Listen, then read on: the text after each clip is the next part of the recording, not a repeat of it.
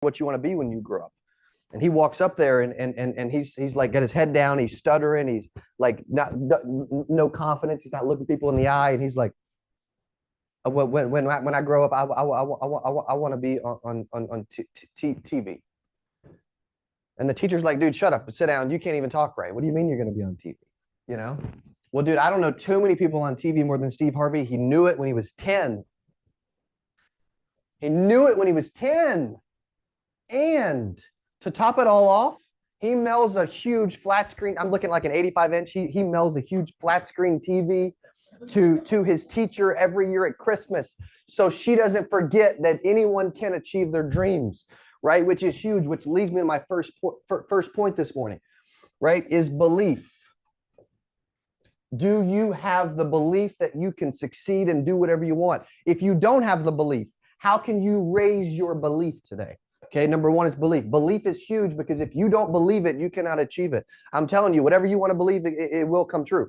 I believe we're going to have 10,000 agents over the next couple of years that join our Ultimate Agent Academy that we're going to help. I believe we're going to help millions around the world. I believe we're going to have 1,000 members join the Ultimate Agent Academy in the next 100 days. I believe our 8% Nation conference is going to grow to 10,000.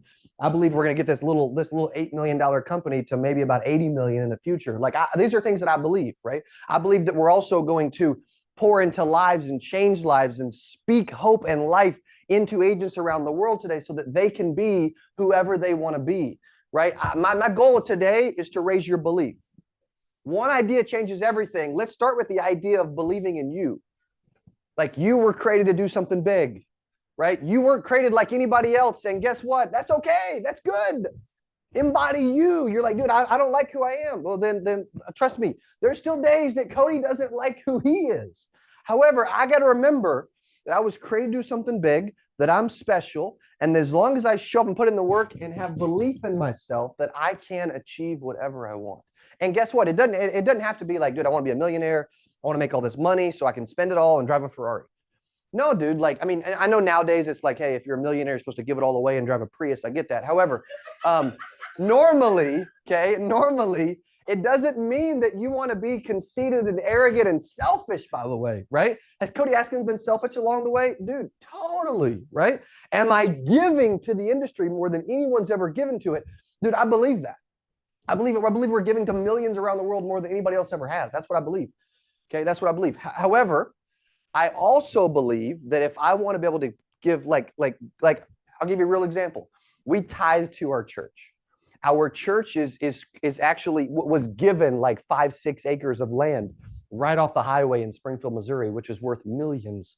And they were given this church, this land and this church to create the third campus of the Courageous Church that we go to church with. Our pastor and his wife actually live in our subdivision. And recently they were doing this like legacy offering to be able to build the third church. They need millions of dollars to build the third church. Their goal was to raise hundreds of thousands of dollars on one Sunday. And fortunately, and dude, you know what? Fortunately and unfortunately, we were able to put ourselves in a position where we were able to give for what most would consider a large sum of money to our church. I don't consider it to be a large sum yet. And I wish it was able to be more. Because why? Because, dude, I love sowing seeds into people's lives. I love giving back. And we love doing things because that's what makes me feel good. You're like, bro, I'm not satisfied with who I am and I'm unhappy. I can tell you what, one of the best ways to get happy is to give and do stuff for other people and stop making it about you. I get happier when I believe and I actually start to instill belief in others. Like I'm happier this week when we have agents in here. I think we had a total of 7 agents that were 7 or 8 that were able to hang out literally in the office all week this week. Guess what? That gives me hope. That gives me life. That gives me more belief. And it actually infuses me and reinvigorates me and gives me energy that I maybe don't have day to day. So the first is belief. Okay, type belief in chat if you're like, bro, I could use more belief today because I'm telling you, you can. Okay, I'm telling you, you can. Also, if you're live on YouTube and you're watching it, man, I still want to know where you're watching from. If you're live on the 8%nation.com/live and you're not in the Zoom, you can go to 8%nation.com/virtual, upgrade for $27 and hang out with me all day in the Zoom so I can see you like Alex, Colin, Daniel, Desmond, George, Gerard, James, Jerry, Arnie, et cetera, et cetera, et cetera. Okay, right? Belief, number one. Number two, once you have belief, what is the target? The target doesn't matter if you don't have belief, by the way. Like if you don't believe you can hit it, it doesn't matter what you want to achieve. It's never going to happen. Number two is target. What is the target for you?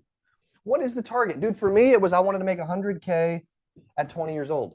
And I wrote it down and I hung it up in the wall of my cubicle and I said it every day. I spoke it every day. I wrote it down every day. And every day I showed up to actually make that a reality. What are you showing up to make a reality today?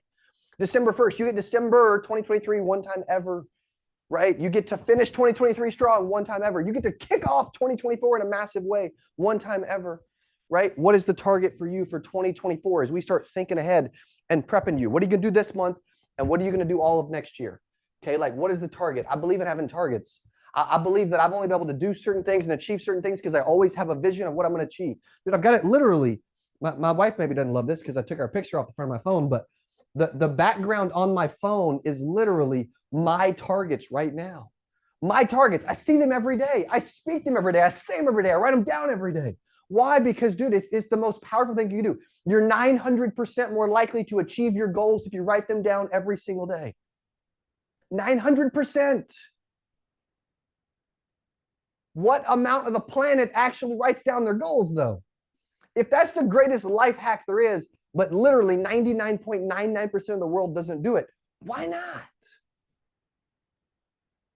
Goals get me excited. We're starting to launch this Ultimate Agent Academy because we want to help millions of agents around the world. We are launching it today, by the way. And we showed a video, and you can check it out on the website if the team wants to add the link. We're actually going to reward the first 50 agents that actually join the Ultimate Agent Academy at ultimateagentacademy.com. You get coaching with me every week. You get access to industry classes and trainers. You get access to 3 different courses. You get access to a community with a Facebook group and a live chat. And you get it all. We normally charge $5,000 an hour for me to coach. We normally charge 15 grand for someone to spend a day in the office. We normally charge, $5K for front row tickets, all that kind of stuff. We are actually offering this for only $49 a month. No contract, no commitment, month to month, whatever, $49, which is crazy. The team thinks I'm nuts. All the people in the studio think I'm nuts, but I'm doing it because, again, we want to impact millions of people around the world. And let's start by impacting 1,000 we will have 1,000 people join this in the first 100 days. And then we're going to consistently find ways to give back and create a ton of 6-figure earners. We're going to get Mike Hall involved, right, to start speaking and actually speaking life into you and sharing how he's built a business that is very close to doing 7 figures, right? And it's like super impressive. Okay. So that's my first thing, is promoting that. My second goal, because I want to be vulnerable today. I want to share real stuff. I don't want to just be like, hyperbole and like fake stuff. You know what I mean? Like I want to give some real stuff. Number 2 is I'm consistently helping fill our events, right? 100 tickets to all of our road shows, 1,000 people to all of our virtuals, right? 75 people to our agency owner conference in January, 1,000 plus to Persuasion 2024. Like I'm constantly pushing the envelope and the needle of our events, which is super important because big decisions happen at big events. And most people meet us through an event, whether it's in person or online, or an event as in I post a YouTube video and we have 2,700 YouTube videos up and then you find us, right? Third is driving more sales. Like I want to get on more sales calls with our team. I'm constantly training our team, speaking into our team, motivating our team, priming our team, pushing our team, prodding our team, right? Constantly, because we've got 15 sales reps. We have space for 24, right, in our new office, which I wish I could give you like a literal virtual tour right now of the office, which we'll do at some point. We'll throw that on the YouTube channel next couple of weeks so you can check that out. Okay, but the second is target. Ultimate Agent Academy can help you get to your target a little better. Okay, what's the target? If I called somebody out and unmuted you and said, hey, Brian Anastasio, what is the target? And it was and we're not going to, but I'm not going to say like, hey, like most people, then they answer the question, it's to sell more. It's to have more money. It's to be happier. It's to go sell some insurance. It's to go make some calls. That's not a target. That's not a target, by the way. Is it good? Sure. But it's the result of a target being hit, period. It's not a target. A target is, dude, I'm going to go have my first $10,000 month. We're creating Ultimate Agent Academy because I'm going to go help 1,000 people have their first $10,000 month, right? At ultimateagentacademy.com, if the team can throw it in chat, like literally, we're going to help 1,000 people have their first $10,000 month, because most people, I bet 95% of the industry never has a 10K month or even a 10K week. Dude, but guess what? If you can have a 10K month, you can have a 10K week. If you have a 10K month and a 10K week, guess what? The next step, you can have a 10K day. I mean, we've already got 30 grand on the board this morning before the meeting even started. You know what I mean? Like, dude, that's why not? Because that's what's possible. Okay, that's what's possible. Number 3 is they're about to put a timer up because I'm just gonna keep going. I could go for hours, man. Who's enjoying this so far? You're like, bro, I wish you would just go for hours. Okay, all right, cool. I love you guys, man. You guys are awesome. Number 3, dude, is you need knowledge, man. You know what I mean? You need information, right? Belief, target, and knowledge. Where are you getting your knowledge? Who is pouring into you? You are the 5 people that you surround yourself with, by the way. You are the 5 people you surround yourself with. Your network is your network. You've always heard that, right? Your network is your network. Okay, so who's in your network? Who's creating you? Who's helping you create more net worth, so to speak? Even if it's not all for you, even if it's to give it back. I don't care, but like, what is it?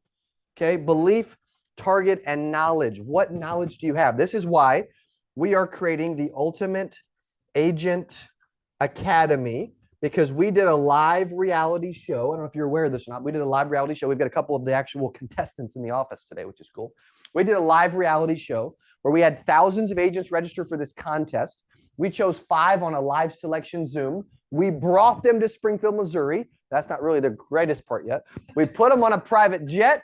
We flew them to an undisclosed secret location. We lived in a mansion with them, right? We brought in coaches and mentors and trainers. We gave them leads. We mic'd them up just like this all day, every day. We put a GoPro in their car. We had camera people follow them around. We put a GoPro at their desk. And then we launched it and created a 6-day contest where they got eliminated in challenges every day. And we sent people home. It was like Survivor meets Amazing Race meets The Apprentice meets insurance. And then we crowned someone the winner in front of 2,000 people, and they won $121,000 in cash and prizes, okay, in total cash and prizes. And we launched that last July 2022 on our YouTube channel, and that's gotten over, I think every episode's got over 50,000 views, okay, on the Ultimate Agent Show. And that's season 1. If you haven't seen that, it's at our YouTube channel. It's a reality show for insurance. It's the first ever reality show for insurance. There's a bunch of people that are doing real estate stuff nonstop, flip for flop, selling sunset, all this kind of stuff, man. Like $1 million listing, half a dollar listing. Like there's a ton of them, bro, about real estate. Okay. There's nothing for insurance. There's nothing for insurance. But guess what?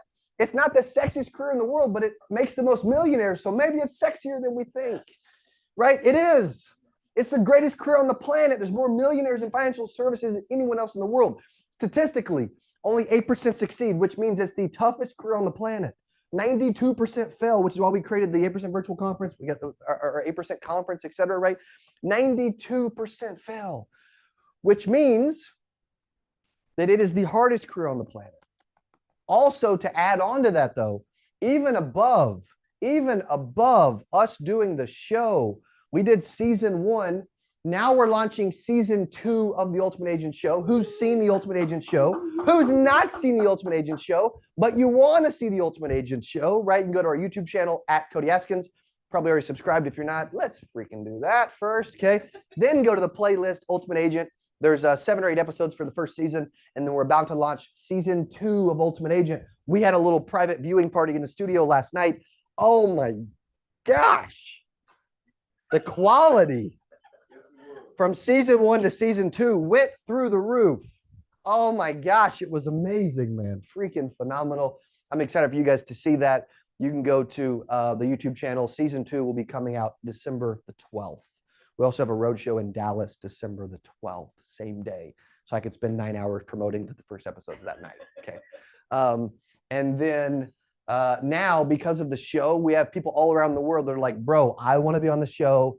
I want to spend time with y'all. I want to be in your office. I want these things to happen. And so we're creating the Ultimate Agent Academy so that someone can literally spend more time with us, right? You get coaching with me every single week. You get industry leading trainers that are going to lead classes.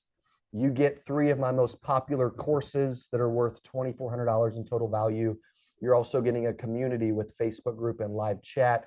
Again, this is the Ultimate Agent Academy, and we are launching to where you get all of this for $49 a month. Okay, so if the team wants to throw that link in the different chats, that'd be great. But you can go to ultimateagentacademy.com, okay, to be a part of that. I want to launch something that money is not an option for someone to succeed, because at one point, man, money, like I couldn't buy leads at one point, and I didn't. I cold called and cold door knocked, which I'm not saying that's great, by the way. It sucks, but like I did it. You know what I mean? But I also believe you have to do things you don't want to do along the way too, right? And so we created the Ultimate Agent Academy to help agents around the world, okay? Whether you're on the private Zoom as a VIP and you went to apersonation.com/virtual and paid for the $27 VIP ticket, or whether you're watching at apersonation.com/live, right? Which is where you can actually watch it for free on the link. I think about 900 and change are watching that link. And then we've also got it live on our YouTube channel at CA today. And we're going to be parading speakers in and out to help you get to the next level. Okay. And here's what they're going to do. They're going to give you belief. There's a theme. They're going to increase your target, or at least help you set one. And they're going to give you more knowledge than you came into this with, right? Which is the goal and the target of everything we do. Sean adds Ultimate Agent Academy to Christmas list. I like that, man. That's awesome. Okay. And also too, we'll have agents from Kenya, the Philippines, Russia, Ukraine, Mexico, Canada. Like we'll have a lot of nationwide around the country, that Australia, a bunch in Australia, London, that will actually be a part of this thing. So you don't have to be in the US to participate. It's Zoom. You can watch courses wherever. You can get on and be a part of online classes wherever. You can get coached wherever, right? I'm doing it on Zoom. And then the community is on Facebook. You can access Facebook literally from Mars, I think. So it's like, who cares, right? And so we're creating this to help you get to the next level. Who's on? And you're like, bro, I'm loving this. I'm excited. What's up? South Louisiana is in the house on YouTube, man. Appreciate you guys being here. Who's ready for a big day? Who's ready for our first speaker? I'm about to bring them in. Also, by show of hands, who's already joined the Ultimate Agent Academy? Throw it in chat for me. Who's already joined the Ultimate Agent Academy, or you are looking forward to doing that, as I'm going to do something special for the first 50 people that join today. Okay. For those that happens for, okay. As we have people that are taking a tour in the office right now, which is kind of cool. Again, let's go Desmond Kane. Let's go Joshua Lippincott. Let's go Alex Lee. Ultimate Agent Academy team, keep track of names for me so I can shout them out throughout the day. The first 50 people, I want to do something special. Maybe we give them this may be a little much. Team may not love this. Okay. Maybe the first 50 get a free invite or a discounted invite to actually be a part of our next Ultimate Agent Transformation Week. Right? I don't know. That may be what we do. Okay. So go to ultimateagentacademy.com. First 50 get rewarded. You get all these things. And we're going to do something special for the first 50. Okay. As we're kicking this thing off today. I appreciate you guys being part of 8% Virtual. I'm excited for today. We are doing this. Okay. Like I talked about my church earlier. I was at a men's conference a couple of years ago, and my pastor said, it was powerful, by the way. He said, maybe you're just fitting in when you were truly called to stand out. Are you standing out today? Okay. And you can stand out for your family. You can stand out for your kids, your spouse, your church, your other people, like community, whatever. You could stand out for an industry. You could stand out for other people. It doesn't have to be standing out just for the sake of standing out for you, right? You could stand out for others. Okay. Are you standing out? I want to help you stand out more as well. Okay. Is the Ultimate Agent Academy geared towards one specific aspect of insurance, for example, Medicare, life insurance, or annuities? It is all. Okay. The Sell System course is for all. The classes will be for all. And the classes will be actually specific topics. So you'll say, hey, I want a in-depth training on annuities. And then I'll go find someone as a trainer that will come in and do that for the group. Okay. So those will be specific. So it's for anyone in insurance. I mean, guess what? You could be selling Kirby vacuums and or Amway. And guess what? You're still going to get value from this thing. Okay. But however, it is typically just for insurance, even though we have a bunch of people that are outside insurance that are starting to follow us and engage, which is cool. Brandy, great question. Appreciate you being on. Okay. Brett, are we ready for our first speaker? Where's that Dustin? Yes. Boom. I'm hearing both. I like it. I'm hearing one through here, one through there. Dude, that's great, man. I like it, man. Give it up for our team in chat. is they always do an amazing freaking job.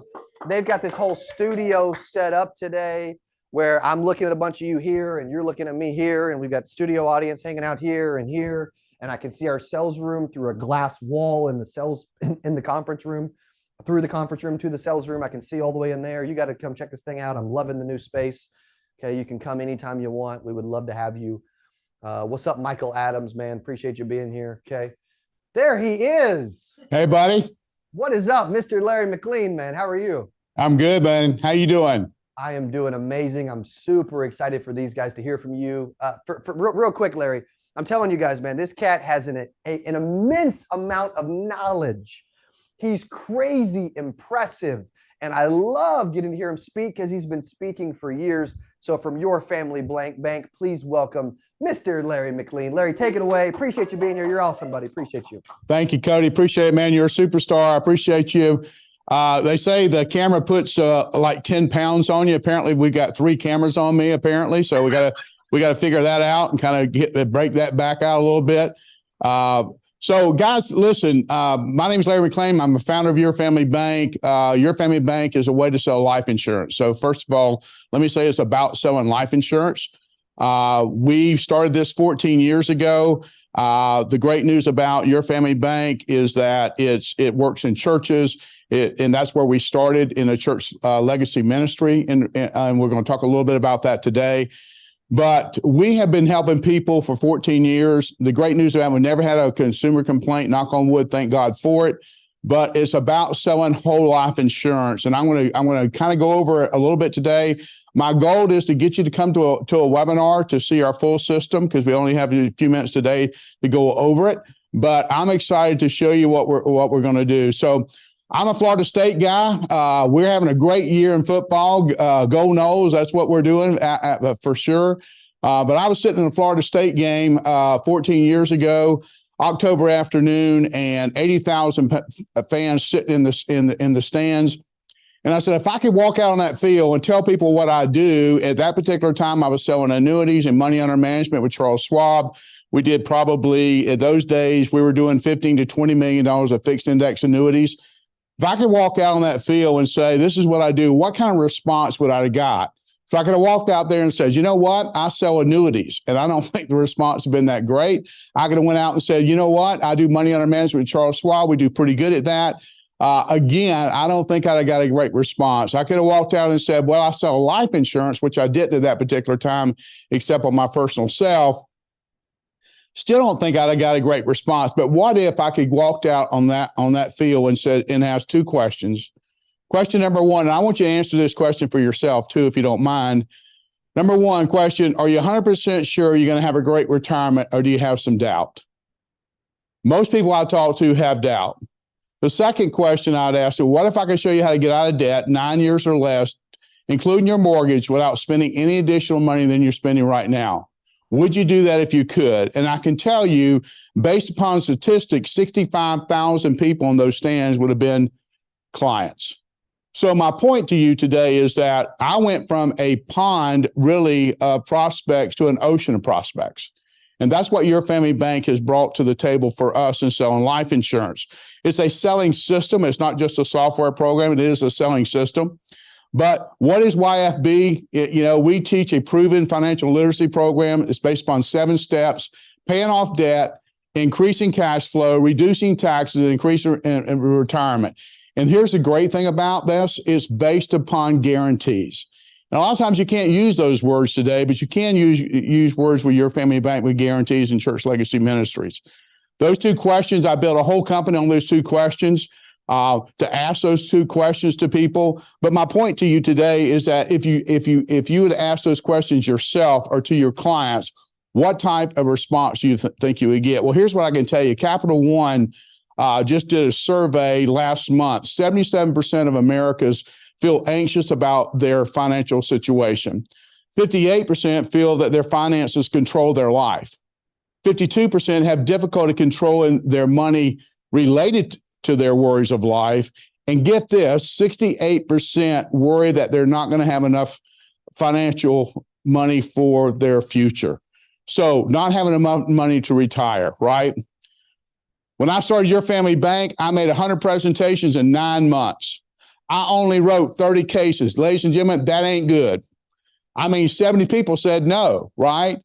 I mean, they said no, no, no 70 times. But something happened here that never happened in selling annuities or money under management. I got 14 referrals I never asked for. That's a 46% referral ratio that I got that I never asked for. So I ended up writing 44 cases in my first 9 months. It was $700,000 in whole life premium. Did not include any annuity sales on top of that. But at the end of the day, what we were able to do in my first year, do $1.4 million in premium, and I didn't even sell life insurance at that particular time in my life. So we changed our whole focus as a company because we're a financial planning firm. 2016 through 2022, we started keeping records, interest saved for our clients, $562 million that went back to our clients' pocket versus their lender's pocket.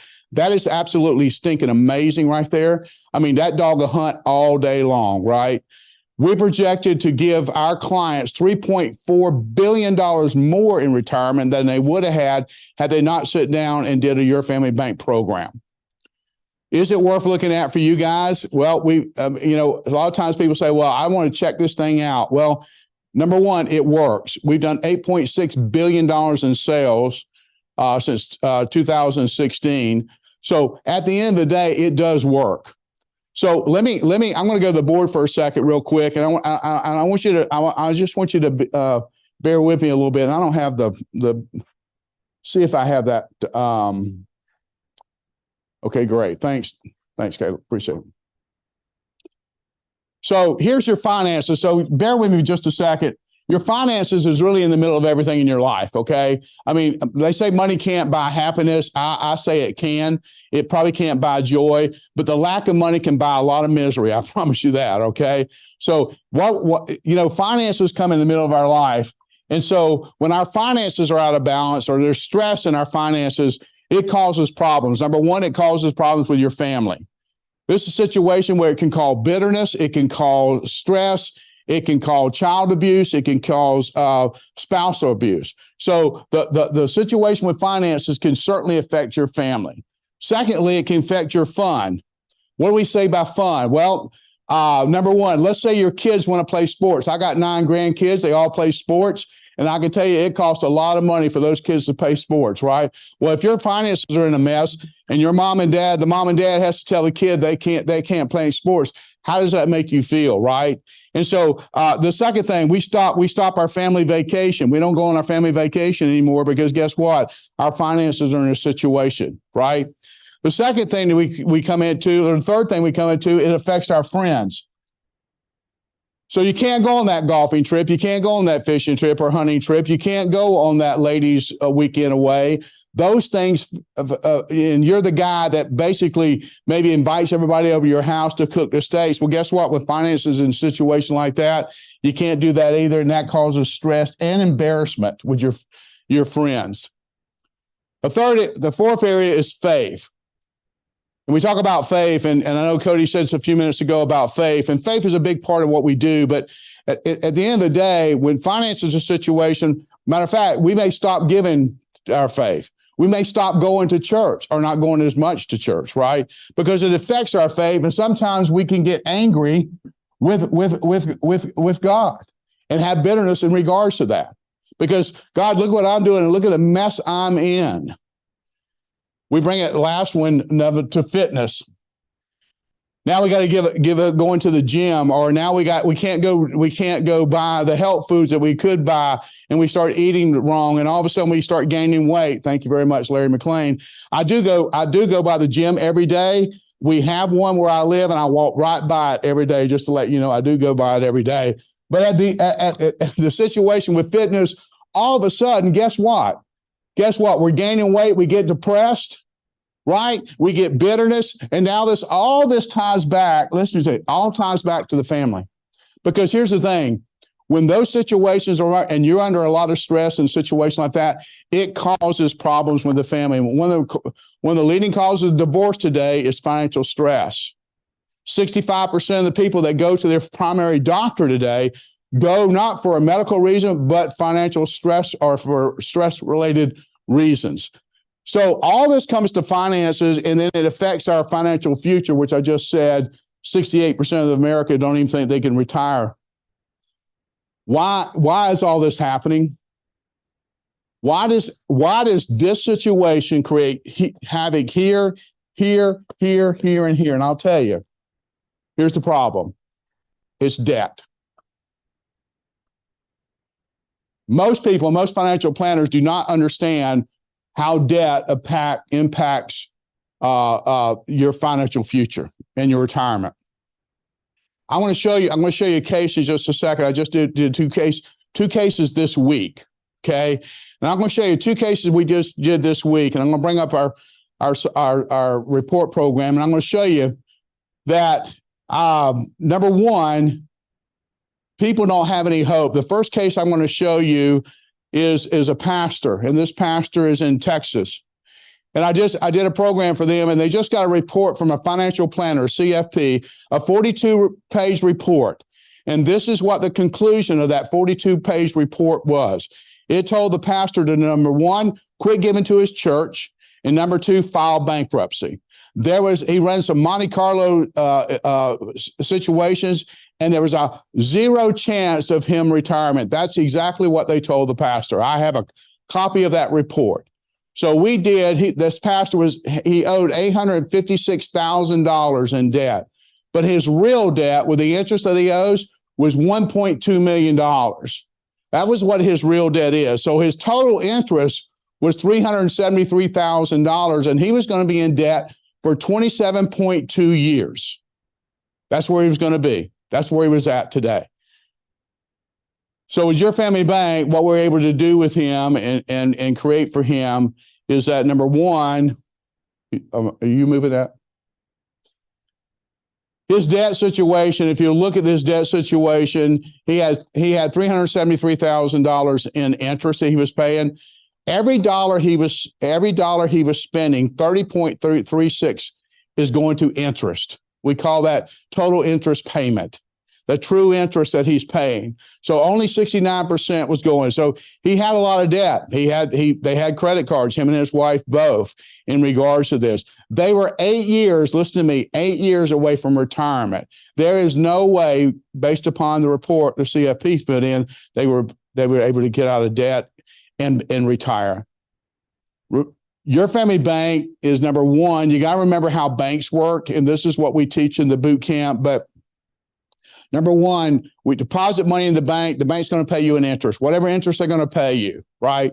The Federal Reserve gives the bank the right. They can loan out that same dollar 7 times, right? And so they're going to pay you an interest, and then then you go back in to borrow that money. And depending on how much you want to borrow that money, what your credit score is, what you want the money for, all of that comes out to what interest you're going to pay. It could be anywhere from 9 as a signature loan up to 30% on credit cards or whatever the case may be. So that is the spread. The bank strategy is to get everybody in debt, and the second strategy is to keep them there. Our strategy is to get them out of debt and keep them out of debt. So how does this situation work? So once we put this together with the pastor, this is what we're able to do for him. Number one, he was going to be in debt for 27.2 years. Your Family Bank, we got him out of debt, totally debt-free, including his mortgage, in 7.3 years. Remember, he was going to retire in 8 years. We saved him $198,000 in interest. We freed up in his cash flow. His cash flow for his bills were $8,900. That's like giving him $2.4 million in an account that would produce $8,900 a month. His potential savings at 30 years, now we use a 30-year benchmark, was $4 million. Combined with a death benefit that we utilize with the whole life policy is 4.5. So we were able to show him exactly when he can get out of debt. We would show him exactly what happened. And we showed him, matter of fact, if you look at this, if you can come across, Caleb, let's go to, this is him paying his bills on the left, and this is Your Family Bank on the right.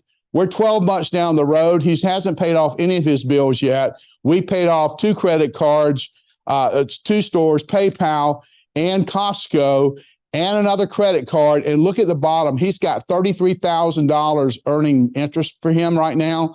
He had nothing on the other side of the fence. This is one thing that we show our clients and break them down with the software and show them where they can be, what they're doing today, and where they can be going forward. This is a life-changing event for this pastor. But just 2 cases I did this week, here's what we're able to do. And it's not about money, but at the end of the day, it's got to be good for 3 people. It's got to be good for you. It's got to be good for the insurance company, and it's got to be good for the client. We did over $100,000 this week, just in whole life premium on 2 cases, working with people, showing them how to get out of debt. Now, at the end of the day, let me say this. I was $2.4 million in personal debt myself. And today, absolutely, because of your family bank, I am absolutely debt-free. And based upon that situation, we're helping people all over the country get out of debt. So if you want a system that's going to bring prospects and talk to prospects, give them life, what we call live interest-free every single day, this is when I think you at least are to look at and come to a webinar. We've got a webinar set there on Wednesday, December the 14th at 3 o'clock.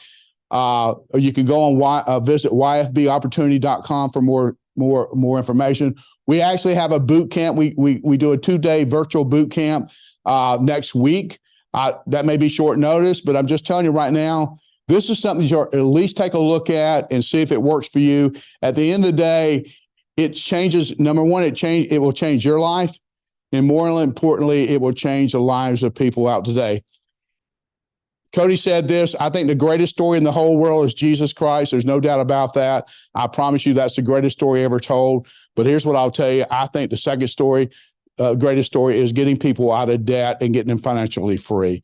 That pastor is now able to retire in 8 years, where a CFP gave him a report, said there is no way that's going to happen. It just proves the point. I've trained 5,000 representatives today, and I can tell you CFPs, attorneys, accountants, you name it, CPAs, they don't understand what that means to get people out of debt. So I want to share this with you guys. Thanks a lot for the opportunity. I appreciate that, and I hope to see you at least on a webinar so you can get the full blown. It takes about 45 minutes to go over our program to give you some information to make it work for you. Cody, I'm back to you, buddy. Mr. Larry McLean, let's go, man. Awesome job. Thank you, sir. Appreciate you doing this. Yep, testing. Yep, can you guys hear me? Okay, cool. QR code still on the screen to be a part of the next intro webinar with Larry McLean. Larry, thank you for your time, buddy. Appreciate you doing this. All right, buddy. Have an amazing day. Let's go. Give it up for Larry McLean in the chat. Also, my team. We're watching this Zoom chat. We're watching the URL page that we've got. I don't know, again, 900 some people watching on that free URL. And then we're also watching the chat on YouTube. My team can actually use Restream or whatever freak is going on tech-wise to watch that chat on this screen too. They're managing a bunch of stuff, but they do an amazing job. Who enjoyed Larry? What stood out? What were some major takeaways as you heard his story? He does a phenomenal job of telling stories and sharing his story, which is a really vital piece of growth, which is really, really cool. Thank you, Dale. Appreciate you. Good to see you, buddy. What's up, Michael? I love it, man. Appreciate also, team, if you can scroll down the Zoom chat so I can see the active chat. I appreciate you guys jumping in on the chat and hanging out. Thank you, Peter, James, Sean, Teresa. What is up, James Pateris? Good to see you, man. Hope you're amazing.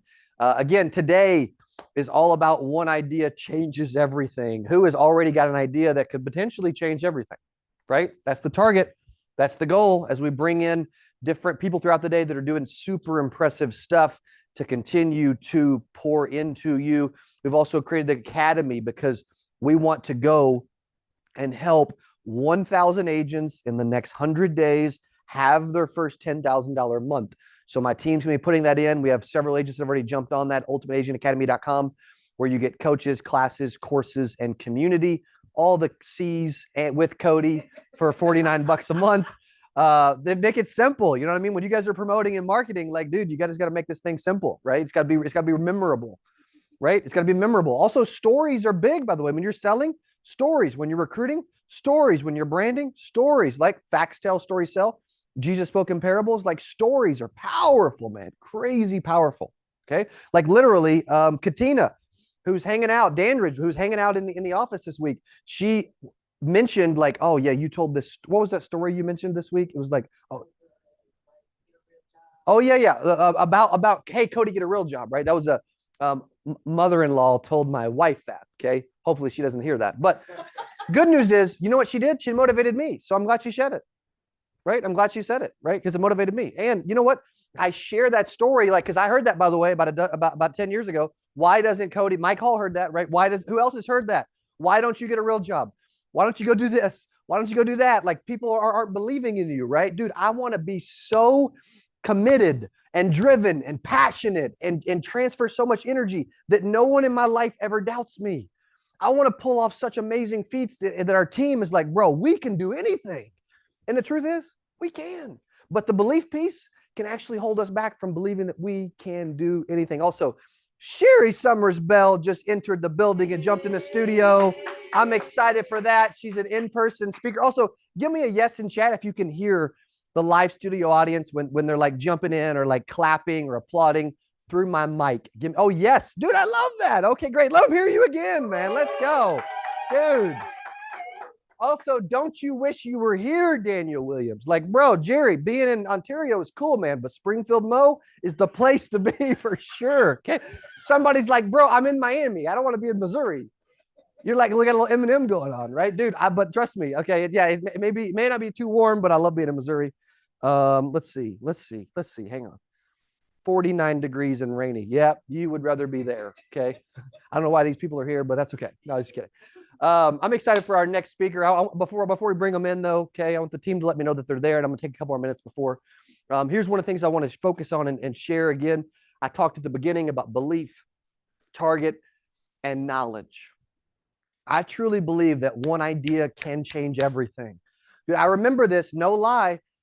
I had an event company that door knocked in my insurance office. It wasn't my office. I was renting a cubicle there, but like, you know, at my office, this was back when I was 20, 21 years old.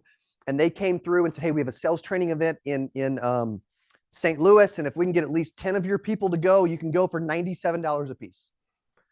So they group pitched us and they sold 10 tickets. And then we all went up to St. Louis for this sales training event. And I still remember that as like an eye-opening moment for me. I haven't shared that story too much. I view that as an eye-opening moment because it gave me knowledge. You always hear knowledge is power, right? Who you surround yourself with. Who do you listen to? Who are you listening to? Thank you, DT. Who are you listening to?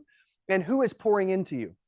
Are you listening to the radio? Are you listening to the flipping news and the media? Good. Are you listening to negative friends and family on Facebook? Like, who is pouring into you? When you wake up, how do you kick off your day? What do you put here? Dude, Ryan Miller's a good choice, by the way. Okay. Who do you put here? Who do you put here? Who do you put here? Who do you put here? Because what you put here will come out here. What you put here will end up here. What you put here will end up here, right? It'll end up here. It'll end up there. I'm telling you, man, this is, you got to protect this thing. Okay. Like people like, go get a real job, dude, protect that, right? Protect that. Okay. You know what I mean? Like people are like, you're never going to make it, dude, protect that. Right? You looking in the mirror and doubting yourself, dude, you got to protect that. Right? Like our salespeople were just saying how they're like writing down like affirmations every morning and like positivity, like, oh my gosh, I'm going to do $10,000 this week. Like literally during the break, Alethea, one of our sales reps, walked out and she's like, dude, this has changed my game when it comes to sales. When I started writing down that I do $10,000 every week, I do $10,000 every week. I will do $10,000 this week. I will do $10,000 this week. Dude, it's powerful. Okay, it's powerful. That's the belief stage, but it also helps with the target. Okay, helps with the target. Who's loving today, man? I love doing this. I also went a little more casual for you today. Okay. I went a little more casual, Robin, today. And Robin's casual too, man. I love it, dude. There Good you to go. see you, sir. Good What to is see you up, too. man? How are you, Man, buddy? I'm ready to rock. Let's go, man. Dude, I love what you do. I love what your company does. I'm excited for you guys to hear from High Level, the #1 sales and marketing CRM on planet flipping Earth. They have like literally how many like active users again? It's a crazy number. Yeah, I think we're at a little over 3 million active users every day. Goodness gracious. We're talking about making 10 grand. They got 3 million active users. It is insane. Our teams can add a link so you can actually get a free trial during this presentation at gohighlevel.com/CA. Robin, thanks for being on the virtual, and please take it away, my friend. Ladies and gentlemen, give it up for Robin Alex from Go High Level. Thank you, sir. Cool. Thank you for having me. All right, let me see if I can get this loaded up. All right. So what I'm going to be talking to you about today is how the millions of businesses are succeeding with High Level. So as Cody mentioned, we are a full platform. We do everything from sales, CRM, from lead generation to calendar, booking systems, all those different tools we have in one place, and it is AI powered now. Let's see, we are a team of over 800 people around the world. That number changes every single day, and it scares me every single day that we have this many people on our team now. And we have 60,000 direct customers, which represents about 600,000 small businesses globally. And as I mentioned, 3 million users worldwide. So we definitely have reach and have seen a little bit of different types of businesses. So we should be able to help anyone in the room. And through that, what's really cool is we track how people use the CRM and how much money that they are actually making by now having a true system.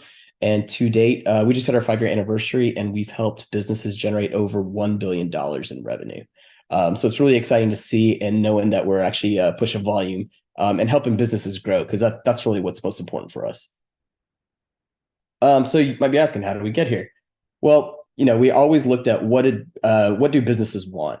So they always ask these same things. I need more leads. I need more bookings. I need more sales, and I need more recommendations and reviews. And I need to get those customers to come back and become repeat buyers again. So how do we do it? We built tools that will help you capture more leads, nurture more leads, close more leads, evangelize more recommendations and reviews, and reactivate more repeat customers. And so basically we just kind of said, let's build all the tools that's out there, put it into one place, and make it super easy for businesses to leverage it and go. And there's a ton of other tools that's out in the market. And so no one ever woke up saying, hey, let's build yet another CRM platform. We just said, hey, let's kind of take what everyone's doing and just make it super easy and just give it to everybody, as low cost as possible. So let's talk about capturing the leads, because I think that's the most important part of any business. And so today, how are you generating those leads? Are you just kind of sitting around there waiting for them to come in? For us, we kind of look at it in a little bit more strategic manner. So you can have a whole bunch of different channels, and that's what we call it here. So you can have a chat widget, organic traffic. Maybe you post it on, with Google ads or Facebook ads, your social bios, like all these different things are different channels. And what we want to be able to do is connect into all of those areas and bring it all into one place. And that's where High Level starts its work. But let's get deeper into that. So one of them that we really like setting up is the missed call text back. So it's kind of hard to see here in Zoom, but how many of you guys are familiar with Google My Business? Any hands? Maybe. Oh, there's one person. All right, cool. Well, Google My Business is when you go to google.com, you search for a business, and it's the listing. It's part of the Maps tool there. One of the things that people do is when they're looking for a service provider, whether it's being a real estate agent, a mortgage broker, or whatever, they're just calling down the list until the first person that responds. What we're able to do is connect into that listing and do what we call missed call text back, because we do know that most people will miss that call. You kind of look at your phone and you're like, oh, it's spam, I'm not answering, let them leave a voicemail. But as a consumer, everyone is just going down the list until the first person responds. And so what we've done is connect into it. When somebody calls and you don't answer, our system will automatically text that individual back and say, hey, sorry we missed your call. How can we help you? And what that does is it's pattern interrupt. It stops them from calling next person, and they'll feel like there's a human there. And then you can keep the conversation going. So, interesting stats there. 62% of all calls go unanswered. And 70% of them come in after hours, and they never receive a reply the next day. And so the easiest way is to turn those into SMS conversations. All right. And the next way is making sure that you have a good funnel, website, or blog. Really, all three if possible. That's one of those, standard things. It's kind of like having a business card. You need to have your business card online. You need to have a website. And on that website or funnel, you need to make sure that you have a contact us form. That's an important piece to the puzzle. People need to know how to validate that you're an actual business and then be able to contact you. And that's an important tool to have. And then you can put AI in it. So within our platform, one of the things is like, oh, I got to build a website. Well, what do I write on it or what do I put in it? Well, like if for you, we have a little tool where you can just type in just a quick prompt and it will put the content for you. So you don't have to, sit there and wordsmith the best, about us page or who you are or anything like that. Just put in a couple of bullet points. We leverage AI. We leverage all the tools, whether it's Bard, Watson, OpenAI. We have all of them built in, and our system, is curated to help you present that content as fast as possible. And then, as I mentioned earlier, make sure that you have web forms and surveys on your website. The more data points that you have on your website for people to interact with you, the more information that you'll be able to collect and more engaging that you'll be. It just allows it, when you receive that data, for you to have a curated call with that individual. So that's an important piece there. The other thing is, if you do any video content, I know Cody is a master at that, but if you do video content, you post it on your website or your funnel or whatever, a new tool and technology that we put in is a pop-up form within it. And so what that allows you to do is at a certain point in that video, you can have a little pop-up that says, hey, to see more of the video, let's enter in your information. It's a great way to start collecting leads, and it's just a cool tool that we've implemented. And then Google My Business. So we mentioned about the missed call text back. The other one that we actually are one of the few companies in the world that have access to this is switching one of the buttons from emailing to live chat, because I'm sure most of you prefer texting people versus calling. Well, now we can actually replace that button within Google My Business, and you can actually start chatting back to the business. And we see lots of engagement there. And just a quick stat that we have here is an average business has 2,000 visits to their listing in a month. And so it's super important not only to get listed, but to make sure that it's optimized and ready to receive those requests, because it becomes free leads for you without any additional dollars spent. And then once you get it on Google, there's about 200 other directories that is out there in the world. And, think of Travel Advisor, Yahoo, Bing, Yelp, like all of those sites are listing services. They just list businesses. And what's important is two things. One is that you are on all those sites. Even if you're not, a restaurant or whatever, you need to figure out how to get on there, because you never know who's searching for anything. And then two, it's also important to make sure that the data is accurate.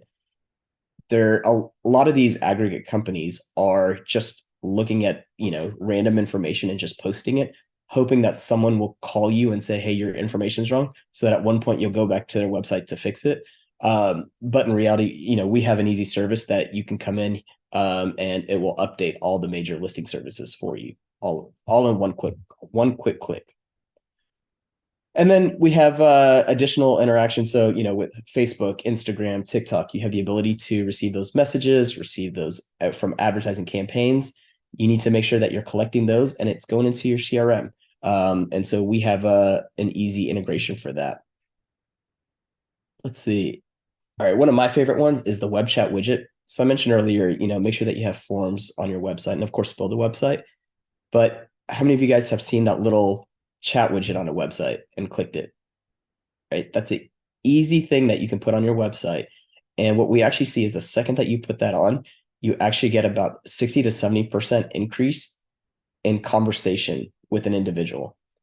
And the way that we trick it with our chat widget is you put your name, email, phone number, and a quick message, and it feels like it's a live chat. But what we're actually doing is sending it to your CRM, and then you'll be able to continue on the conversation through SMS, because we know that many people leave the website, but people don't leave without their phone. And so that's the way that we have our chat widget. Let's see here.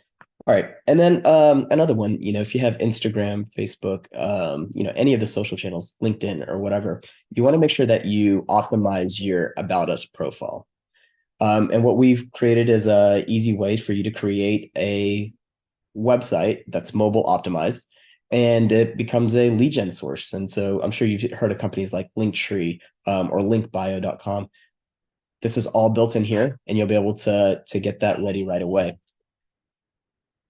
And then this is brand new for us. So I think we're one of 2 companies in the world now that have the Instagram DM integration. And we actually have it to where it can be automated through keyword matching. And with that keyword matching and with AI, you can actually have conversations with people. So let's say if you did a social post like, hey, guys, I'm talking about, mortgages. So reply back with FHA and I can send you more information. Well, when they DM you with that keyword, you can have a whole bot that communicates with the person, asking them for any of their information. Of course, the basic stuff, their name, their email, their phone number. But you can ask them, what their credit score is or whatever other additional information that you're looking for. You can create that in a very conversative manner, all through Instagram. You can also do this on Facebook as well. So let's talk about nurturing the leads.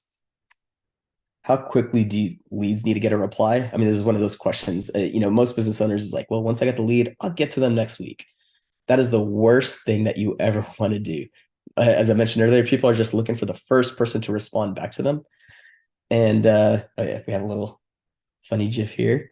But what's most important is that MIT says that you're supposed to respond to a lead within less than 5 minutes.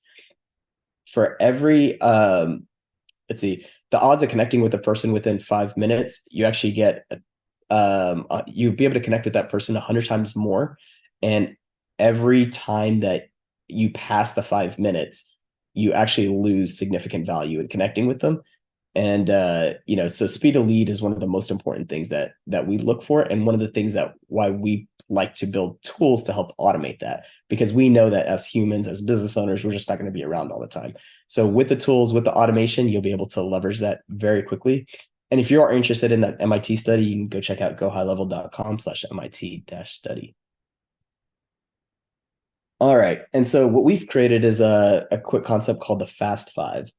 And what that means is from any of those lead sources that we mentioned earlier, you want to do 5 main things. Let's see here. So the first thing is bring it into the automation system and create an opportunity, right? That contact that came in, they came in for a very specific reason. And then 2, you want to send them an email.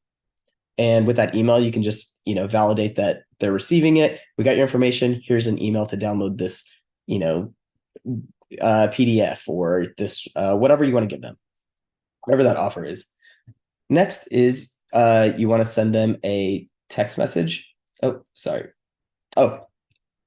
Here, we also have the ability to create templates within the system. So if you want to have nice designs, think of those newsletters and stuff that you get in your email. We just hit Black Friday and Cyber Monday, so I'm sure that you hit quite a few of those. And so we have ready-made templates right for you.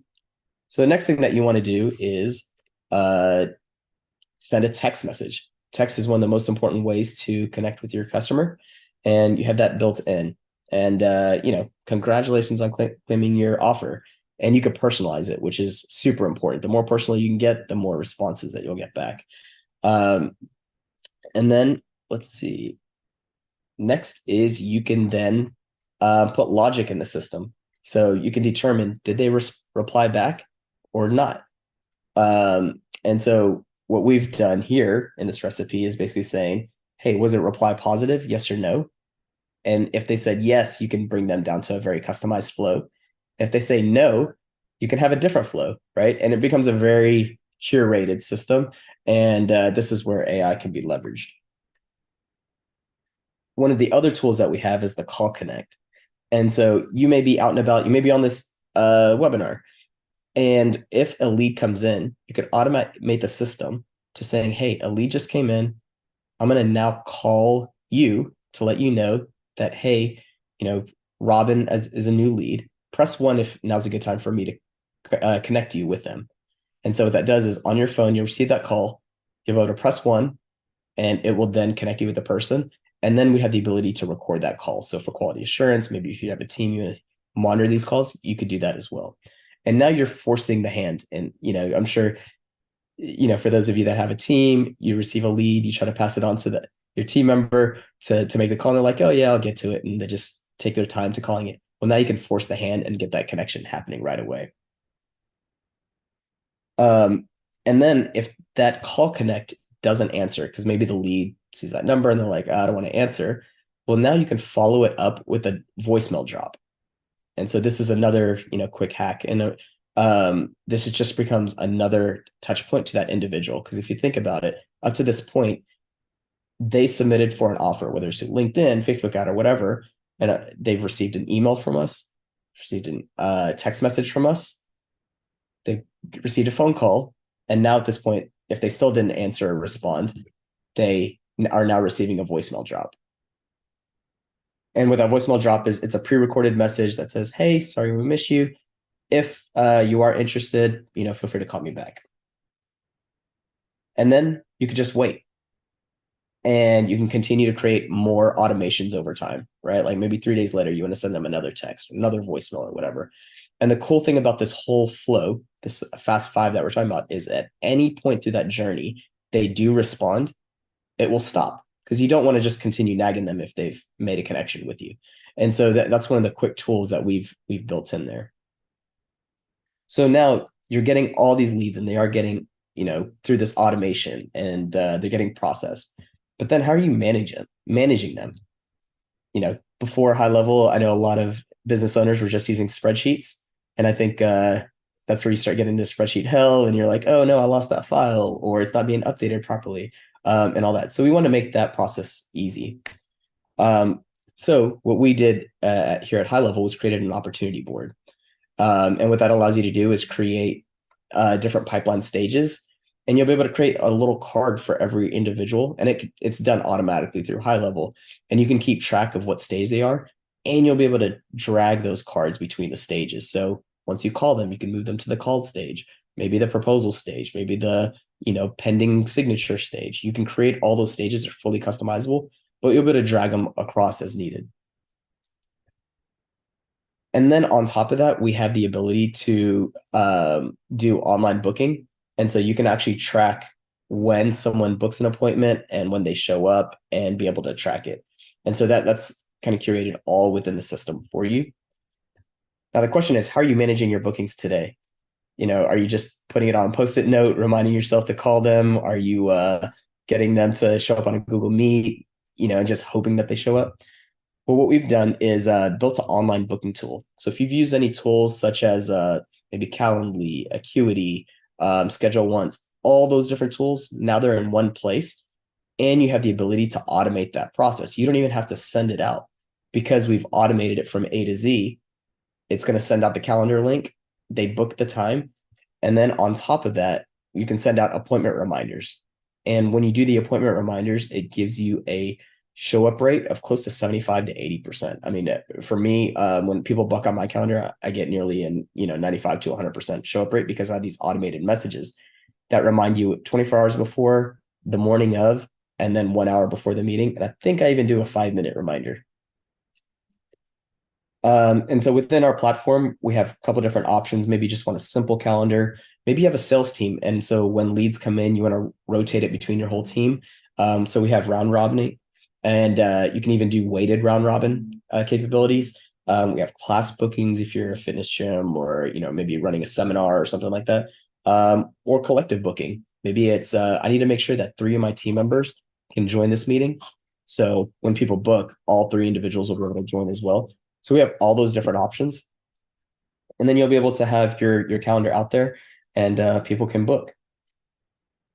We also have services-based calendars, if that's important to you. Maybe you have different products or different teams that people want to book against. You can set that up within the system. Now, how do you manage your business when you're on the go? Because all of this activity is happening. You're not going to be in front of your computer to see everything here. Well, you don't want to be walking around like this, because this is going to be a bad situation, and really hurts your shoulders trying to hold the big monitor.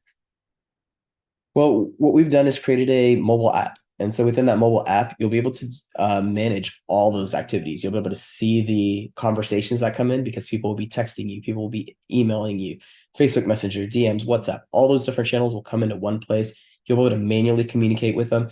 You'll be able to put them in specific marketing campaigns.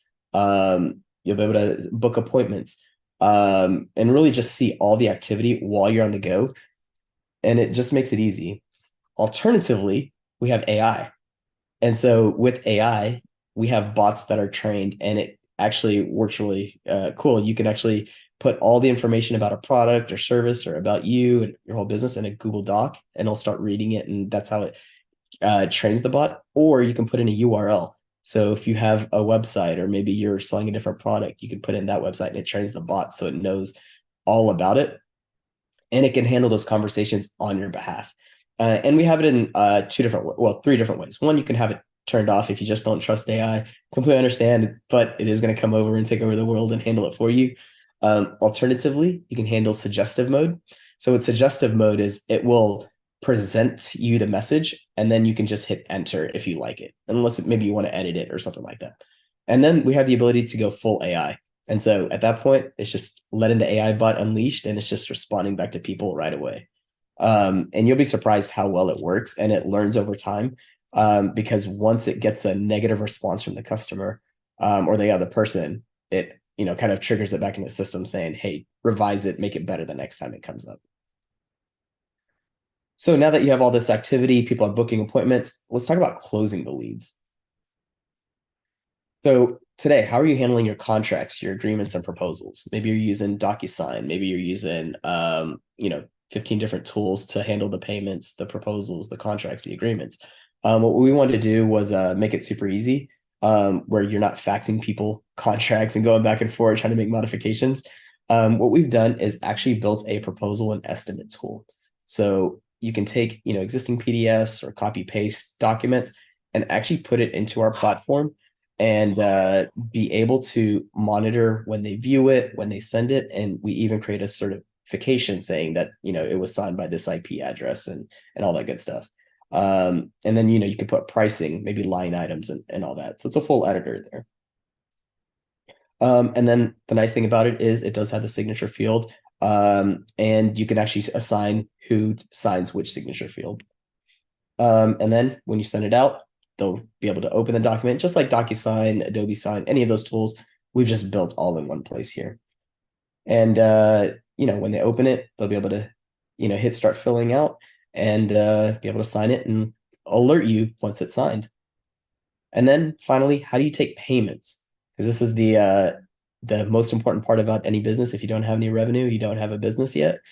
So, the old way is, I don't know how many of you are old enough to remember where you had to take a credit card and put it over the carbon reader and, take the credit card information and charge it later. Well, we want to make it easy. So we have an invoicing tool within the platform. Within the invoicing tool, you'll be able to put all your line items all in one place, put your logo and all that, and just have a simple button where they can pay. And with that, we have a partnership with Stripe. And if you don't like Stripe, we also work with Authorize.net and NMI. So if you have an existing payment provider, we can integrate with that as well. But you can leverage ACH payments, credit card payments, bank drafts, wires, all of that's capable within our product. Or if someone just hands you cash, you can just put paid. But this gives you the ability to send it out and receive payment immediately. The other cool thing that we have is text to pay. So I mentioned earlier, you're always on the go. You always have your phone. Well, one of the cool things that you could do is put the invoice on your phone, just press a couple buttons and then ask them for their credit card. They can literally tap your phone if you have an iPhone and it will scan the card and receive the payment. It's really cool technology and something that you have in your hand. And here's a little screenshot of how it works. So you just enter in the amount, you can click tap to pay, and it just drop it just like you're at a store and receive the payment. You also have the option to manually receive the payment just in case if things don't work. And then of course us being a full platform, you have the ability to doing standard products online, whether it's putting in a form form fill, and then at the end they put in their credit card and hit pay. But we also have e-commerce tools. So think of Shopify or Wix shopping. Maybe you want to sell different products online. You have the ability to have a shopping cart, put coupons and things like that. All of that's in one place. If you want to have memberships and courses and charge for that, we have that as well. So think of tools like Kajabi or ClickFunnels or any of those tools. We have it in one place, and it's something that we leverage in-house as well. You can see this is just one of our courses, and the cool thing is that it's fully customizable, so you can brand it with your own brand and make it fall in line with who you are from a brand perspective. So, and then finally, let's talk about evangelizing your customers. How are you currently generating reviews? And so, I know all of us have eaten out at a restaurant, and you might notice a little note at the bottom of the restaurant. Please leave a review, right? That never works. I mean, I don't know how many of you guys look at your receipt and go to the bottom. It doesn't happen. And so what we do is you can manually send reviews or even automate it. So you press a little button, it will send you a text or send the customer a text message saying, hey, would you mind leaving us a review? You can send them straight to Google. You can send them to any channel that you want to curate those reviews, because I think that's super valuable and something that will just continuously build your authority. Now, the second part of it is when you do receive those reviews, you need to make sure that you're replying to them. Now, of course, you can manually reply to it, but what we've done is turned on AI. And so with AI, it'll automatically respond for you, and it works incredibly well. And that just lets Google know that you're paying attention to your customers and you're growing your business and your authority online. And here's one that was done by AI, and it actually does a pretty good job. Thanks for your positive feedback. We're thrilled to hear from you, and if it just kind of goes on, just kind of takes everything all in one place.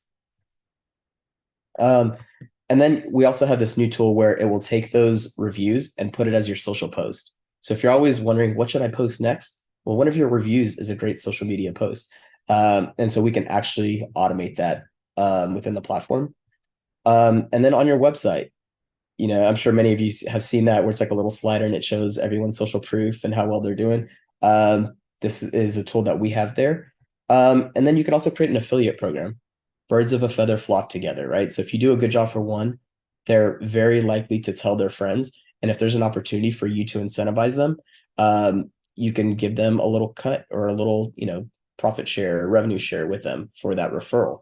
Maybe it's like a $20 gift card or something. Well, we have a tool here that allows you to manage that, and it's called our affiliate program. And then you can give them a coupon. Think of those recommend a friend concepts. So it's like, hey, use code Robin, and with that, you'll be able to get 20%. So that tool is built in as well, and it'll be able to track it. You can watch each of your refers, how well they do, and just monitor their activity. All right, let's talk about reactivating your customers. So are you actually going back to your customers? This is one of those important business things. If you're not talking to those customers, you're not doing a good job. It's kind of looking back and saying, hey, I haven't talked to you in a while. Can we do business again? You're sleeping on Apollo Cash, because a lot of times it's the chase to the next new customer. But the people that have bought from you and you provided them a good service, like they're high likely to buy from you again. So with that, you should be able to send bulk emails and newsletters to them. And so that's where we have a great tool to doing that. And then you can do bulk messaging. And so you can go into the app, go into the conversations and say, hey, send a text message out to all my customers saying, hey, I'm doing a webinar today. Come to the 8% webinar. You can do that very quickly within the platform. And then you can also schedule social content pieces across the whole, all social channels there. And then you can automate it, schedule it out in the future. It becomes very hands-off. And so I'm kind of running through this very quickly. I think my time is up, so let me run this real quickly. You can also create a community. So with communities, think of like having your own personal Facebook group. You'll be able to have that all in one place. Well, hopefully some of you are already doing some of these, but we know how the landscape is today. There's a ton of different software applications. Well, what we've done is just put it all into one place. And so, like I said, it's all the tools you need to capture, nurture, close, evangelize, and reactivate your customers all in one place. And I'm very happy. I'm going to skip over these because I don't think it's important. But happy to be working with Cody on this, and we have a special offer. So if you are interested, feel free to scan the QR code or go to gohighlevel.com/CA and see that special offer, and we'll be able to help you there. Boom. Thank you, Robin. That's awesome, buddy. Man, dude, it's a freaking robust system, dude. It's crazy, man. Like there's so much. I didn't realize my time was going over because I have more features. I can keep going if you want me to. No, you're good, buddy. No, I'm with you. Dude, that's what's cool about it is like what y'all have built is crazy impressive. Like it's awesome. Yeah, it's awesome. Thank you. We're nerds at heart, so we'll just keep building all day long. I love it. Well, that's what's cool about it is like there's a lot of people that try to play tech company or software. It's like, no, this is what y'all do full time, Yeah. You do it really well, and you've been doing it forever. You get a bunch of really smart people. So I appreciate you jumping on. I appreciate your time. I know you're super busy and you guys have a ton going on. So it means a lot that you spoke to our virtual audience today. Cool. Thank you so much for having me on. You got it, buddy. Thank you. Okay. Right. Also, bye, everyone. Thanks, Robin. Appreciate you, buddy. We've added the link in chat. You can go to gohighlevel.com/CA to learn more about Go High Level and start a free trial as an agent or an agency. I love what they do, and I appreciate how they do it. Man, who's like, man, dude, that there's a lot in that thing, right? Like, what stood out? I would love to know in chat what stood out from our last hour and a half so far. My opening 30 minutes, and then we dropped in Larry, and then we dropped in Robin, and now I'm back, right? Which is awesome. What is the minimum iPhone model that is able to do the touch? That's a great question, Donald Peel. I have no idea. Robin may have known, but he's gone. Okay. So maybe they can answer that in the link. Donald was on our Ultimate Agent season 2, by the way, which once again, the reality show airs December 12th live on our YouTube channel. You do not want to miss it. We're going to do a live premiere at 7 o'clock. Donald was one of our 7 contestants for season 2. He's also going to be a part of Ultimate Agent Academy so that our current and previous attendees and contestants can also pour back in to our community all around the world. We also have had several agents from around the world join the Ultimate Agent Academy. I appreciate you doing that. I'm excited to offer to coach you every week because I believe, man, who's speaking into your life is really important. I'm also excited for you to learn from industry trainers via classes. I'm also excited for you to get access to those 3 courses and access to our community and Facebook group. And so again, we're doing something special for the first 50 that join today at ultimateagentacademy.com. And our team is putting in some different phone numbers if you need, if you have questions along the way, or you can go straight to the site, ultimateagentacademy.com. Right now, it's only $47. The price is going to increase to $147. Once we get to 1,000 members, right now it is only $49. Okay, which is crazy. I'm excited for our next speaker. Before I bring them in, here's one thing I want you thinking about. Okay. When we talk about one idea changes everything. What is the one idea that based on what you've heard so far, you're going to go implement into your business? Because like there's a lot of different ways to succeed in this business, right? A ton of different ways. I think it's a pro and a con that there's a million different ways to succeed in insurance. There's a million different ways to market insurance, a million different ways to get in front of people, a million different ways to close business, a million different products to do. Like I think that's great, but it's also a hindrance because there's millions of agents around the world. A million life insurance agents in the US are like, bro, I don't know what to do because there's so many different ways to succeed. Okay, what is up, Lego Zahar? Taking my state test tomorrow. Give it up for Lego. That is freaking awesome, man. That's so cool. I love that. James says I need to use automation more. Dude, AI it just keeps growing. Automation it keeps getting better. Do I think you can still make a bunch of money without worrying about AI? I do. But I still think automations, if you can it can work for you, then you might as well, right? Like, you know what I mean? Like, why not? We have tons of automations and behind the scenes and AI stuff with our team that does stuff without me having to do it, which is valuable, by the way. Like, you know what I mean? Like, you don't need the old time business where you've got like note cards and paper files and like, you know what I mean? Like the Rolodex and all this stuff where you're in, or a fax or you're doing the spinny phone, whatever that was. I don't know what freak you call it. I don't even know. Rotary phone. Thank you for my old people in the room. Appreciate that. Just messing with you, Wow. Jim. Okay, just messing with you.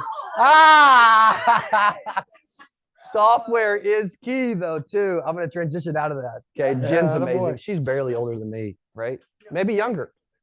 Very much older. Okay, well, I was trying to help you out. Okay. San Fran 49er fan. We got a 49er fan in the house. Just said I passed my test on Wednesday, applied to NIPR for license, just waiting on the machine. Let's go, man. Congratulations on passing your test and for congratulating Lego on about to take his. That is freaking awesome. I love that. Okay. Also, if you're watching on the Zoom, okay, it means you're a VIP. If you're watching at apersnation.com/live, we appreciate you watching there. You can go to apersnation.com/virtual to upgrade for $27 and actually be in the Zoom and register and be a part of this thing. You can also watch for free live on our YouTube channel. We're streaming this all over the place. We'll have about 100 agents that'll be in the Zoom. We'll have about 1,000 agents, 900 to 1,000 agents that'll watch on the live link. And then we'll have another hundreds, thousands that'll watch on our YouTube channel live today. So I appreciate you guys. Also, I love, like, that's what's cool about this community thing is you guys are also congratulating people along the way, which I freaking love. I think it's really important. I think having a community of people that believe in you and can speak life into you and that want to help you is super valuable. I've always felt like with my parents, I've had like an amazing support system. Like my mom she just got done doing chemo 2 days in a row. She has lymphoma cancer. Her cancer came back. She had it 8 years ago. It came back again recently.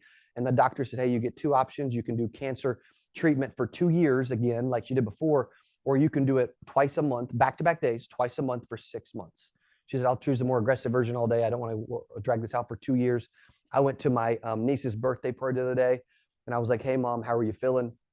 Because I know that like chemo is supposed to kill everything in her body. She's vomiting. She's not drinking water. She's feeling terrible. And she said, Cody, I'm doing good. I'm doing just fine, right? Like she had every possibility to give pain a voice and to be negative and complain, and it really wouldn't even be complaining because she's going through cancer. But she chooses to be positive. I was talking to her this morning, and I'm like, you are the toughest person I know.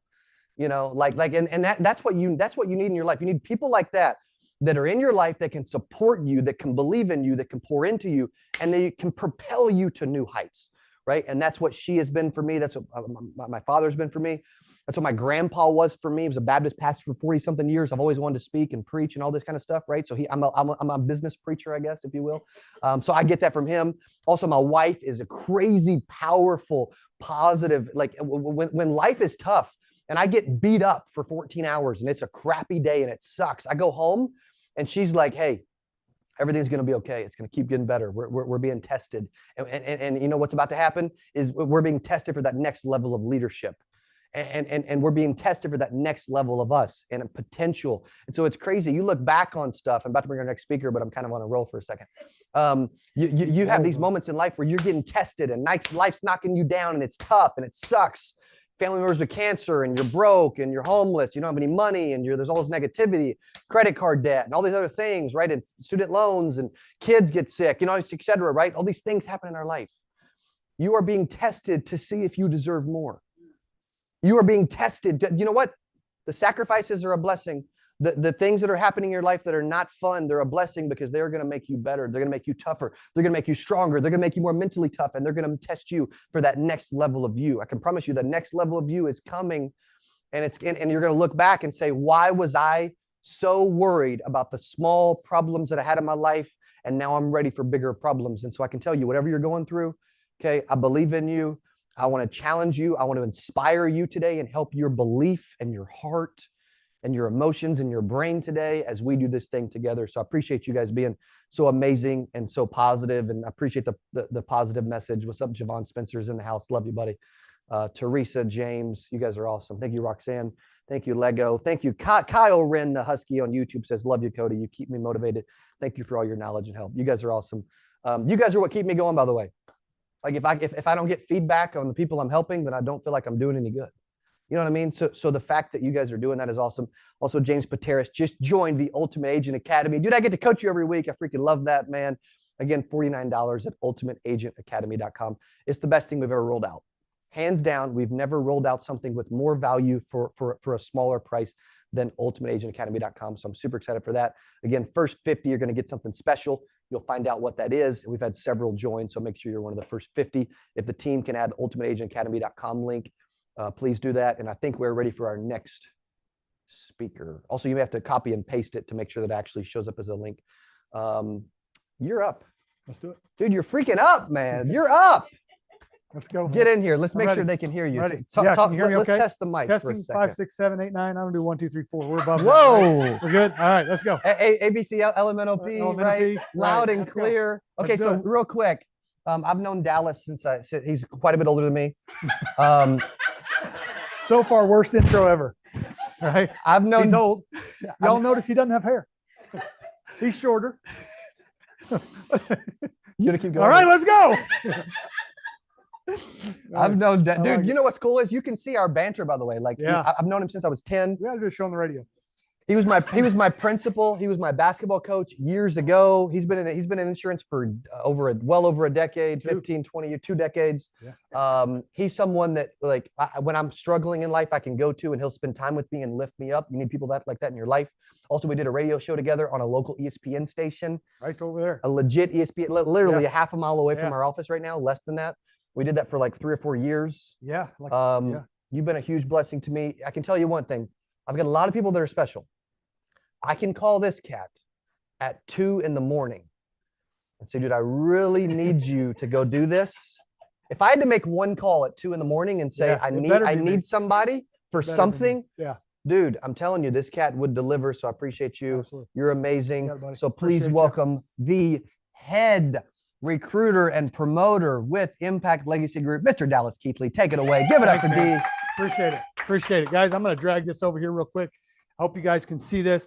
I always start everything by saying that time is the most valuable thing you have. So the fact that you have chose to spend some of it with me and let me take a portion of it, I hold that very high. I want to make sure I bring value to it. I want to make sure that everything I do is a positive thing in your time. Here's what I want to do first, though. I love the power of books. I was not always a book reader. I believe readers are leaders, though. And so I love the power of books. Mike Hall gave me a book that I love. It's called The 12-Week Work Year. Picked that one up, but I want to give away a book today. Everything we're doing today is about influence. I'm not going to talk about influence today, but everything we're doing is about influence. I want you, if you would, in the chat room there, please put somebody that has influenced your life. Please type in somebody that is influencing your life. And I'm going to make somebody else, this is called delegation. I'm going to make somebody else pick the winner because I don't want y'all mad at me. All right. So we're going to pick out a winner. I'll send you a book. So let's get going here. I want to talk today about the power of the tongue, right? The power of the tongue. What you say makes a difference. I'm going to talk about it more. Now, when I say that, most people will think, well, he's talking about the power of the tongue and what I say affects other people. And that is true. It's very, very true. However, I want to talk about the power of the tongue on you. The power of the tongue on you, what it does to you. So first of all, the tongue, words have a lot of power.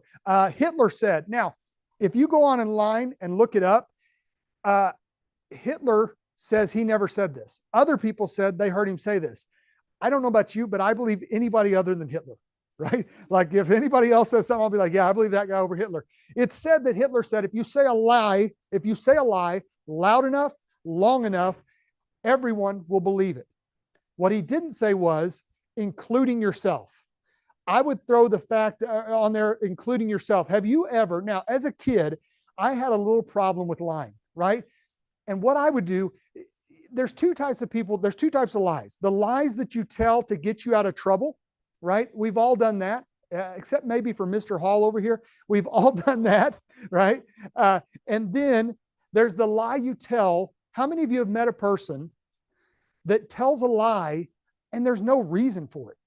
Like their mouth just opens, and for some reason, I had a kid in school. Every time, if you said, man, my uncle went to the Rolling Stones concert, he'd be like, yeah, my uncle's Mick Jagger, you know? And every time he just had that one up, and there was no reason to lie, but he did it anyway.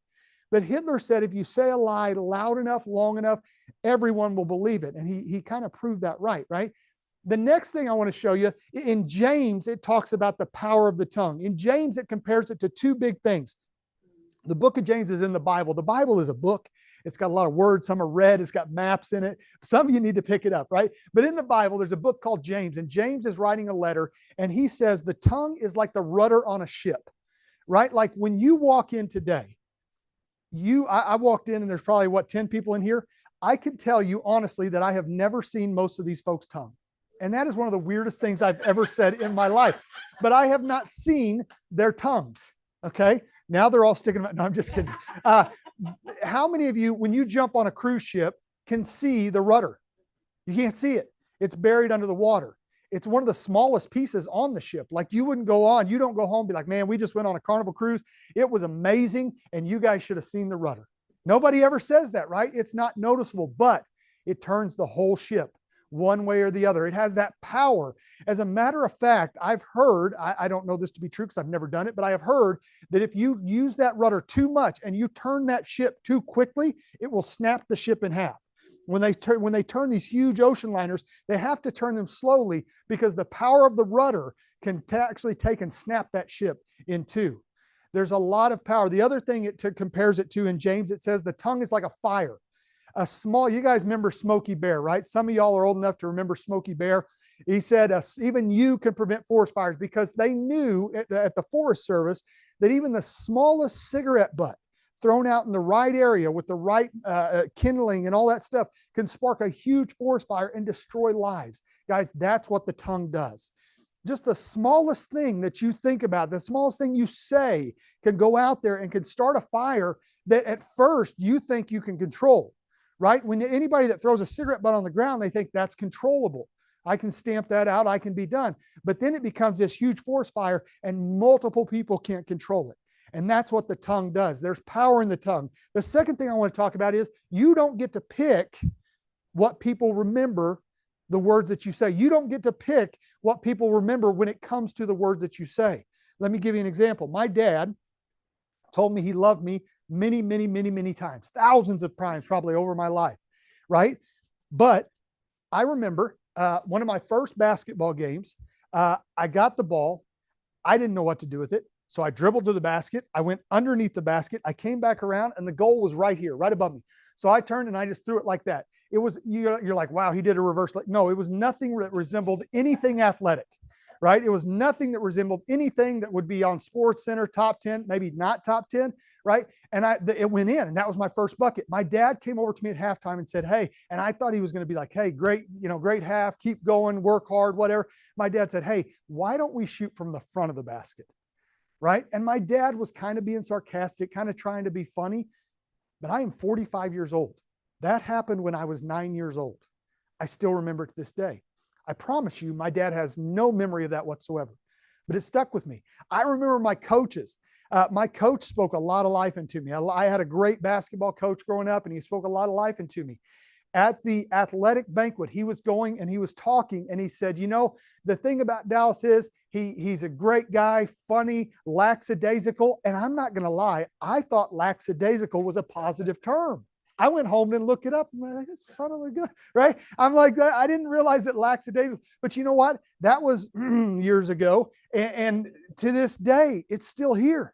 It's still right here. You don't get to pick what other people remember. You can speak positive, positive, positive, positive, positive into somebody's life, but then you drop one little cigarette butt of negativity and it sparks that forest fire. Now, I'm hurrying through here. There's two types of words. There's two types of words that I want to discuss today. Y'all think I wrote this down so that you could follow. This was for me to remember, okay? Because I forget words now. But listen, there's two types of words. There are inner words and there are outer words. I want to talk real quickly about outer words because, see, outer words are a little easier to control, right? Outer words are a little bit easier. You can control that. Now, some of you are having trouble with outer words. I'm going to get real deep here, and I'm going to show you how to control outer words, right? Mike, you mind helping me real quick up here, buddy? We got Mike Hall in here, one of my favorite people here. Watch. So let's say I'm here with Mike, right? And Mike is telling me negative things. I'm going to show you all something real deep here. I walk away, right? Distance yourself from people that are speaking negativity to you. Distance yourself. Now, here's the problem, though. A lot of times, it's not just Mike saying negative words. It's us talking together negatively, right? If that's the case, you may still need to distance yourself, or it may be a come to Jesus moment saying, hey, listen, dude, every time we get together, the only thing we talk about is negative. Let's make a rule. And I have done this. I have been in a group of people where I just stop and I'm like, man, all we do is put other people down. If we don't talk negative about somebody else, we don't have anything to talk about. So I've had this conversation with people, and thank you, buddy. I appreciate it. I've had this conversation with people where I'm like, everything we talk about is negative. We got to change that. We got to change that. And if it won't change, remove yourself. There are positive people out there. You see this list over here in the chat, all these people. Now, if you put a name in the chat, I did not tell you to put in somebody that influences you positively, did I? I never said the word positive influence. I said influence. If you put a name in the chat there, put the letter P. Just put the letter P right now. If you put a name in the chat, look at this. Those are all positive influences. Okay? If it wasn't, don't put an N in there, okay? But just put a P in there. Those are positive influences in your life. We want to revolve around those. We want to go to those. The second one, though, and I'm going to spend the rest of my time on, is the inner words. The inner words, because those are the hardest to control. There's a book out there, and I have forgotten the name of the gentleman. It's called Psycho-Cybernetics. Psycho-Cybernetics by Maxwell Martz, I believe is the name of it. I've got it written down over there. I didn't write it down here, kids, and that's why I don't remember it right now. But there's a book out there, and another person that talks to me a lot about this is Chris Ball. I told him I'd give him credit. That's all he's going to get, though. No, Chris speaks a lot of good information into my life. I gave Chris a compliment here a while back. He got up and he spoke, and he was talking about all the things that he does and wants to do. And he sat down and I said, Chris, you use so many words. Like, I'm a guy, a few words. I've got about a 15-minute attention span if there's candy involved. Other than that, I'm out, right? But I said, Chris, I'm about to pay you a compliment. I said, for just a second, it's not going to sound like a compliment, but bear with me. I said, Chris, you use so many words, but you are one of the only people that I listen to all your words. Okay, because Chris speaks a lot of wisdom into my life. Chris speaks, I don't always obey it, but he does try to speak wisdom into my life. But here's the thing, the idea that I want to get across to you this afternoon. Number one, when it comes to words, and that book that I spoke about, Psycho-Cybernetics, it kind of talks about this. I took it a little bit further, because what it says is your words become your thoughts. Okay, the Bible says it this way: from the abundance of the heart, the mouth speaks. Okay? Your words become your thoughts. What you think, what did Henry Ford say? Whether you think you can or you think you can't, you're probably right. Okay? So your words turn into thoughts. You say it loud enough, long enough, loud enough, long enough. It doesn't have to be true. A matter of fact, most of the time, it's not true. But you say it loud enough, long enough, with enough repetition, that becomes a thought. That's implanted in there. Then what happens is your thoughts become your beliefs. Okay? A thought then becomes a belief. A belief is something, again, I'm using a lot of Bible here, but a belief is something, the Bible calls it your heart. In New Guinea, I grew up in Papua New Guinea as a missionary kid. In New Guinea, it talks about, they call it your bell. It's literally the word for your belly. Basically, other languages call it your mind. It's the center of who you are, right? The center of who you are. Your words become your thought, and then it goes to the next step, and now it's a belief. A belief is something that you have in your mind to the point that you would fight for it. You would say, this is correct. You notice none of it is proven. It just is a word, and then a thought, and then a belief. The thing that happens after a belief is, this is the dangerous part, it becomes an action. Once you have a word that becomes a thought, then it becomes a belief. We are driven by our beliefs to act. If I hear something and I believe it, I will act on it, right? For example, let me give you an example. If all of a sudden a fire alarm went off today, what would we do? We would hear a sound, we would have a thought, we would believe that the building is burning down, and we would take action. We would get out of the building. Do we have to see the fire? Do we have to smell the fire? No. It becomes a word that becomes a thought that becomes a belief that leads to a big action, okay? After an action, then if you do an action long enough, it then becomes a habit. I should have a habit of putting the cap on back on the pen when I'm not using it. You can see I'm running out of ink here. But if you have words, that becomes thought, that becomes belief, that becomes action, then you become a habit. A habit is something, it's an action that you do not have to think about doing. A habit is an action that you don't have to think about, right? We have habits. When we're thirsty, do you have to go over there and tell yourself, go get a bottle of water and start drinking? No, it's something that you don't have to mentally sit there and say, okay, how do I drink water again, right? It's a habit. Breathing. All of us breathe thousands and thousands and thousands of times a day. I've never had to stop and tell myself, hey man, you got to take a breath. You got to take a breath. You're going to die if you don't breathe. Now I notice it when I can't breathe, right? When that habit is broken, I notice it and I panic, right? But your thoughts, your words becomes your thoughts, becomes a belief, becomes an action, becomes a habit. And then lastly, you have a legacy. Your habits turn into your legacy. The legacy is the thing that you believe, or that you leave behind. I'm part of Impact Legacy Group. I'm one of the owners of Impact Legacy Group, and we picked that name. We wanted to have an impact on our industry, and then we wanted to leave a legacy. Your legacy is what you leave behind. I'm going to be on this earth. The Bible says that if I'm on this earth for over 75 years, that I'm considered, it's considered a long time, right? If I'm on this life for 75 years, in the big picture of things, that is not a lot of time. But my legacy can go far beyond that. My legacy can go through my kids, through my grandkids, and it all starts with this little thing right here. Your words. Your words, because you say it to yourself. So I want to close by asking you this. What words are you telling yourself? Because the outer words you can walk away from. The outer words you can get rid of, but the inner words are the ones that build who you are, what you become, and what people you remember. Guys, my name's Dallas Keithley. I'm with Impact Legacy Group. If there's ever anything that I can do for you, please reach out. I appreciate the time. Cody, appreciate you, man. Let's go. Good job. Give it up for Mr. Dallas Keithley. Mike says hello from San Diego. San Fran fan says Maxwell Martz is the author. Okay, Maxwell Martz, yep. I love it, man. That's awesome. Book Psycho Cybernetics, man. Maxwell Maltz. I thought you were going Dianetics on me for a second, but you went Psycho Cybernetics. I love that, by the way. That's cool, by the way. Okay, let's recap a little bit before we bring in our next speaker. Okay, words. What you speak becomes your thoughts. Boom, you think about them. If you don't speak it, you think about it less. Thoughts become belief. It's what you start to believe. Like if you're like, hey, dude, I'm going to be a six-figure earner. Start to think about it. Start to believe it more. Then I take an action.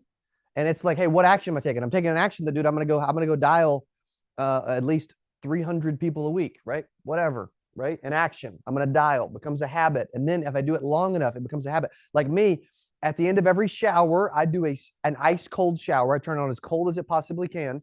And I stay under it for 1 minute to 2 minutes every single morning. And I'm literally like, at first it's on the top of my head. I'll give you like a legit, I'm not in the shower, but I'm just going to give an example. Okay. Top of my head for like 15, 20 seconds. And then my face for like 15, 20 seconds, just flood it with ice cold water. Then I move to my chest and I start jumping around and like, you know what I mean? And then I turn around and it's like ice cold water behind me, right? Like I'm literally doing this for a minute or two. And in Missouri right now, December 1st, it is freezing cold. But dude, I get December 1st, 2023 once, right? I get a chance to take an action once, right? I get a chance to form a habit. Okay. And so I've been doing that. I can literally show you guys my Strides app right now where I track all of this stuff. Literally all of these things every single day. Write down goals, prayer, cold shower, shoot a video, walk or steps, read for 8 minutes, 100 push-ups, minute plank, take supplements, like 9 things, you know, literally. And cold shower, I can mark it off of my list now and move it to the bottom because I did it. That's what I love about this Strides app. It's free. I track all my habits and my goals.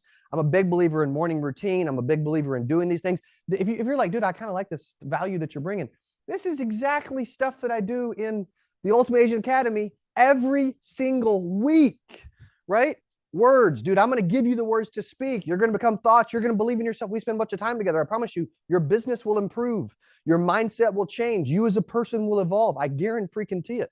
right? I'll even go as far as saying this, dude, become a member of Ultimate Agent Academy, spend a year with me, and don't double your business. Like, Sherry will give you your money back. Okay.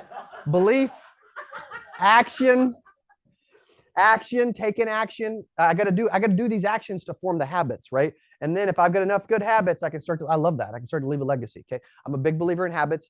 I'm a big believer in daily routine. I'm a big believer in, by the time it's 7 a.m., I want to be fully alive, fully awake. Brian Tracy in his book, The Art of Closing the Sale, says that you should be fully awake and ready 2 hours before any sales related activity. Right? So literally before, but by like 5:30, 6:30 a.m., before 7 a.m. with you guys this week in the gym office, the little side office where we did our workout, right? And we're doing that. And by 7 o'clock, like, dude, I'm fully awake, man. I've done the cold shower. I've done the goals. I've read. I've worked. I've worked out. I've done the push-ups. Like, I've done the plank and the abs. I've done all this stuff. Why? Because I want to create amazing habits in my life. Most of you get up and then you're like, dude, I need to call somebody, but you don't want to call somebody because you haven't formed the habit yet of like, dude, when I need to pick up the phone, I do not not pick up the phone, dude. I will, if I got Donald Trump's number and I need to get hold of Donald Trump, I will freaking call the dude. Like, I will call anybody, right? It doesn't matter. Okay. And so I'm telling you this because a lot of people, they're like, when you need to know, you need to get up and dial, you need to call somebody, you need to do something, you need to take an action. You're like, you're hesitating. Okay. I love the phrase of details delay. Here's why. Okay. Now, are there details you should pay attention to? Yeah. If you're applying for a credit card, the interest rate's important. That's a detail. And details are still very important. However, and just crazy because people have been taking my details delay and they're taking it out of context. Okay. You are. I even got business partners that are like, bro, I don't like it. I'm like, yeah, but you don't like agents not doing something. Okay. Because what happens is you worry about the script and the product underwriting guide before you go sell insurance and before you meet with somebody. And you're like, dude, you know, the best way to learn is do. You learn best by doing. What are you doing? Okay. Like, you guys are getting me all freaking fired up again, man. It's like every 20 minutes you get to hear from me in some wild way. Okay. But you know what? I'm having fun because this is what I want to do for the rest of my life. I want to pour into millions of agents around the world. I want to spend a year with you inside of Ultimate Agent Academy and coach you up like this every single week. Who are you listening to every day? I have people that I listen to every single day that jack me up and get me excited. Who does that for you? And if it's not somebody, dude, I would like to be that person. Sherry would love to be that person. Mike would love to be that person. I want to be that person for you. Okay. And if I've been able to be that person so far, thank you. That's amazing. I don't discount that. I don't take it for granted. I appreciate it and I value it a lot. So thank you. Okay. Thank you. Thank you. Thank you. All right. Next speaker. I know he's on because he's been in the chat, and dude's gonna help you level up. I freaking love this cat, man. What is up, Javon Spencer? What's going on, Coach? Man, you guys are tough, man. Y'all are fired up. I'm low key. You know what? Internally, I can feel it. You're fired up. It's all internal. Like, that's why Betsy brings the man. This is rough, and Dallas did awesome. That's good, man. How you doing? I am great, buddy. I appreciate you being here. Where are you located today? Remind me. I'm in Beaufort, South Carolina today. So Beaufort, South Carolina. I'm in Springfield, Mo. We got agents all around the world. Some are on the Zoom, some are on the private live link because they didn't pay to get on the Zoom, and then some are watching on YouTube. Javon, you are a beast. For those that don't know Javon, he's built an incredible business, multiple businesses. One, $1 million insurance agency. Okay, by the way, life insurance agency, and a company that is helping life insurance agents get in front of more people. I love Javon and Betsy with what they're doing with Level Up. So please welcome and take it away, Mr. Javon Spencer. Man, I appreciate you guys. Man, Cody, going to what you just said, what Dallas said, man, it's awesome. I appreciate the invite to be here. Really want to, I don't want to say turn it down because Cody's so pumped, but really want to kind of share, my journey and what a lot of my mentors brought in and poured into me, because like you said, building both businesses, we really didn't set out to do like that. So it just was that goal of affecting and impacting others. So just kind of want to share, hopefully it speaks to some of you guys out there, thousands of you, but definitely want to speak and kind of pour into, little bit about us. For the past 3 years, my business partner, Betsy Barr, and I have been dreaming, and we've been planning and building this platform to help our life insurance agents become more profitable, more consistent, more accountable. And guys, I say our agents because on those late nights, that's literally all we thought about was our agents. Like, it was never something that we thought we would bring to the masses. Now some people call us brave. Now some people call us a genius. And depending on the day it is, I call us crazy. But we look at this industry and we look at, people that we idolize and the people that we will listen to, what Cody said, the people that we will listen to when we wanted to quit. And the first thing that we think of is, if they made it, why not us? Why not us? Right? During this journey, you're going to hear people that have so much success, and you might not be there right at that moment. And I would say, like, why not us? So one of my mentors told me this one time. He said, sometimes the problems that we're going through, that we're facing on this journey, it's not necessarily for you.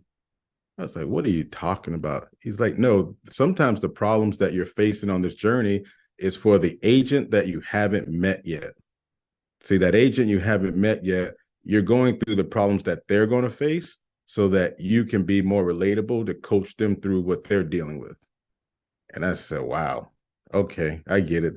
That's pretty deep, So I had to change my perspective. So I would tell you, things that as they would hit me, you know what? It's not hitting me because it's for me. It's hitting me because the agent that I didn't recruit yet is going to go through this, and I'm going to be able to let them know and document how I was able to get out of this problem.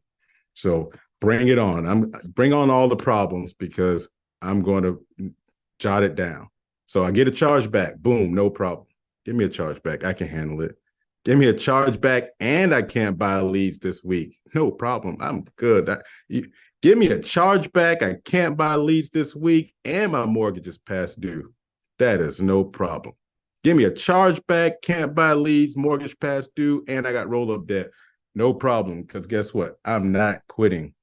I'm taking notes, because see, I understand this. I'm taking notes. I'm writing it down. I'm jotting down the book. But I really understood that nobody cares about your story until you win. Nobody cares, right? So the mission was to win, but it's not just a mission. We all say we got a mission. It was an obsession. I'm obsessed with the win. So at the lowest point, guess what? We turning off the TV, turning off the radio, turning off the music, turning off Facebook, turning off of everything that's not business related. And at my lowest point, it was just me and Les Brown screaming. I can hear him now. It's not over until I win. And then I had to look in the mirror, right? And guys, the hardest conversation we're ever going to have is with that mirror, the man or the woman in the mirror. And when I had that conversation with that man in the mirror, he wasn't telling me I wasn't behind. I just wasn't ready, right? And it's a harsh reality, guys. I wasn't ready to be a millionaire because I would have fumbled that bag again. See, I wasn't ready to be a millionaire because I lacked the discipline at that time in my life. I wasn't ready to be a millionaire because I didn't read enough books that would help me self-develop. I wasn't ready to be a millionaire because I wasn't coachable. I wasn't ready to be a millionaire because I wasn't present for my own sons and we live in the same house. See, the money shows up when you fix all the other things in life. So my question out there is, what are you willing to sacrifice now so that you'll have a lifetime of freedom, right? You say you want it, right? But when you tell, the wife, the kids, hey, I want this, I'm starting a new career, I saw an ad or what have you, I saw this. But the second a complete stranger hangs up the phone on you, we're back on Indeed and we're looking up jobs and updating resumes, and world is shambled, right? I love what Dallas said. Dallas said the thought of quitting, right? Thoughts, yeah. I believe it's okay to think about quitting. I think if you're in this industry long enough, you're going to think about quitting, but as long as you keep it a thought, right? Because I knew I was not going back to work for someone to clock in and out. It just didn't feel right. Right.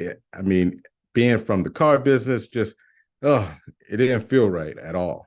I didn't feel like a man. See, I didn't feel like a man when I had to ask my boss for permission to spend time with my wife and kids. I didn't feel like a man when I had to ask my boss for permission to take my wife to lunch or to pick my kids up early from school. Right. I personally, I didn't feel like a man when I had to ask my boss to please pay me a little more money because the people at the check advance company started to know my name by heart. So I had to make a decision. What's the decision? The decision wasn't if I was going to quit on life insurance. The decision was, do I want to quit trying to build the life that I promised my family? Do I want to quit working towards the life that I promised my wife when we were dating? No. Do I want to quit working towards the life I promised my sons when they were barely teething and still in car seats? What do I tell them? Like, literally, what do I tell them? See, that's the hard that I didn't want to face. Do I tell them, hey, boys, sorry, it was too hard. It was too hard for me. This was too hard. It was just too hard. It was too hard to follow a script.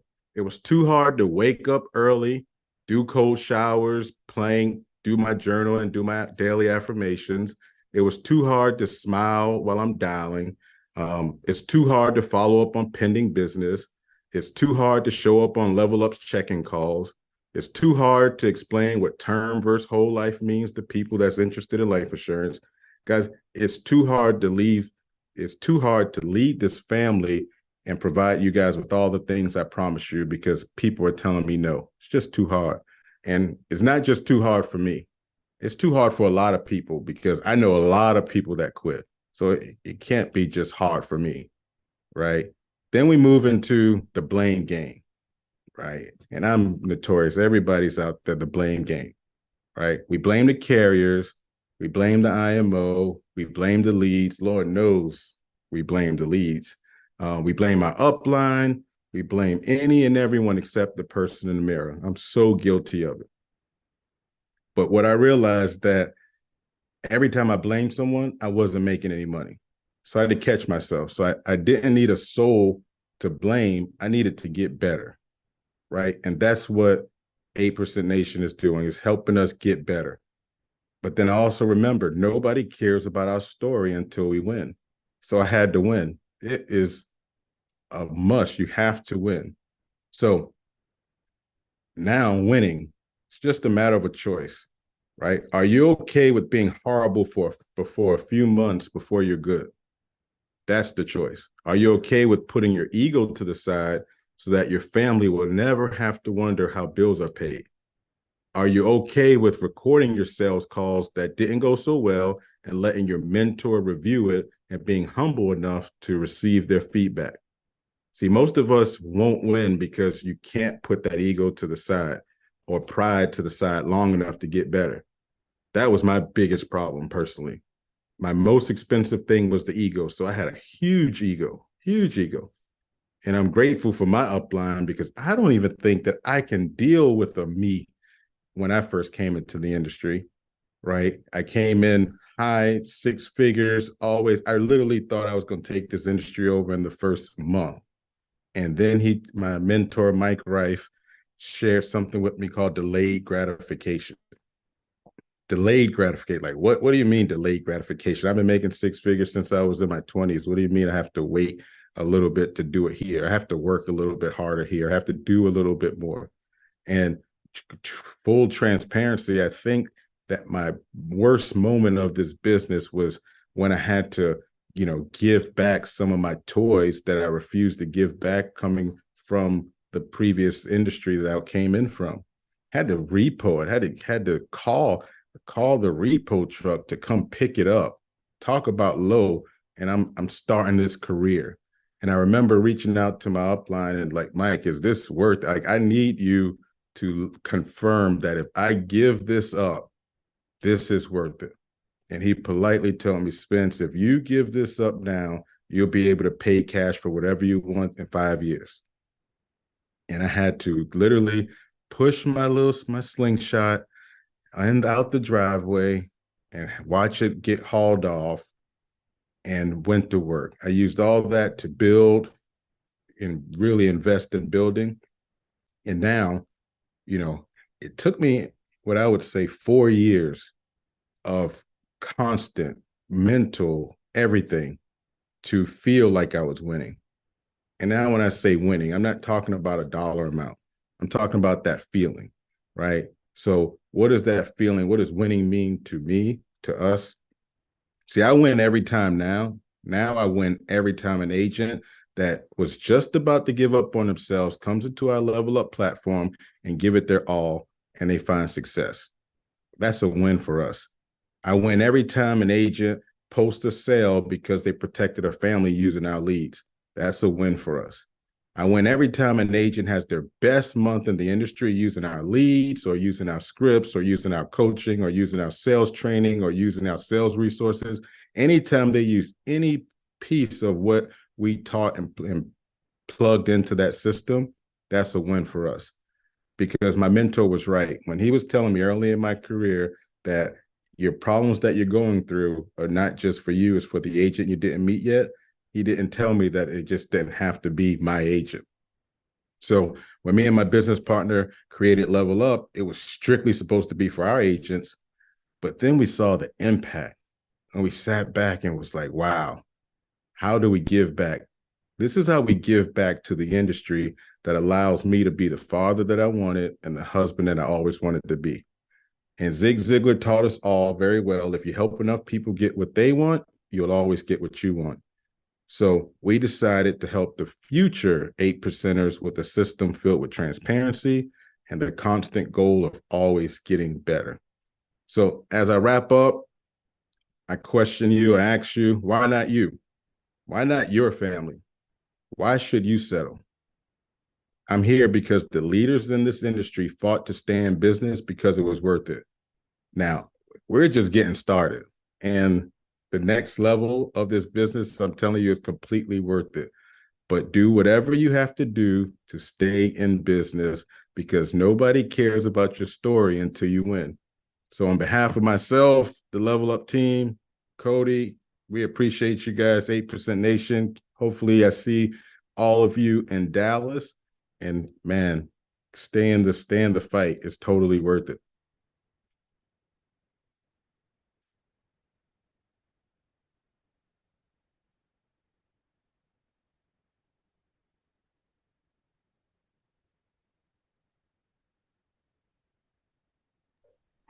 I'm back. You're already wrapped, man. Let's go.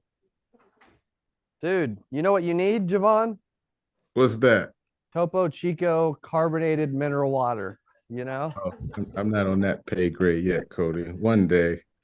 Dude, I appreciate you, man. I appreciate all you're doing. Thank you for jumping in and like pouring into our audience. And I know a lot of people can relate to your story and your message and what y'all do. So I know you're busy. Y'all got a lot going on. You got $1 million agency now, and he's still coming to hang out with us little people, man. That's awesome. Man, I can't wait to see everyone in Dallas, man. It's going to be huge. Amen to that. If you want to join Javon, Betsy, and myself in Dallas, December the 12th at one of our road shows, you can go to appreciation.com, check out the road shows. Tickets are as low as $47. It's a 9-hour event. Javon's going to keep bringing some heat. I love conferences. And dude, I appreciate you joining today. Thank you. I appreciate you guys. Thank you. Have a good one, everyone. You too, buddy. Give it up for Mr. Javon Spencer. You guys caught me getting hydrated a little bit with some water. I was also eating some Quest protein chips for a second. Those chips have 20 grams. They're not sponsoring the show today, but dude, they got 20 grams of protein in those Quest tortilla chips, and they're amazing. They got like this chili lime flavor. Like, bro, I've got chili lime chips and water from Monterrey, Mexico. It's like literally like I'm there, It's amazing. You guys got to check it out too, I guess. Appreciate you, Javon. You're awesome, dude. I appreciate you guys being on today. I'm excited. I'll enjoy doing this. You can tell I'm having fun. Like, I would prefer that we do this every day. Some of you guys are like, hey, let's just stay here for the rest of the month together, live on Zoom for a whole month. I'll put like a cot here. I'll sleep. I'll wake up every hour or so and like jump up and talk, and then I'll sleep, and I'll jump up and talk. Mike will just stay here. We'll stay in the studio together for a month. He would definitely get tired of me for sure, but we'd have a lot of fun. What's up, Peter? What's up, Kevin? What's up, Teresa? And the new message just came in. You guys are awesome. Appreciate you being here today. I'm excited. What's one big takeaway? Let me know if you're on YouTube or on the private URL or on the Zoom. What is one big takeaway? What's up, Desmond? See you in Dallas, man. Let's go. What is one big takeaway from today?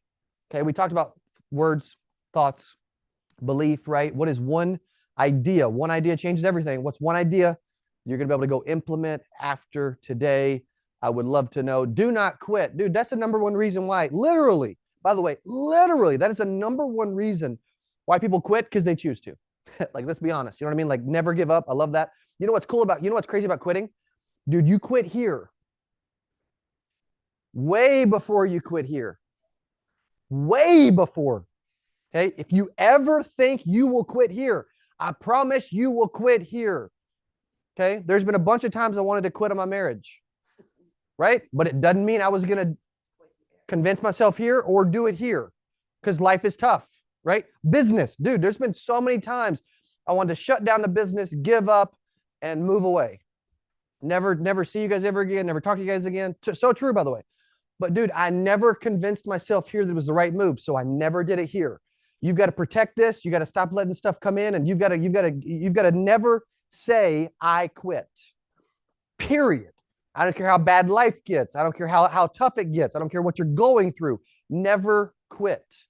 Okay. And you've got to say, dude, it's never going to happen. Like, I promise you guys, man, like, I'm not quitting or stopping until we're reaching millions around the world, till we got 10,000 people hanging out at our conference, till we've got hundreds of team members in a much bigger space than this, doing tens of millions of dollars in revenue and impacting millions of people around the world as we all stay hydrated. Like, I'm not stopping until we get there. Okay. So do not quit. Never give up, man. You must develop the right mindset, strong why, stay in the fight. Dude, I'm loving this stuff, man. You know what's cool about our next speaker? She's going to continue to pour on those exact things. We did an Ultimate Agent tour together. Sherry, go ahead and come in, man. I'm excited about you being here. I appreciate you. Hey, guys. Okay. Sherry Summers Bell is in the building. She is incredible. We did a, let us know in chat if you can hear Sherry, by the way. We did a Ultimate Agent tour. Yes. 5 cities, 5 days, private jet, 30 of us. Correct. How crazy was that? It was crazy because I had just got married and I left my husband, newlywed husband, to go on tour with Cody. So now that's what you call crazy. He hates me now, but we're okay. Yeah. And it took him a whole 3 months to stop saying Sherry Summers instead of saying Sherry Summers Bell. So my husband's like, can you remind Cody that it's Sherry Summers Bell?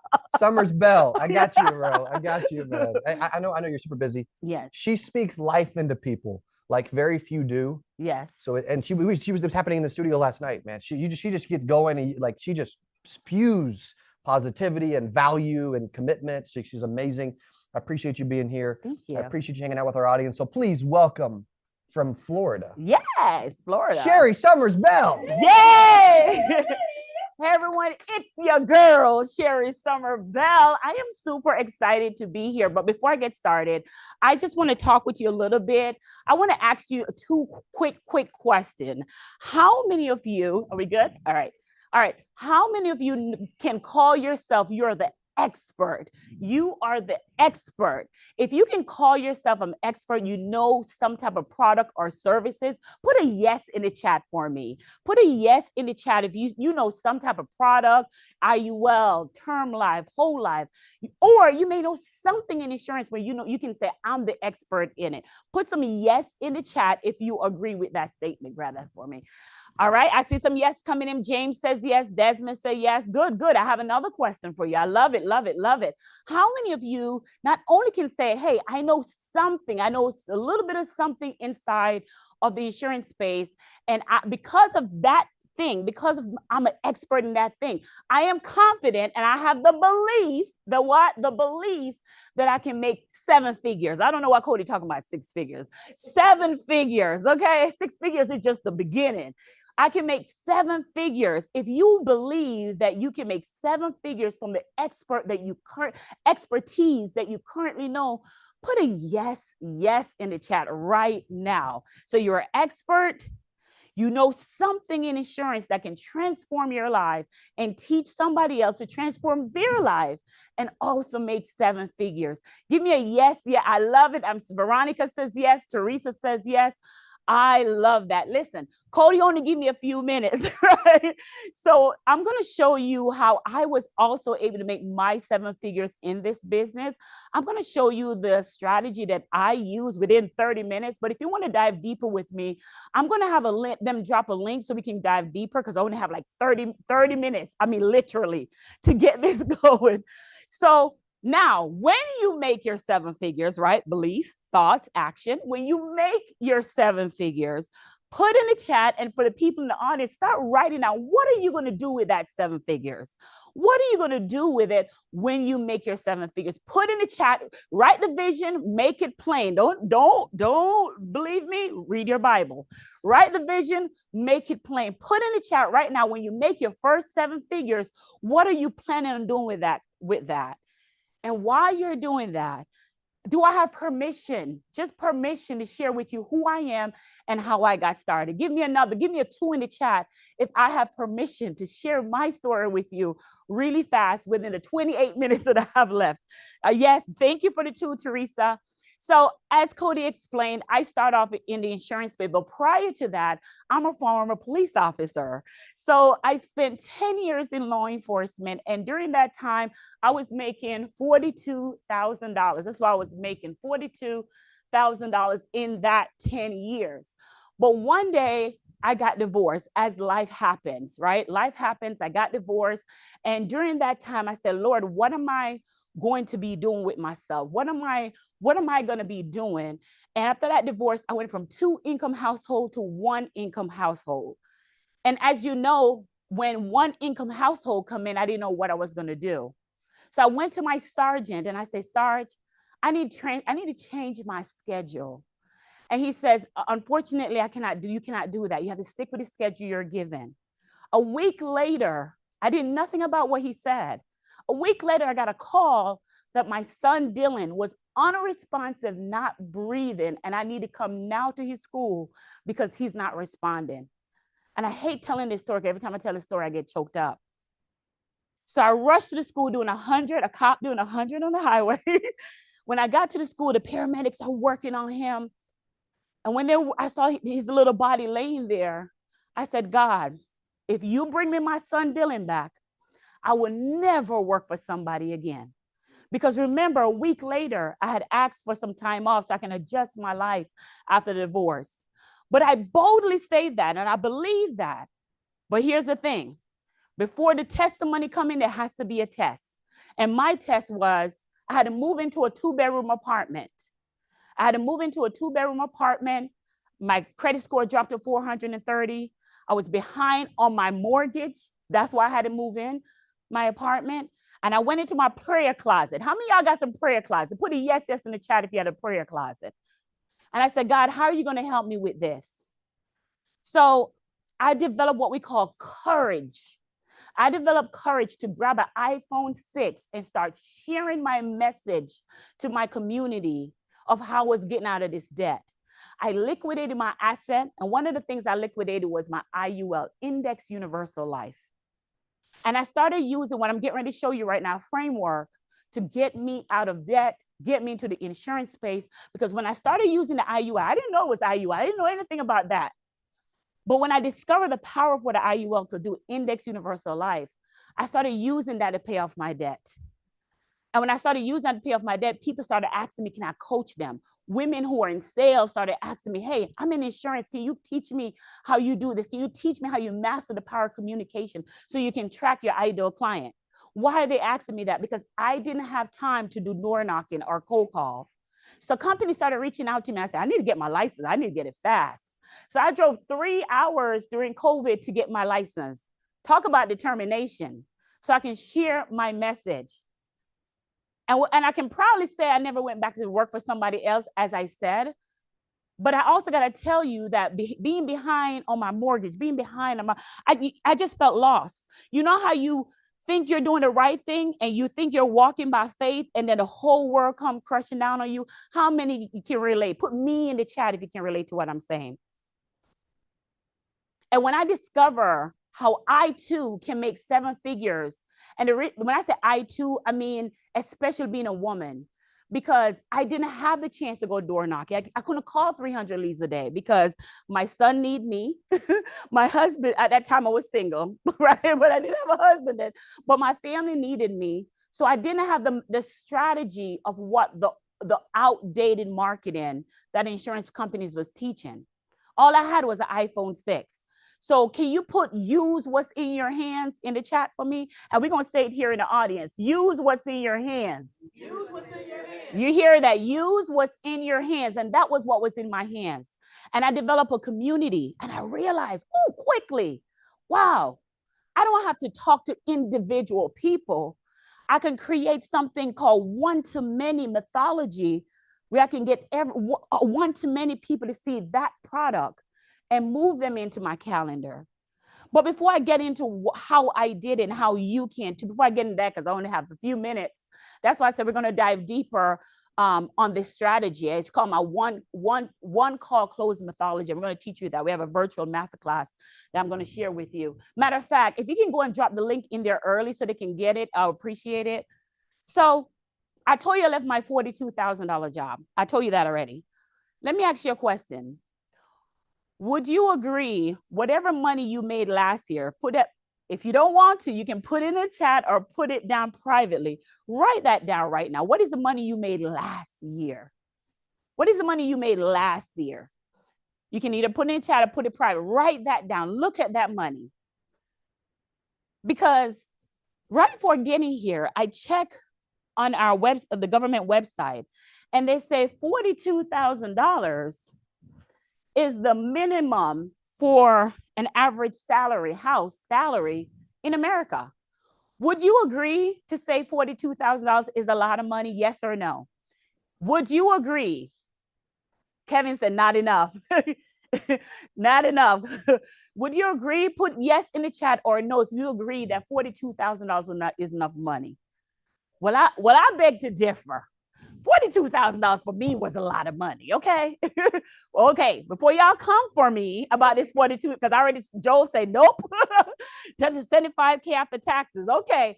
Listen, you got to understand our goal. You just said you want to make seven figures. So the goal is, how do we get to seven figures? Because that's what you say. You're in this business trying to make seven figures. So what I was told is that the average American worked till 40 years. The average American worked for 40 years. What is 42,000 times 40? Who's good at math? What is that? What is that number figure? What I want him to actually do it before I write it down. What is that number figure that give you? Come on, 1680000. What is that? 1 million. Right? So everyone who's in this chat and in the studio that said they want to make $1 million, you will make $1 million. Everyone who said you want to make seven figures, if you stay working 40 years, you will definitely make $1 million. You just said you want to make seven figures, right? Right, Veronica? Hey, I see Veronica in the house. Right, Cody? Right, Kevin? When I got on here, I said, are you in this business to make seven figures? And you told me yes. There you go. You're going to make seven figures no matter what. Whew. But you're looking at him like, Sherry, yeah. Cody said seven figures in a year. That's right, Cody. Somebody got what I was saying. This is 40 years. 40 years. So what I realized really quickly, it wasn't about making seven figures. You don't have an income problem. You have a speed of income problem. Put a yes in the chat if you got it. High five me if you got what I just said. Did you get what I just said? It's not an income problem. I just showed you you're going to make money. You're going to make your goal. You're going to make your financial goal. But when are you going to make your financial goal? So we've been solving from the wrong way of the equation the whole time. We've been solving the wrong way of our goal. We want to make seven figures. Matter of fact, I have a masterclass that's coming, a 4-day masterclass a virtual selling 7-figure masterclass that we were running for Black Friday, and Cody gave me the opportunity to bless you guys with it. The usual masterclass is $497. We're doing it for $17. And because we want to show you how to do this, because for what was the problem was you're solving the wrong equation. When you wake up, you're calling one person, they say no, you call another person. How much speed are we doing right there? Speed. So the problem is, especially my ladies who are moms, your time does not allow you to do the methodology, the business model that everyone is showing to you. So you got to be smart, and you got to figure out another way how to make 7-figure faster. Does that make sense? Give me a high five if that makes sense. So you got to know how to collapse time, how to take a stranger to a client in a shorter amount of time. Does that make sense? So that's what we're solving. We call that client acquisition. How you, from the time the client a prospect meets you to moving them into a client. So I learned in order to do that faster, we have to create a business model that allow us to talk to people all at once. All at once. Because I realized when I wake up, oh man, I want to make 7 figures. I want to make 7 figures. But in order for us to make 7 figures, greatness is not built in isolation. Greatness is not built in isolation. So we have to get out there and become what I call findable. Put that in chat, findable. Because become findable. I got 17 minutes. Okay, good. I'm gonna share this with you really fast. If this is good, y'all, give me a 3. Give me a 3. Yeah, I got this. Give me a 3 in the chat. If this is good. Thank you, Tamara. Thank you. Thank you. Drop that link to make sure that these people, because I only have 17 minutes to do this. In order to make 7 figures, you have to change the way you think. Everybody been saying that, so I got to do it really fast. So, okay, you have to change the way you think. And because I don't have time to write the whole thing, so I'm just going to do right here. The I. There are 4 levels of value in order for you to make money. And in order for you to make money, the first level of value is what I call implementation. Put that in the chat, implementation. How are you giving value in the world? And most people are giving value in the world because they're going through implementation. Implementation. That means everyone who's doing implementation, that means you're making money using your hands. People with implementation believe the only way they can make money is to use their hands. That is I just came from staying at the Hilton. That means the lady at the Hilton that's cleaning my room, she makes the least amount of money. So the person who's using implementation to make money are usually the lowest payer on the tadpole, because they believe that you have to put in the work. I'm Jamaican and Chinese. We know about putting in the work, baby. Implementation, that's the lowest level of value, because they believe unless you're working hard, you cannot make money. You have to have 2 and 3 jobs. That's called implementation. The next level that we're going to go through that is super important. Instead of saying, oh, I want to learn how to implementation, we want, I'll call this the manager's level. That's the second level of value. And that level of value is also called unification. This is a unification where the manager is in charge of the implementation person. Y'all following that? So the unification person is the supervisor that they may make, because this one makes 0 to 60K. This other one makes 60K all the way to even 100K. These are the people with the degrees and credentials that believe I need another degree in order to be successful. Ooh, unification. So they make their money believing that they need another degree. Oh, I don't have enough license and insurance. I need to go out and get some more. Oh, I have life, but I don't have health. I need to go out and I need to get a PNC and all this stuff. So instead of you taking action, you're too busy thinking about unification. You're too busy thinking, I am not making money because I don't have enough degrees. Ooh, put unification in the chat for me. Because that was me, master degree, bachelor degree, and still broke. A doctorate degree, but yet haven't hit 7 figures. The math ain't mathing, right? So you have implementation, unification. So Sherry, if unification can get me to at least 100K, which is not bad, but understand that your unification people are working for your implementation people. And the second one, the third one, excuse me, is communication.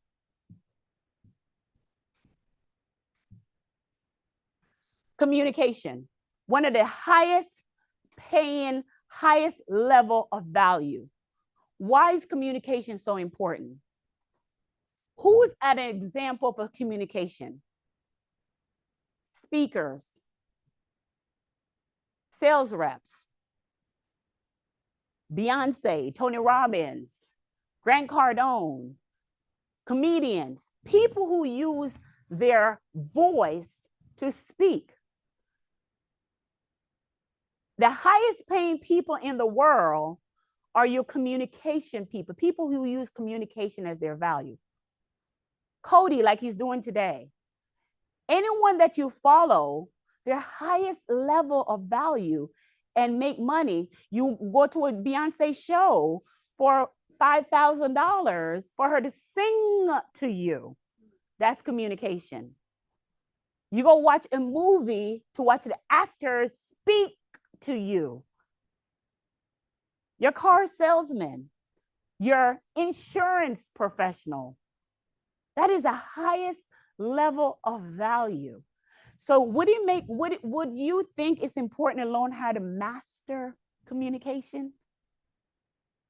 Because, and the next level, I call this the idea level. Because the idea level is the people like your Jay-Z's. I have an idea. I'm going to communicate it to the team. The team is going to bring it out and find the people to implement it. So I just had a conference for women in July. I had an idea to have a conference for women who are in sales and finance. I communicate that information to my assistant. She found the people who was going to do it and send it out. Why am I telling you this? Where are you spending your time of value in this level that is stopping you from making the money you desire to make? Where are you spending your time? Because if you're in the implementation space, doing non-revenue generated activity, oh, I need to make sure that graphic is good for my social media. If you're spending your time here, you will not have the list of things for your 7 figures that you say you want to do with your 7 figures that you put in the chat earlier. Because an implementer is the lowest level. Veronica said powerful. Peter said, wow. Oh, I need to clean my office before I start. I can't call anybody till my office is clean. Oh, I don't want to hire that person. I don't have the money to hire that someone to come in and clean my house because I have to go clean the house before I start. That's the first person I hired. It was a cleaner for my home. If you hang out here saying you need another degree, you're doing analysis paralysis. You're not building the courage to go out and get what you desire. But the most important thing is creating a communication where you can communicate effectively to your ideal client. You have to have a dial-in message, and you cannot have a dial-in message to communicate your offer if you're not practicing speaking. Does that make sense? Put a yes, yes in the chat, Barry, if that makes sense. Put a yes, yes. Analysis paralysis. Procrastination is your assassination of your destination. Say it. Oh, they said, say it again. Say it again. When I heard Eileen Wilder said this, I was like, whoa. Procrastination is your assassination of your destination. Come on now, Peter said. One more time. Procrastination is the assassination of your destination. So no, you don't need to know how am I going to go live? Or no, I didn't know how to, the colors, what's my logo for my company? What is the color? No, all you need to do is get out there and tell people what you do. Meet people, tell them who you are, and tell them what you do. Because the way insurance is designed, I have 8 minutes. The way insurance is designed with you chasing. When in reality, if you put out value, communication in the world, people will find you. You don't have to find them. And you're telling me, Sherry, this is what I'm telling you, James and Veronica and Desmond and Peter and Roxanne. What I'm telling you, that this is the only skill that you need to learn how to master, is the power of communication. The only skill that you need to learn how to master. And I want to help you do that because I want to have 7 minutes. I can't go any further, but I want to show you how to do that. So in a few minutes, the team is going to drop a link with me. And I asked Cody, I said, listen, I thank you for being here. I thank you for the opportunity. And one of the ways for me giving back to you guys is to be able to share the special that we had going on for our Black Friday. We have a virtual 7-figure selling blueprint. It's a freedom blueprint, keyword freedom. Put freedom in the chat if you are ready to create your own signature presentation, your own signature conversation, so you can speak communication to your target market, regardless if they're on social media, regardless of where they are, and get them to say yes to you. Here's the beauty about what I'm getting ready to say. But I think, okay, I have 6 minutes. Good. I got to watch the time because I'm short. I want to go more, but I can't short more. Everything starts with an idea. I want to start an insurance business. What did you do? You went and got a license. Boom, you got the license. But what happened is you got the idea, you got the license, but then you went down the implementation stage. You got the idea, you start with a community, but you went down the implementation stage. You should have stayed in the communication stage. So you should spend every hour of your day. Thank you, Ruth. Thank you, Cody. Thank you, Roxanne. Putting freedom in the chat. So let's recap some things some aha moments that we learn really fast. Number 1, procrastination is the assassination of your destination. Number 2, you don't have a money problem. You have a speed of money problem. You have a speed of income problem. You got to learn how to make money faster. That's number 2. What else? There's people in the chat. What else did you learn? What was your aha? Put your aha moments in the chat. He's going to give me about 5 minutes. Really fast. Put your aha moments. Yeah, freedom is the goal. So how do we create freedom? And for my ladies that are listening who still have to bring in the bacon, my husband leaves at 7 and he comes home at 7. So he is no good to me when it comes to cleaning the house, doing my son's homework, going to soccer. So when they're telling me to go write a policy an hour away from my house, I could not do it. So I had to figure out, how do I get people that share the same point of view as I share and the same value as I share, and get them into a virtual event and communicate to them about my product and services. And then why is that so important? James said I had a wrong priority. We all did, James. We all wanted to make 7 figures. And we will, definitely we will, but we have to really compress time, collapse time. And we do that by selling one to many.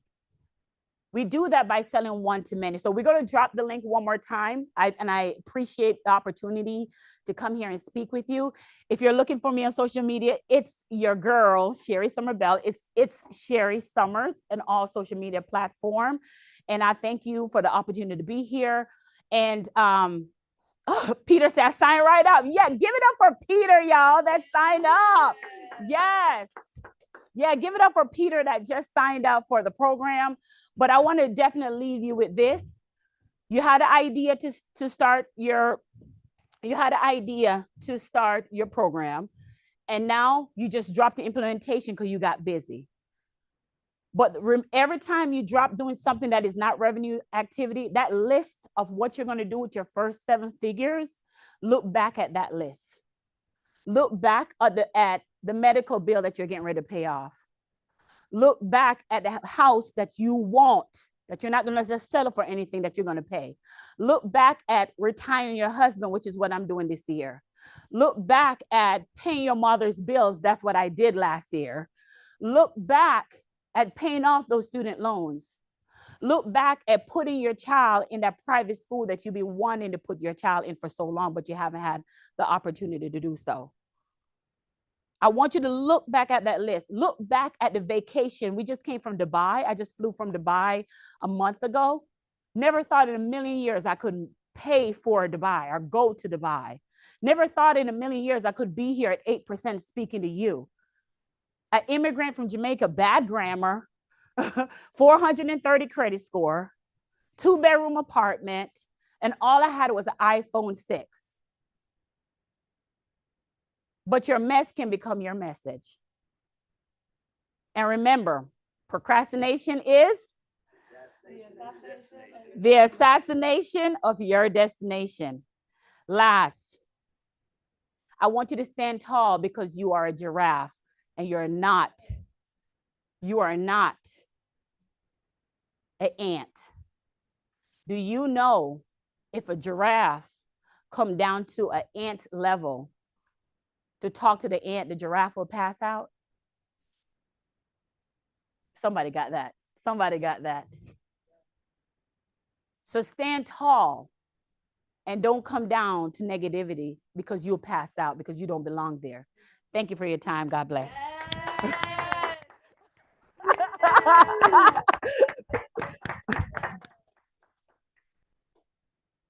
Procrastination. Let's go. Great job. Way to go, Sherry Summers. I love it. Who enjoyed that, man? Teresa B says, thank you. Sharice says, freedom. Michael, Lego, Roxanne. What is up, man? Veronica, Kevin Lunt, Peter Ibarra. You guys are amazing. Cody Molman says, that was awesome. I love it. I appreciate Sherry literally flying all the way from Florida just to pour into you on our 8% virtual conference today, which is amazing and means the world. I love getting to do this, especially with a live studio audience, which is so freaking cool, by the way. We are about to bring in our next speaker in just a second, but I can tell you this, who is also here. I love getting a chance for us to not only set the stage for December on December 1, but to set the stage for next year right now so that you can have a breakthrough. Because once again, let me remind you, one idea changes everything. Who has received an idea today that you're going to absolutely go and implement? Interdominational Lizard says on the YouTube name says, freedom, freedom, freedom. They need some freedom. You know what's cool about everything we're doing, the virtual conference, 8% Nation conference, Ultimate Agent Academy, is we are committed to creating financial freedom for as many people as want it. Right now, if you don't want it, it's kind of hard to get it. But when you want it, and you actually want it, and you'll do whatever it takes to get it, and you'll invest time, money, energy, etc., into getting it, then guess what? You can actually have it. That's what I want you to know. Okay, as we talk about belief, right? You hear a lot about belief, ideas, communication, right? And how important you speaking to you is, right? Okay, super, super, super valuable, super important. Also, Dustin, let me know when you are ready. We are ready. I love this, man. Okay, I love this. Once again, we'll remind you, the first 50 people who join our Ultimate Agent Academy, where we've got coaching, classes, courses, and community. The first 50 who join that for only $49 a month are not only going to get live coaching from me every single week, but you're also going to get something special for being one of the first 50 members to do that. I appreciate those that are doing that, which is amazing. I love it. Here's one thing that's cool. Kevin said I paid over 20 people's Thanksgiving dinners at the local shelter this year, inspired by Tony Robbins. That's so freaking cool. Oh my gosh. That's what it's all about. You create financial freedom so that you can give back and create freedom for additional people. Making it about you will, guess what? It'll just end up making it about you, right? But if you end up making it about everybody else, dude, it's amazing what can happen. It's powerful. It's incredible. And so I am ready to bring in our next speaker of the day. Who is ready for our next speaker? Give me an 8 in chat if you're loving 8% and you're ready for our next speaker. Our next speaker is someone that I've probably learned more from this person than anyone else, period, right? And constantly pours into me and mentors me on a daily basis. He's actually known me and been around me for all 33 years of my life, knew me before I even realized it was me, you know, and more. Yes, exactly. And about 9 months before that, I guess, right? Technically, okay. He knew me 9 months before I knew myself. I like that. As you can guess, if you hadn't already, you should have, right? It's my father, Brian Askins, CEO of Impact Legacy Group. He wrote like 465 life policies from cold door knocking his first year. Has written millions from networking group, has built an agency with thousands of agents around the world, and has an amazing team and loves to pour into people. So please welcome to 8% Virtual, my father. Give him some love, Mr. Brian Askins.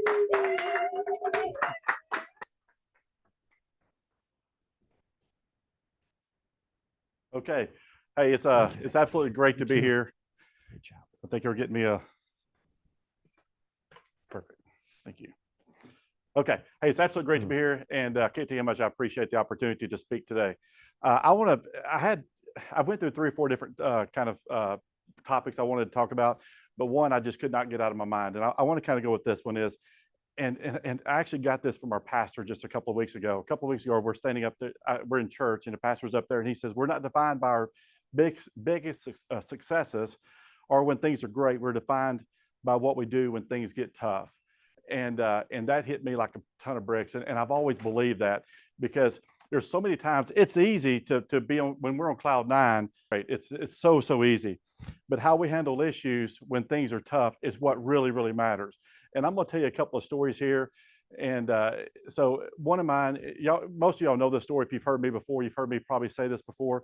I've been in the business for 34 years. It'll be 34 years in April, almost 34 years. And I absolutely love this great industry. I could not imagine doing anything else. I love this beyond belief, what I get a chance to do. And so in 1997, I went to work for Mutual of Omaha. And in 1997, I was 7 years prior to that with a small company called Reliable Life. But in 1997, I went to work for Mutual. And in 2000, I became the general manager of an agency. And the agency was not overly successful. It was ranked 49th out of 51 agencies. So it was pretty, toward the bottom.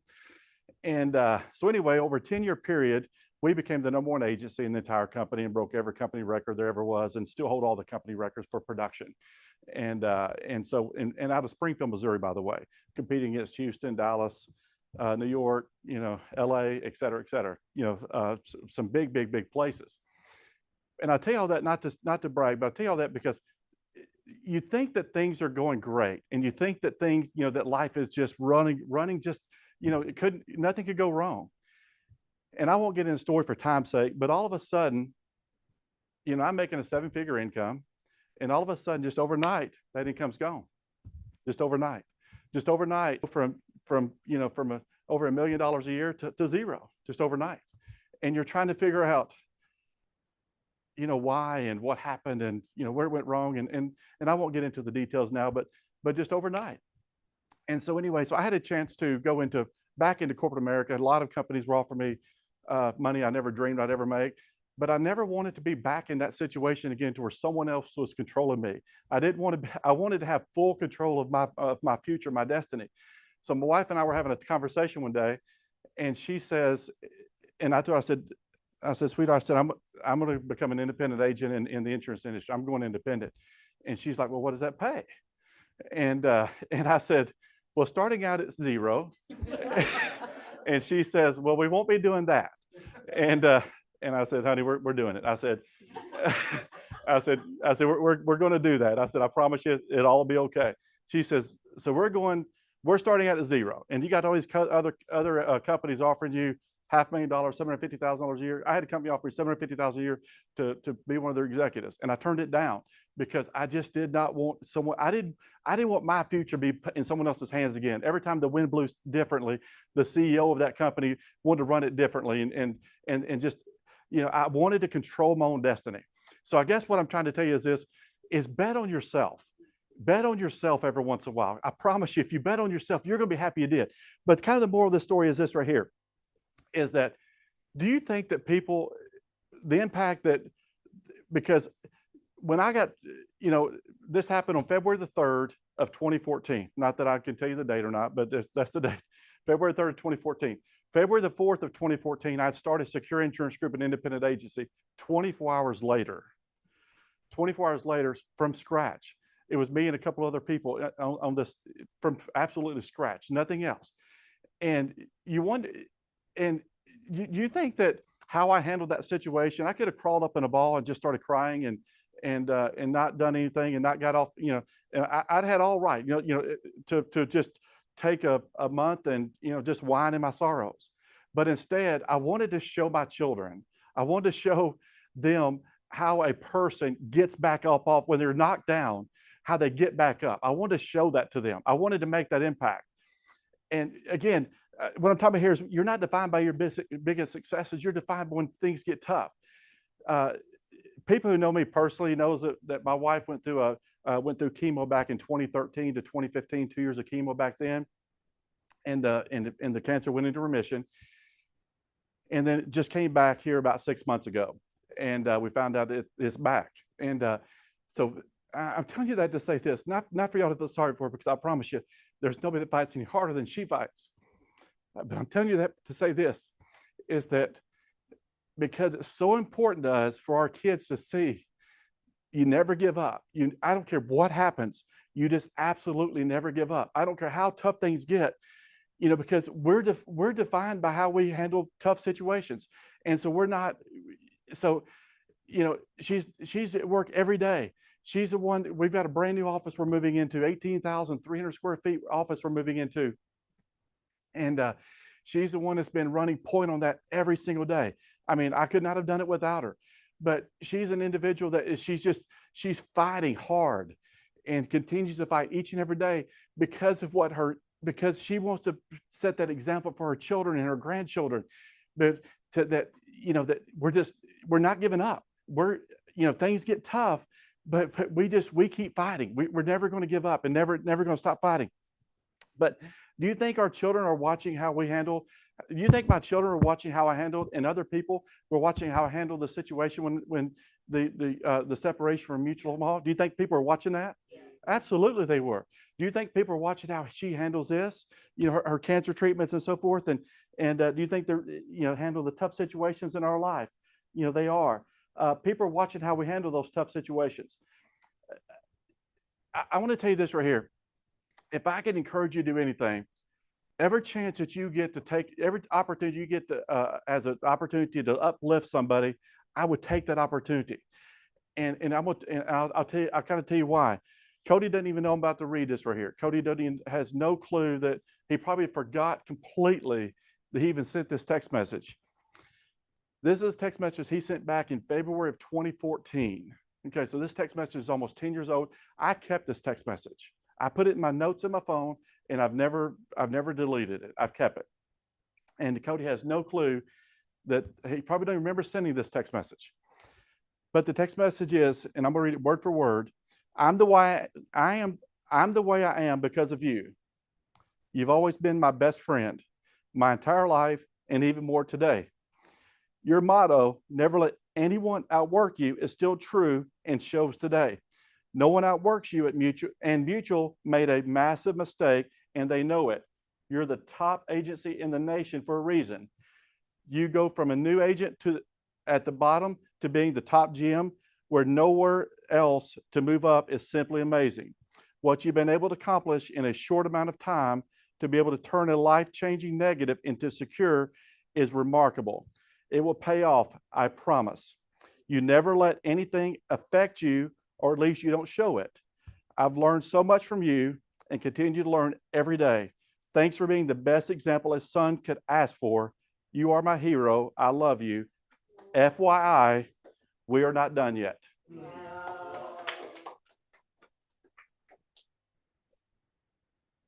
And that's a text message I got back in 2014. Cody probably don't remember sending that text message. And but sometimes when you send stuff, I've got a text message on my phone right now. My daughter sent me probably 6-8 months ago. And so I'm just telling you this, when you get a chance to uplift somebody, take that opportunity. You never know what it means to them. And sometimes they're going to save those things, and it's going to, and just keep coming back to those. So when you get a chance, to do those type things, to share, to let someone know how much you care and how much they mean to you, take that opportunity. Too many times we miss those things.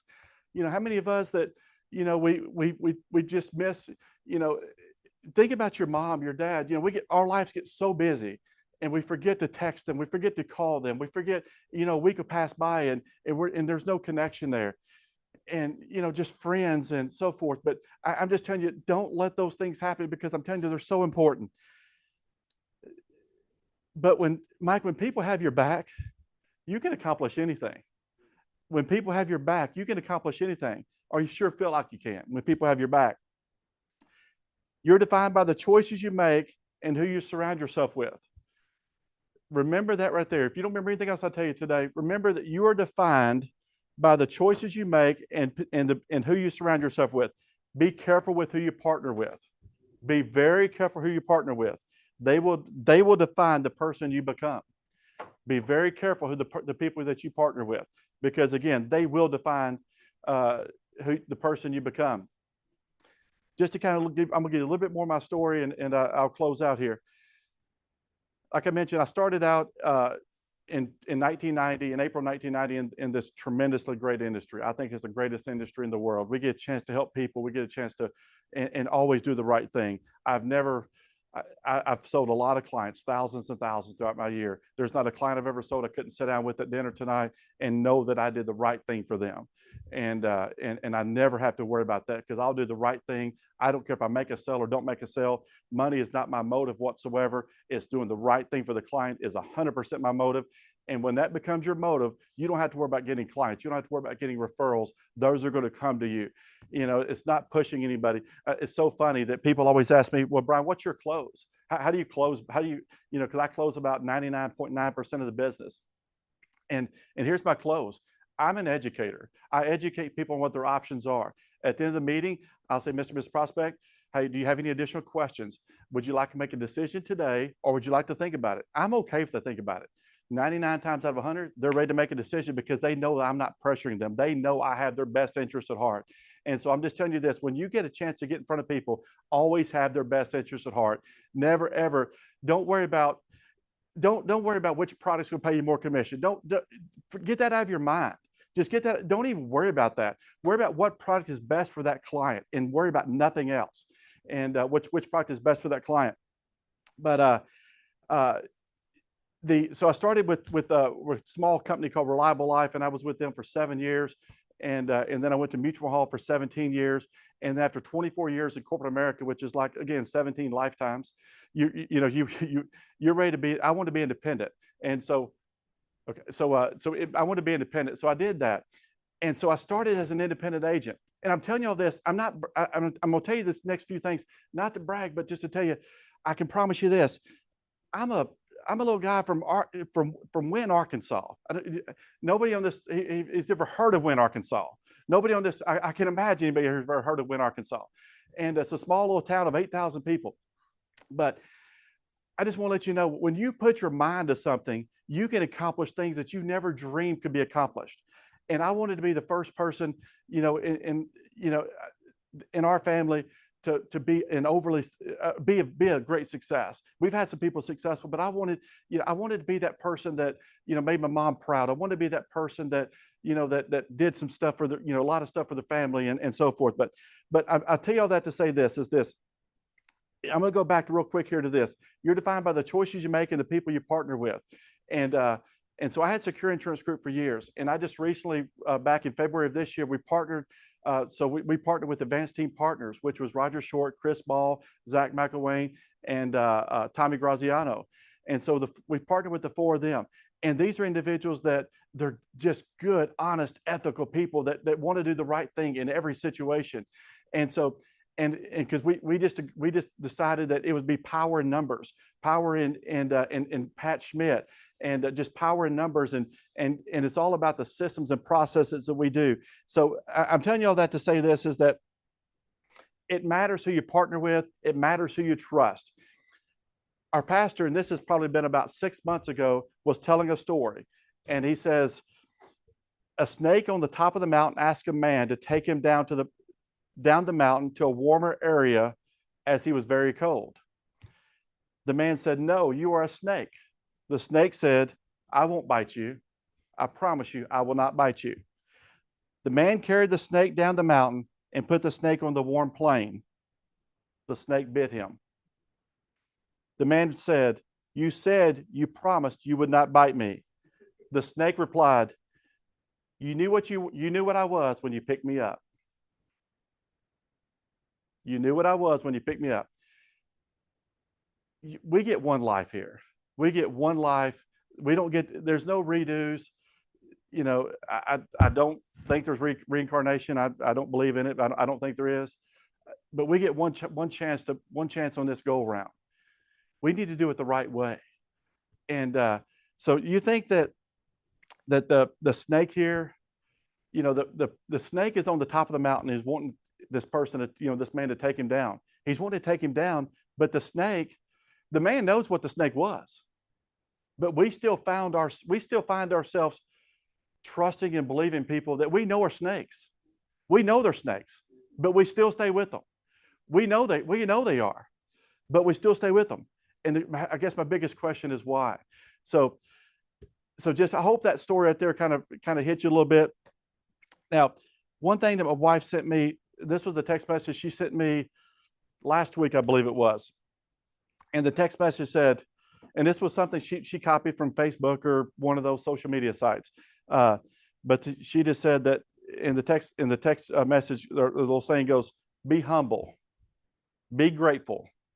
You never know what the future holds. Appreciate every day you wake up.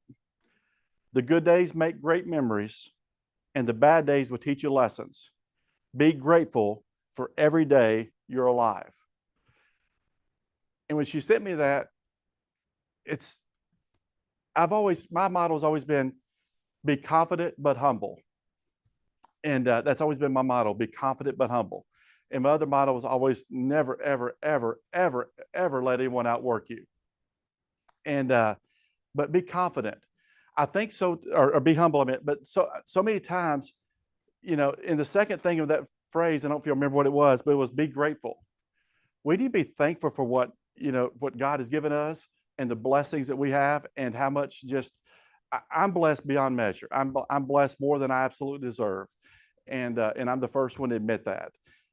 So I'm telling you all that to say this, is that there's so many times in our lives that tough situations occur, but how we handle those situations and how we, and I'm going to tell you one more real fast. Some of y'all may or may not already know this one right here. Let's be the last story I'll tell, and I'll close it out here. This was back in 1992. 1992. So Cody and I are playing in the floor at the house, and there's a ceiling fan above us with all the lights on. So we're wrestling in the floor there, and so Cody comes at me, and I could see right through the back of Cody's head. I could see right through his eyeball, his left eyeball. I mean, I could see right through the back. And so I said, "Cody, come here." So I go over there, and his left eye, I could see right through it. So obviously I panicked. And so I put my hand over this eye, and I was trying to see if he couldn't see anything at all, nothing whatsoever. I put my hand over this eye, and he would jerk if I went towards his face. So I could tell that he had no vision in his left eye whatsoever. So we go to the doctor the next. So I call the local optometrist there. He said, bring him in first thing in the morning. So he comes in. We go the first thing in the morning. We go to the local optometrist. The local optometrist the very next morning, sees us. He says, I need to send you to Jonesboro, Arkansas. So he sends us to Jonesboro, Arkansas. And so that doctor says, he does some tests. He says, there's a tumor back there. I'm just not sure. There's something back there. I'm just not sure what it is. He said, I'm going to send you to Arkansas Children's Hospital in Little Rock. So he sends us to Arkansas Children's Hospital in Little Rock the very next day. So this is our third doctor in less than 24 hours. And so we get to Little Rock, and Little Rock says, hey, he's got what they call Coast disease, which he has a total retina detachment. He's completely blind in his left eye, and he will always be blind in his left eye. He'll have absolutely, zero vision in his left eye. So anyway, so we go to so I'm like, is there any way for the retina to be attached back? And they said, you could try it, but it's unlikely. So we go to a doctor in Memphis, which is one of the world-renowned eye doctors in the world. So we go to him, and we're sitting in a waiting area. And so we're in this waiting area here, and this doctor said, and this lady sitting over here with two small children. And I said, what are you here for today? Probably the worst question I could have asked. Probably the worst question. I was just trying to start conversation, and the grandmother just started bawling. I mean, bawling beyond belief, bawling. And to the point to where it's in my head today. I'll never forget this moment. So she's crying beyond belief hard. And she says, my granddaughter is getting both eyes removed today. So she's gonna be blind, obviously, the rest of her life. And so that day forward, I thought, our situation's bad. Cody's situation's bad, but at least he still has his right eye. So, a lot of times we want to always we want to look at ourselves and say how bad our situation is. Just always think about there's somebody else got a worse situation than what you've got. And so never, ever just get in your own pity party. And I never let Cody, Cody played college basketball. He played baseball for 13 years. He played football, won, 3 national championships in football. Et cetera, et cetera. Never let him stop him, because I was not going to let that define Cody. So I'm telling you all that to say this: we have tough moments in our life, but never, ever, ever let the tough moments define you. They'll define you, but let them define you on your terms. It's easy to be great when everything's going great, but it's how we handle the tough times, and we're all going to handle those. We're all going to face those. There's not a one of us that won't face those tough times. But I appreciate your time. Thank you very, very much. I went over my time for a little bit. So.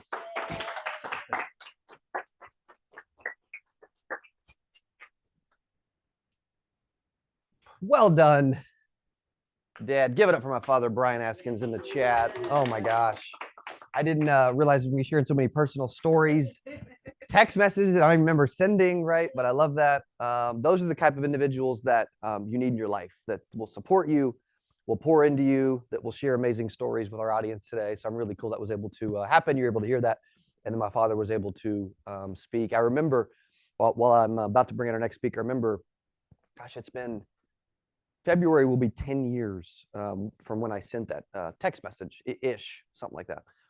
And as I think back, one of the things that I remember is with corporate America getting in the way and us moving on to what we're doing now, is that I remember thinking, okay, they're like, this company's missing out on Brian Askins, but they're also missing the young Cody Askins that they don't even know what I'm going to become, right?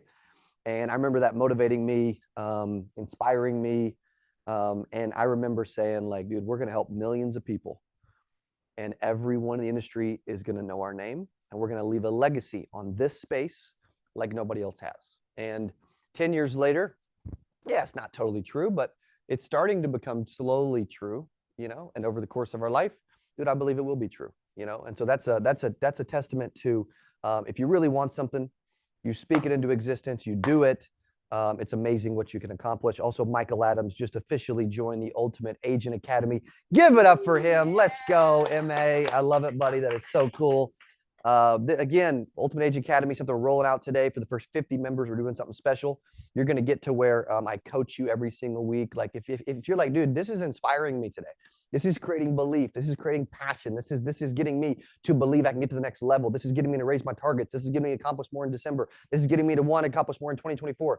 But I can tell you what, I want to do that every single week, right? I want to pour into you so that you can really start to believe in yourself and have an amazing career. My dad, who just spoke, has always said, man, if you want to have a great career, have a good day today, good day tomorrow, good day the next day, good day the day after that. And eventually you string enough good days together, you have an amazing career, right? And so I believe that you can have an amazing career. You can inspire a bunch of people. You can help millions around the world, whether you are today or not. Okay. And that's what today is all about. That's what the Ultimate Agent Academy is all about. And we're going to choose, we're going to choose agents over the next couple months for season 3 of the reality show Ultimate Agent. And we're going to pick from the members in the academy to be a part of the show, which I'm super excited about. And maybe one of the 50 new members will be one of the individuals on season 3. You never know. Okay. I mentioned some surprises and some cool stuff. You never know with what we do. I'm excited for our next speaker. This gentleman is a huge inspiration, former firefighter, and has built an amazing company and agency, has a huge heart, and is one of those people that you want to continue to surround yourself with. And so I'm super excited to bring him up. He's from Indianapolis, Indiana. He's an amazing dude. He's got his dad in studio hanging out, watching, and has agents all around the world a part of his organization. And he loves inspiring and bringing an amazing message, whether you're on the Zoom or you're on the private URL or you're on YouTube. I can promise you, you're about to love this message. Pay attention, take some notes, and please welcome to Springfield, Missouri, live in studio for 8% virtual, Mr. Mike Hall. What's up? Nice to be here. Hey, good afternoon, I guess it is already, wherever you're at, unless you're on the East Coast. Good morning to you. What a great event already. If you're loving the event already, put 8 in the chat. How about Mr. Brian Askins? How awesome with that? I get the honor of having to try to follow him, which is going to be, I'm sorry for each of you. All right. Hey, guys, so before we get this thing started, I just want to play a little trivia with you, and I want to see if somebody can get this right. There is a, and by the way, if you guess it, if you guess the person that I'm getting ready to read a quote from, then I want you to put the name in the chat. And the first person that guesses the right name, I'm going to send a book to you that I'm going to be teaching out of today. So I'll give you some hints after I read the quote. Okay. So this is something that he put on social media this past week. Here's what it says. It says, do you want the life that you have now? If you don't, what are you going to do about it? Do you have a plan to change? Do you have a plan to changing your actions and your belief? Ain't nothing going to change if you don't change first and foremost and plan your ways. That's the way you plan. Who is it? Does anybody have an idea who that could be? Let me give you some hints. It's somebody very famous. It's somebody that's in the sports world. It's not Robbins, but good guess. Somebody that's in the sports world. I'm going to give you this next guess. It's Dallas has got it. The next tip is going to give it away, I think. He's the only person that's ever played in a Super Bowl and a World Series. Does that give it? I heard it in here. Can someone, but who in the chat, who could it be? Bo Jackson, not Bo. Deion, there it is. Joel Carter. Deion Sanders, absolutely. Guys, and I don't know if you've been following Deion or not. I am a big fan of Deion. I'll tell you, I really didn't follow him when he played, but I love what he's doing now. I love how he's building people up, how he's speaking life into people. And if you get a chance, follow what he's doing, because if you haven't seen, the entire world has been focused on him this year. He came into Colorado. He took a team that lost 11 games and flipped the script around, and they won the first 3 games this year, right? Look, the story's not done. They're still writing the story on Deion and the effect that he's going to have at Colorado. But what he's doing is he's building these players up. He's speaking life into them. He's teaching them how to become a man, right? It's not about football. It's about the person they're becoming. And he's changing generations with what he's doing. And I hope that you're paying attention today, because we've got people that are pouring into you that have already been through the gauntlet, right? They're sharing the struggles that they've gone through with you. So who was it? Joel Carter. So we're going to make sure we get his name and his contact info. Joel, send a direct message to Cody on here with your address, and we'll get that mailed out to you tomorrow. And the book that I'm going to send you, Joel, is The One Truth by John Gordon. So if you haven't read that book yet, I would pick that up and get into it. And the neat thing about what I'm going to talk about today is you've already heard this from several people. It's going to go right along with what Brian was talking about, and Sherry, and what Cody was talking about, and what Dallas was talking about. And in this book, in the beginning, it talks about 2 different states of mind. And I want you to tell me if this is something that you can relate with. The first one is a low state of mind. It says a low state of mind is characterized by a lot of thought, a lot of clutter, a lot of fear, anxiety, insecurity, and or doubt, right? Put a 1 in the chat if you've experienced that, right? And that should really be everybody, because it says it doesn't matter where you are in life. It doesn't matter who you are. Everybody goes through a low and a high state of mind there. You know, for me, I was a Baltimore City firefighter. I love the fact that Sherry was a police officer, right? We get to serve and make a difference for people. Everything I've ever done in my life has always been in the service department, whether it was as a Marine or as a firefighter. I lost my job in the fire department because of some lung issues I got overseas when I was in Iraq with the Marines. And I was in a low state of mind when I lost my job. I joke with people. I say that my resume says that I can break things and kill people, right? But really what it said that I could do is I was really qualified to work at McDonald's.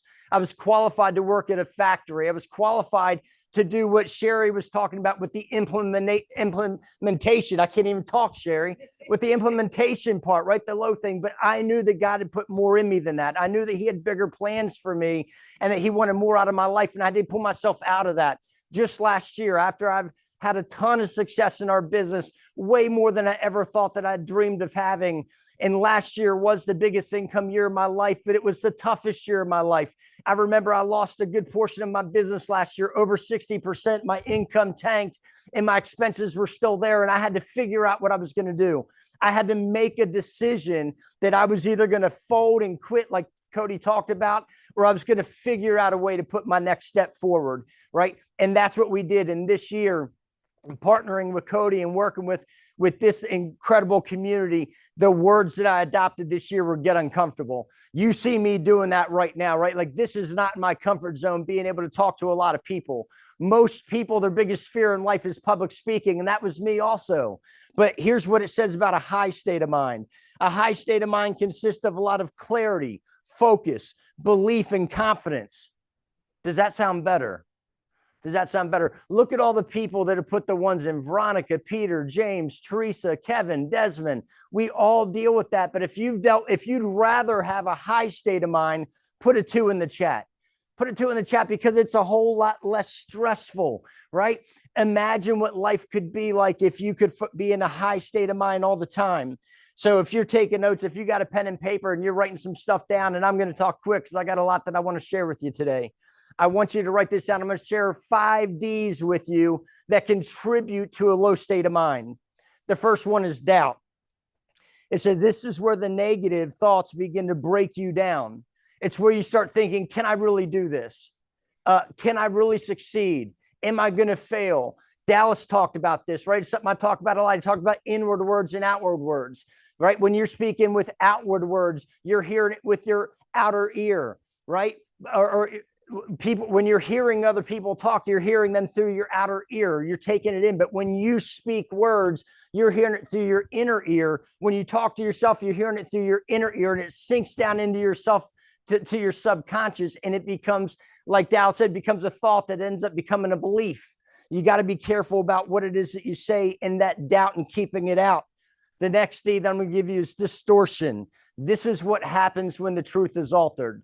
How many people have been lied to, whether it's in this business or in any business, or someone has altered the truth with what you're talking about?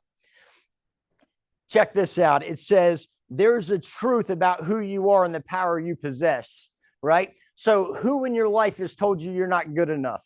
Who in your life has told you that you need a job? Who in your life has told you that you're never going to make it and you got to stop playing businessman? Words are things, they're powerful. You got to protect that. You can't let someone give you a distorted reality, because the fact of the matter is, just like Cody said earlier, words matter. And whatever you say, whether you think you can or you think you can't, you're right. These lies are going to wreak havoc on you. They're going to accuse you. They're going to weaken you. They're going to belittle you. They're going to make you doubt yourself. The thought comes in so fast that before you know it, you believe it, and then you reinforce it, and it becomes an unhealthy part of your soul, and eventually it discourages you. The next D I'm going to give you is discouragement.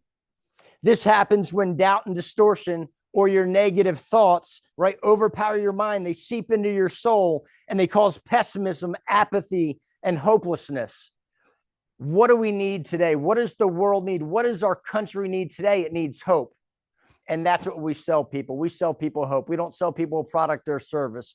We sell people hope that whatever it is that we're helping them with, that we're going to be there in their family's time of need, that whatever the agents are that we're bringing on and we're hiring, that we're going to be there to help them, guide them through the process of this thing called business that we do. I forget who said it earlier. It might have been Brian. It could have been Cody, but somebody said life is hard. They said business is hard. What we're doing in the insurance business, to go out there and build a business in the United States of America, it's one of the most difficult things to do today, right? So when we can get in a community like this, and we can get near like-minded people that think like us, that are going through the same adversities, that can show us how to get through that minefield. They can stretch us. They can let us know that it's okay. Just keep taking a step.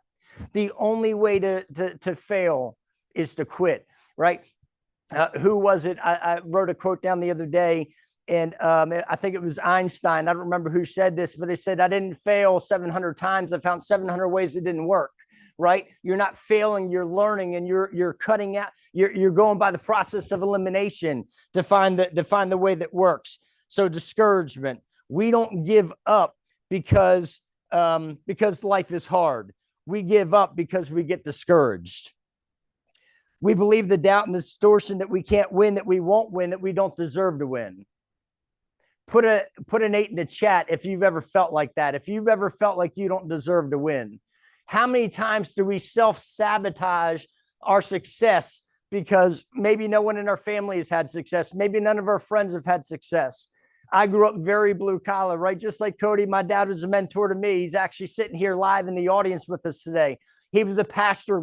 I always say he was a pastor growing up. He actually was a pastor growing up because he started preaching at age 13, but he was a pastor as I was growing up, right? He always had a part-time job, always had a part-time business. Nobody taught him how money works, so nobody was able to teach me that, and we both have learned that through trial and error. But you know what he taught me? He taught me that your word is your bond, and that's the one thing that somebody can't take from you. It doesn't matter what you have. Material things are nothing, but as long as you are who you say you are, you do what you say, and you say what you do, that's all that matters, right? We were having a discussion as we were driving over here yesterday, and we were talking about what really matters to us.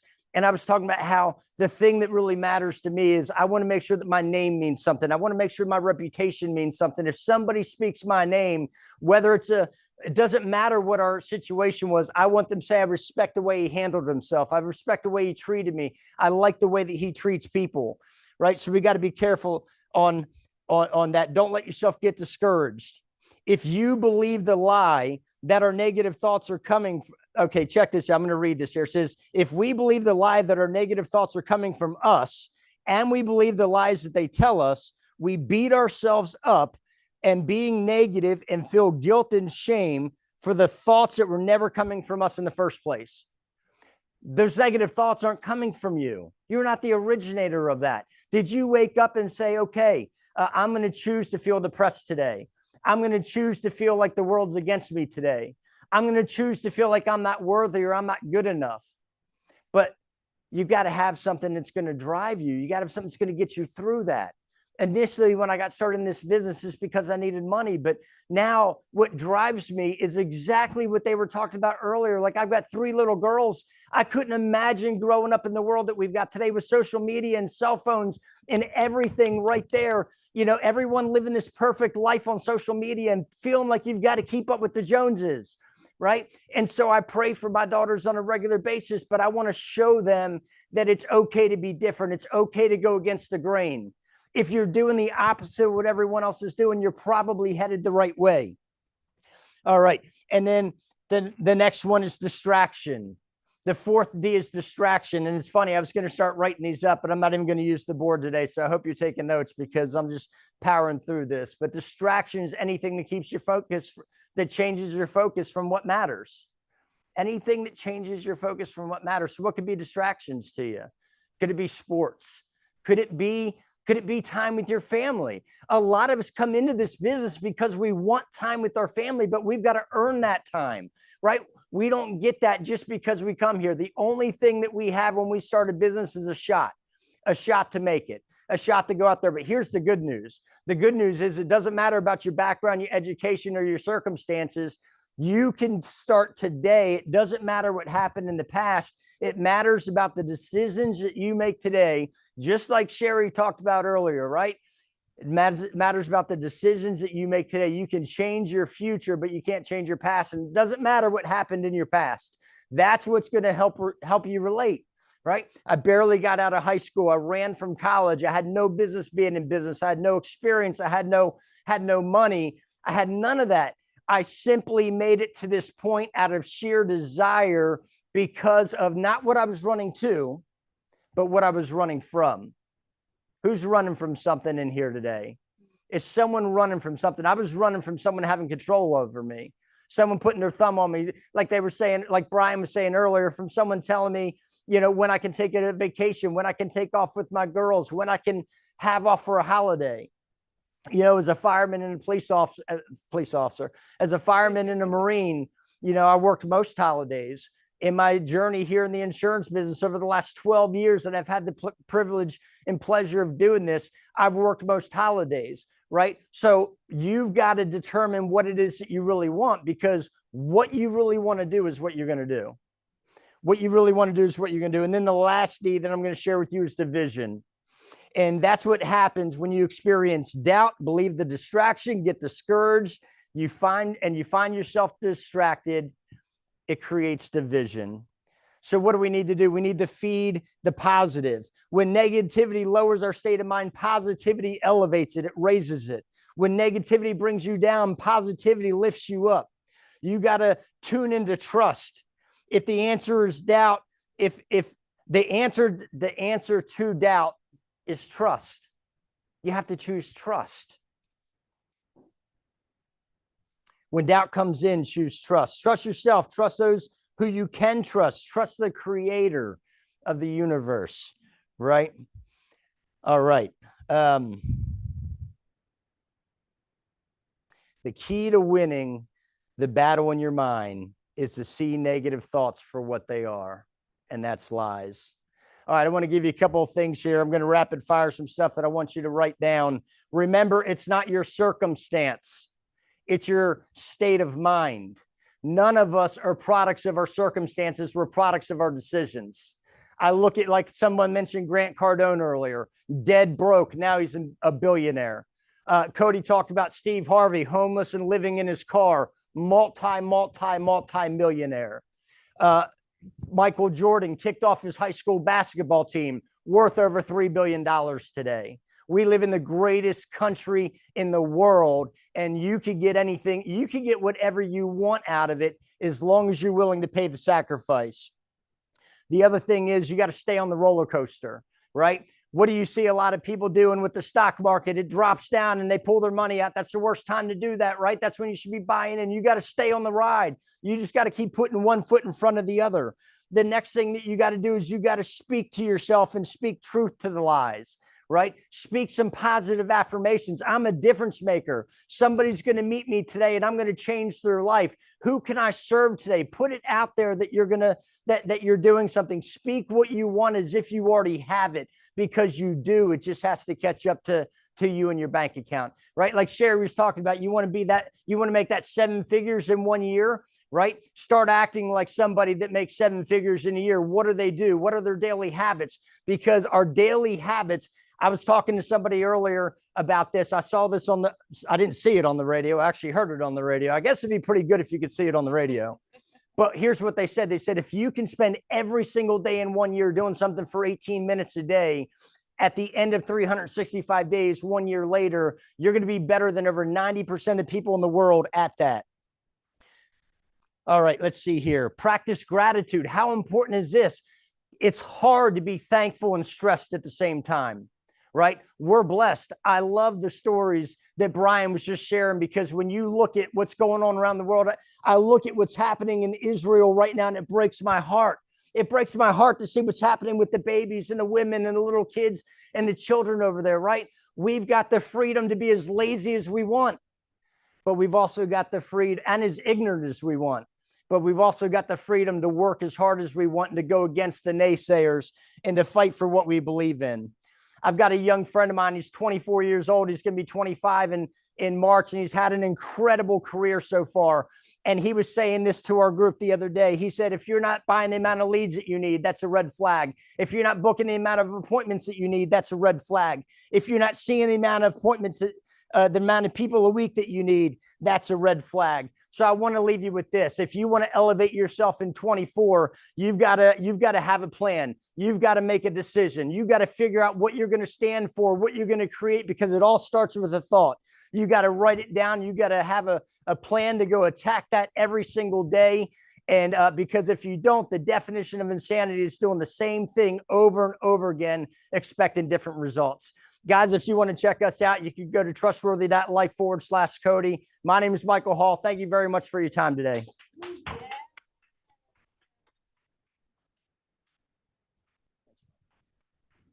Let's go, Mr. Mike Hall. Thank you so much, Sherry. As we are all hanging out in the studio here in Springfield, Mo. I had a big, Cody Molman says, I had a big problem with this in the past. A bunch of engagement, bunch of good feedback. Give it up one more time for Mr. Mike Hall. Appreciate him. Amazing, amazing, amazing. Thomas Edison was asked how it felt to fail 1,000 times in an attempt to invent the incandescent light bulb. He replied, I didn't fail 1,000 times. I discovered 1,000 versions that didn't work. They didn't work first. Yeah, exactly. I love that. Michael Adams says, great advice. Never jump off the roller coaster until you reach the end of your ride. That's good. Desmond says, it's not your circumstance, it's your state of mind. Love that. Dude, thank you so much, Mike. Appreciate you traveling all the way here and being a part of this thing. Who's like, man, you need to get Mike Hall on everything you do all the time. And you're right, by the way. Appreciate this cat. Amazing, amazing, amazing. We've also had several. Actually, Dustin, can you grab my phone off the back couch and bring it to me really quick? Thank you, buddy. I'm going to recognize some of the members that are joining the Academy today. I appreciate you guys doing that because I'm super, super, super excited about that specifically, and getting able to coach you guys and hang out with you every single month, and getting to really pour into everything that you're doing. I do not take that lightly. I love getting a chance to do that. And so I'm excited for that. Let me find today. We've had several others that have joined. Okay, it looks like Rustenbeck, Jason, Kelly, Douglas. Give it up for these guys in the chat, man. Appreciate them doing this. Teresa, Oleg, Hunter, Desmond, James, Horacio, Michael, Yvonne, Damon, Michael, Kimberly, and Tan, who is here with us in studio. I love that. So again, for the first 50 that join Ultimate Agent Academy, you get weekly coaching with me. You also get classes. We're going to do those throughout the month on specific topics with industry leading trainers. Like we may have Sherry say, hey, I'm going to do a topic on social media specifically, and then we'll be able to schedule that class, and then you will get a private invite to be a part of her class, right, as a general example. Also 3 different courses, Sales System, which has over 400. These are the courses you get. It has over 400 training modules and quizzes in the Sales System. It's my life's work in a box. You get access to the Sales System. Which at one point we sold to agents for $1,000, and agencies have paid as much as 60 grand for that. So Sales Systems included. Also, telesales mastery. That's $1,188 per year if you buy it on its own. Telesales mastery, everything about it's got live recordings in there of actual people making sales, me making sales, scripts included, everything you need for that. So telesales mastery is the second course. And the third course is Insurance Prospecting 101. It's a several hour workshop of me teaching you how to get in front of people and the importance of prospecting. I give you some new creative examples to get in front of people consistently.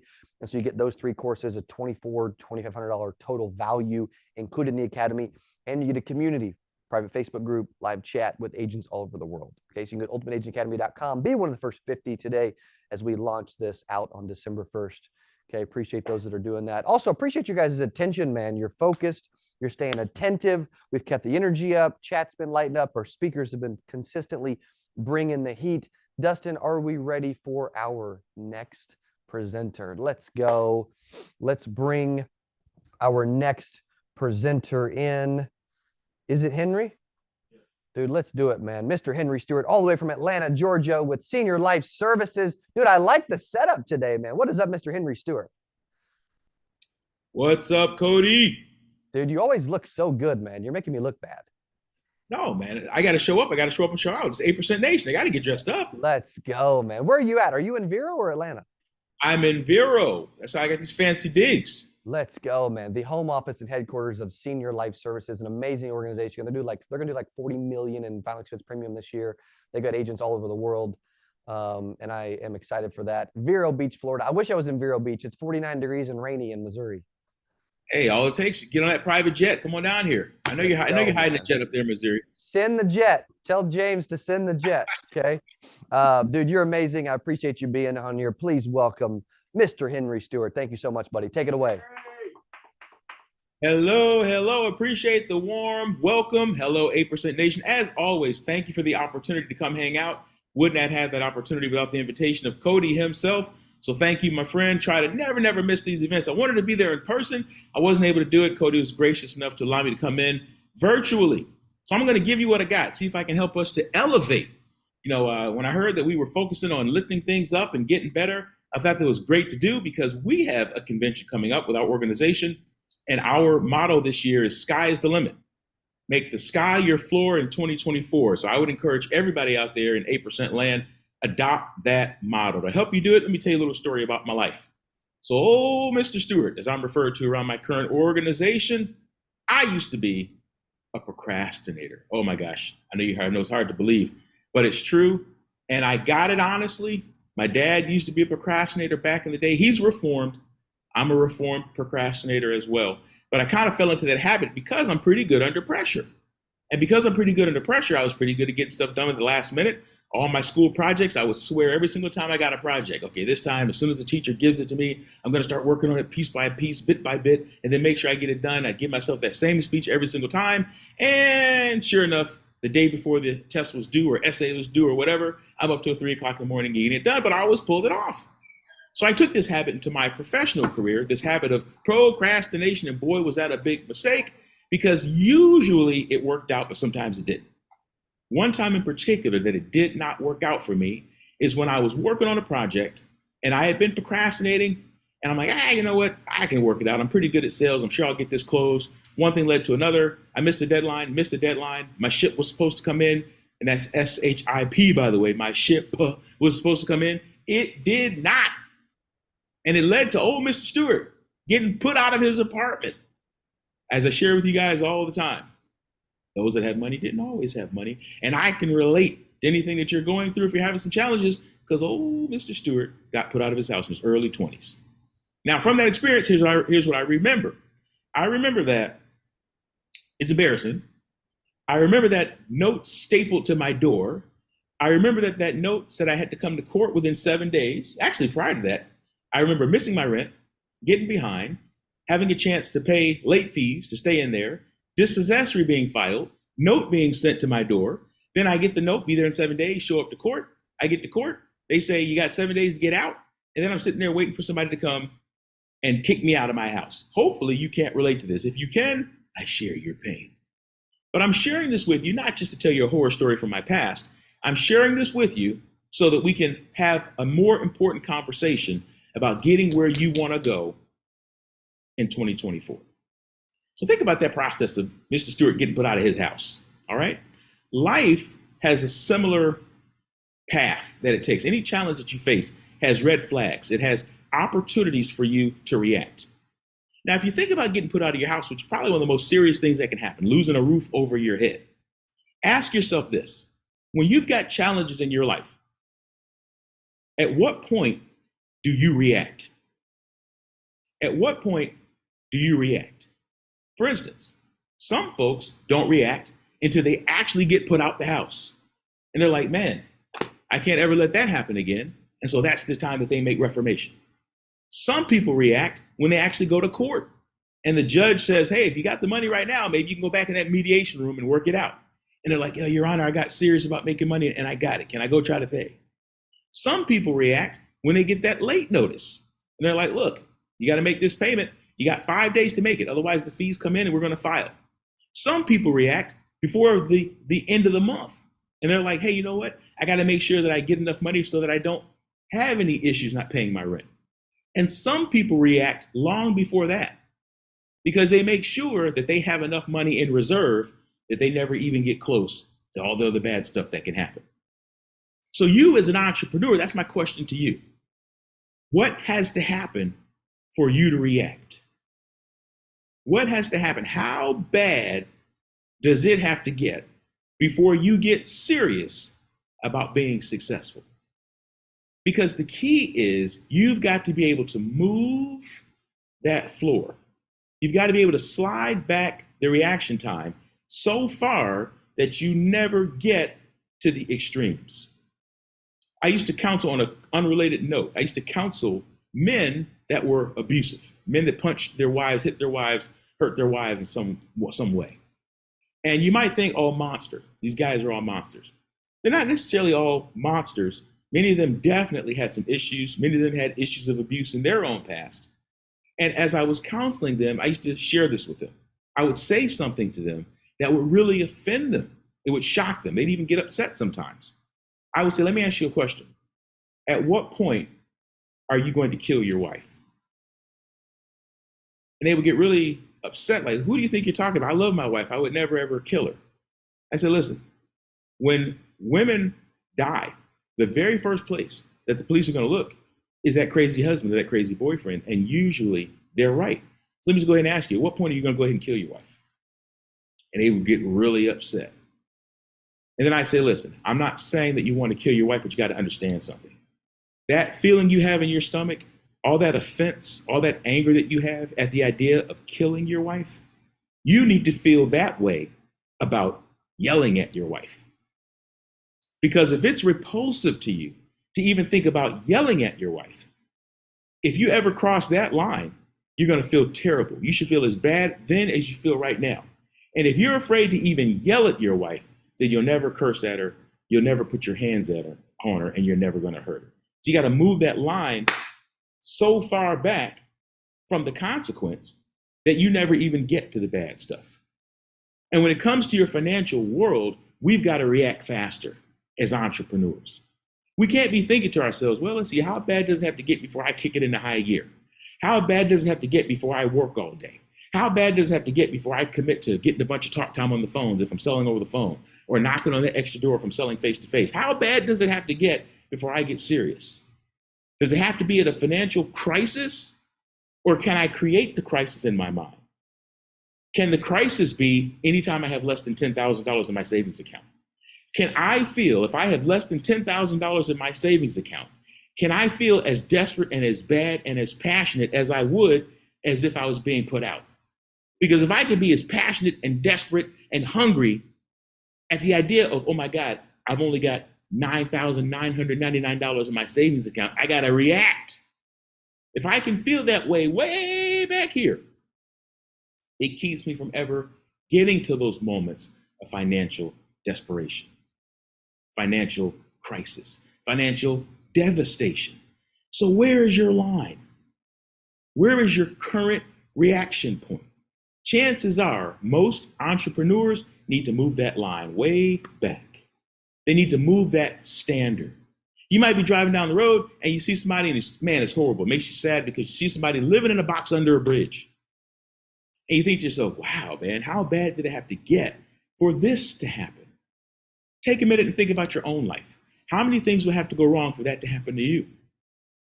You eliminate all your options, can't live with your mom, can't live with a cousin. One thing leads to another. Next thing you know, man, I'm homeless. Are you 5 steps away, 4 steps away, 1 step away? What would you do to prevent that outcome? How hard would you work to prevent that outcome? Because that might be a line for you. Well, man, I don't care what happens. I'll never let it get so bad that I'm living in a box under a bridge. But why set the bar so low? If your floor is, man, I'm never going to let it get worse than a 3-bedroom ranch and a BMW 3 Series. I'm never getting any worse than that. If that's your floor, then it just makes your ceiling that much higher. Then eventually you blast through that ceiling and you're able to achieve anything that you want to achieve.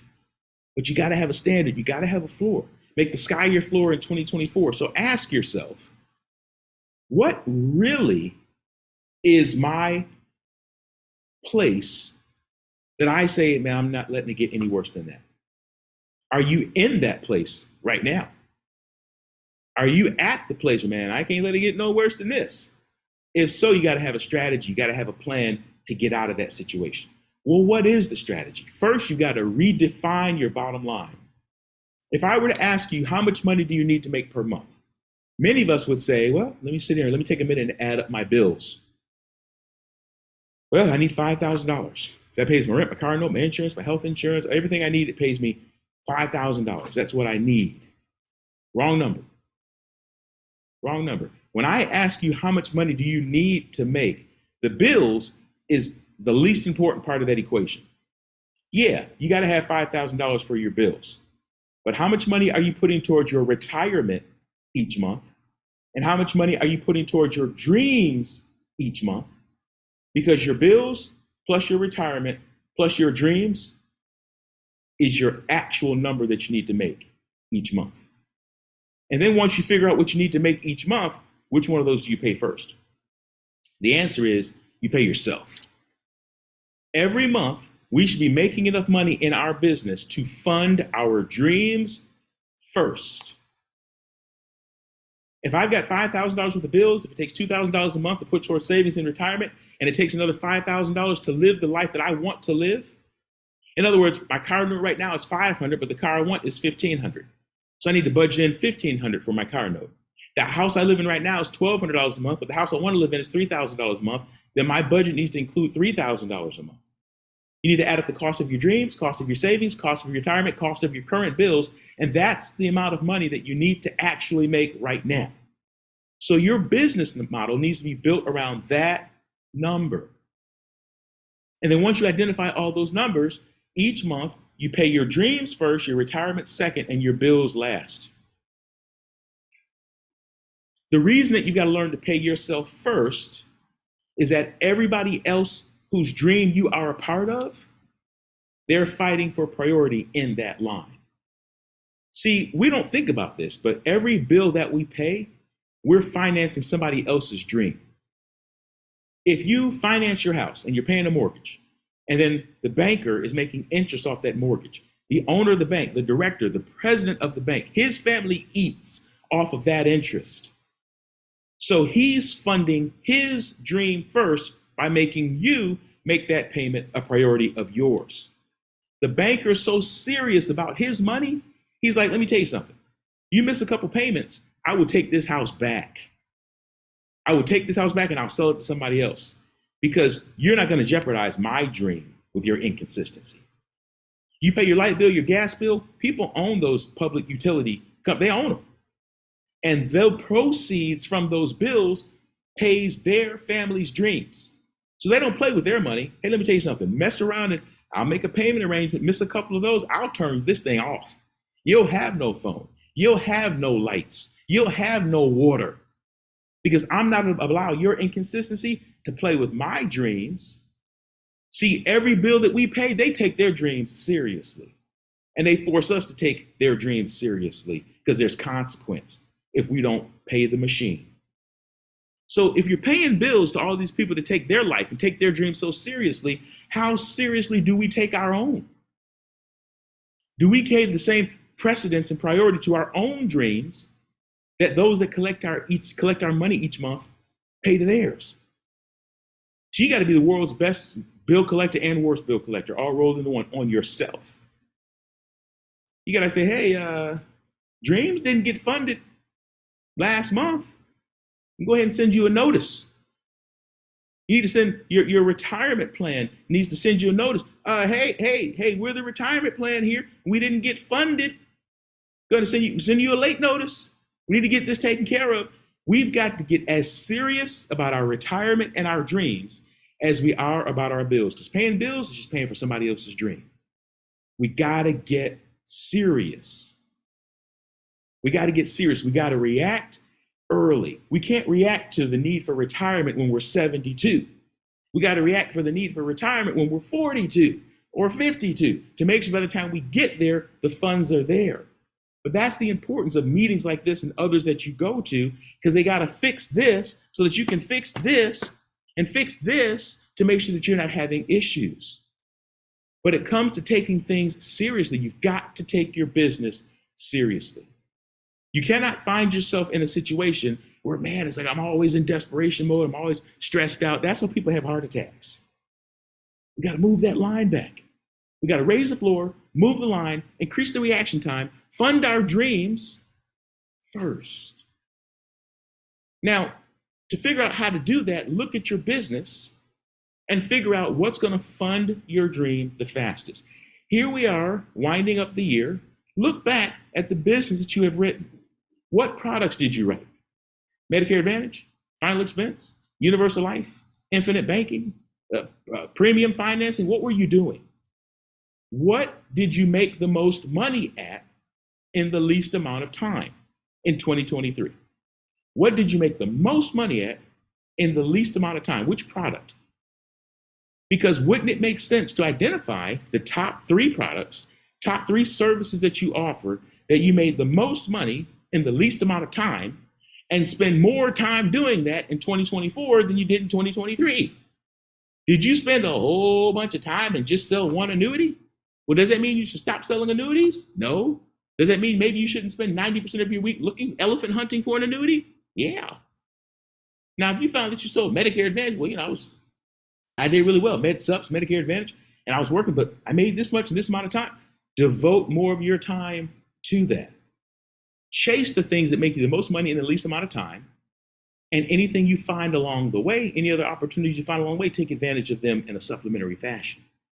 But you got to make sure that you understand what your true financial need is. Otherwise, you'll be constantly treading water. If you think your financial need is to pay your bills, you're going to be in an endless cycle. Day 1 of the month, fight. Get my bills paid by the 29th of the month. And then it all starts over again. And that's how you end up checking receipts at a Walmart when you're 78. Some people are checking receipts at a Walmart because they like it. You can tell them. They're just bored. And they're there and they got the blue-haired old ladies with their nails all done, a nice dress. And some people are there because they got to be, and you can tell it. You don't want to be working past the day past that you want to work. You don't want to have to work because you have to.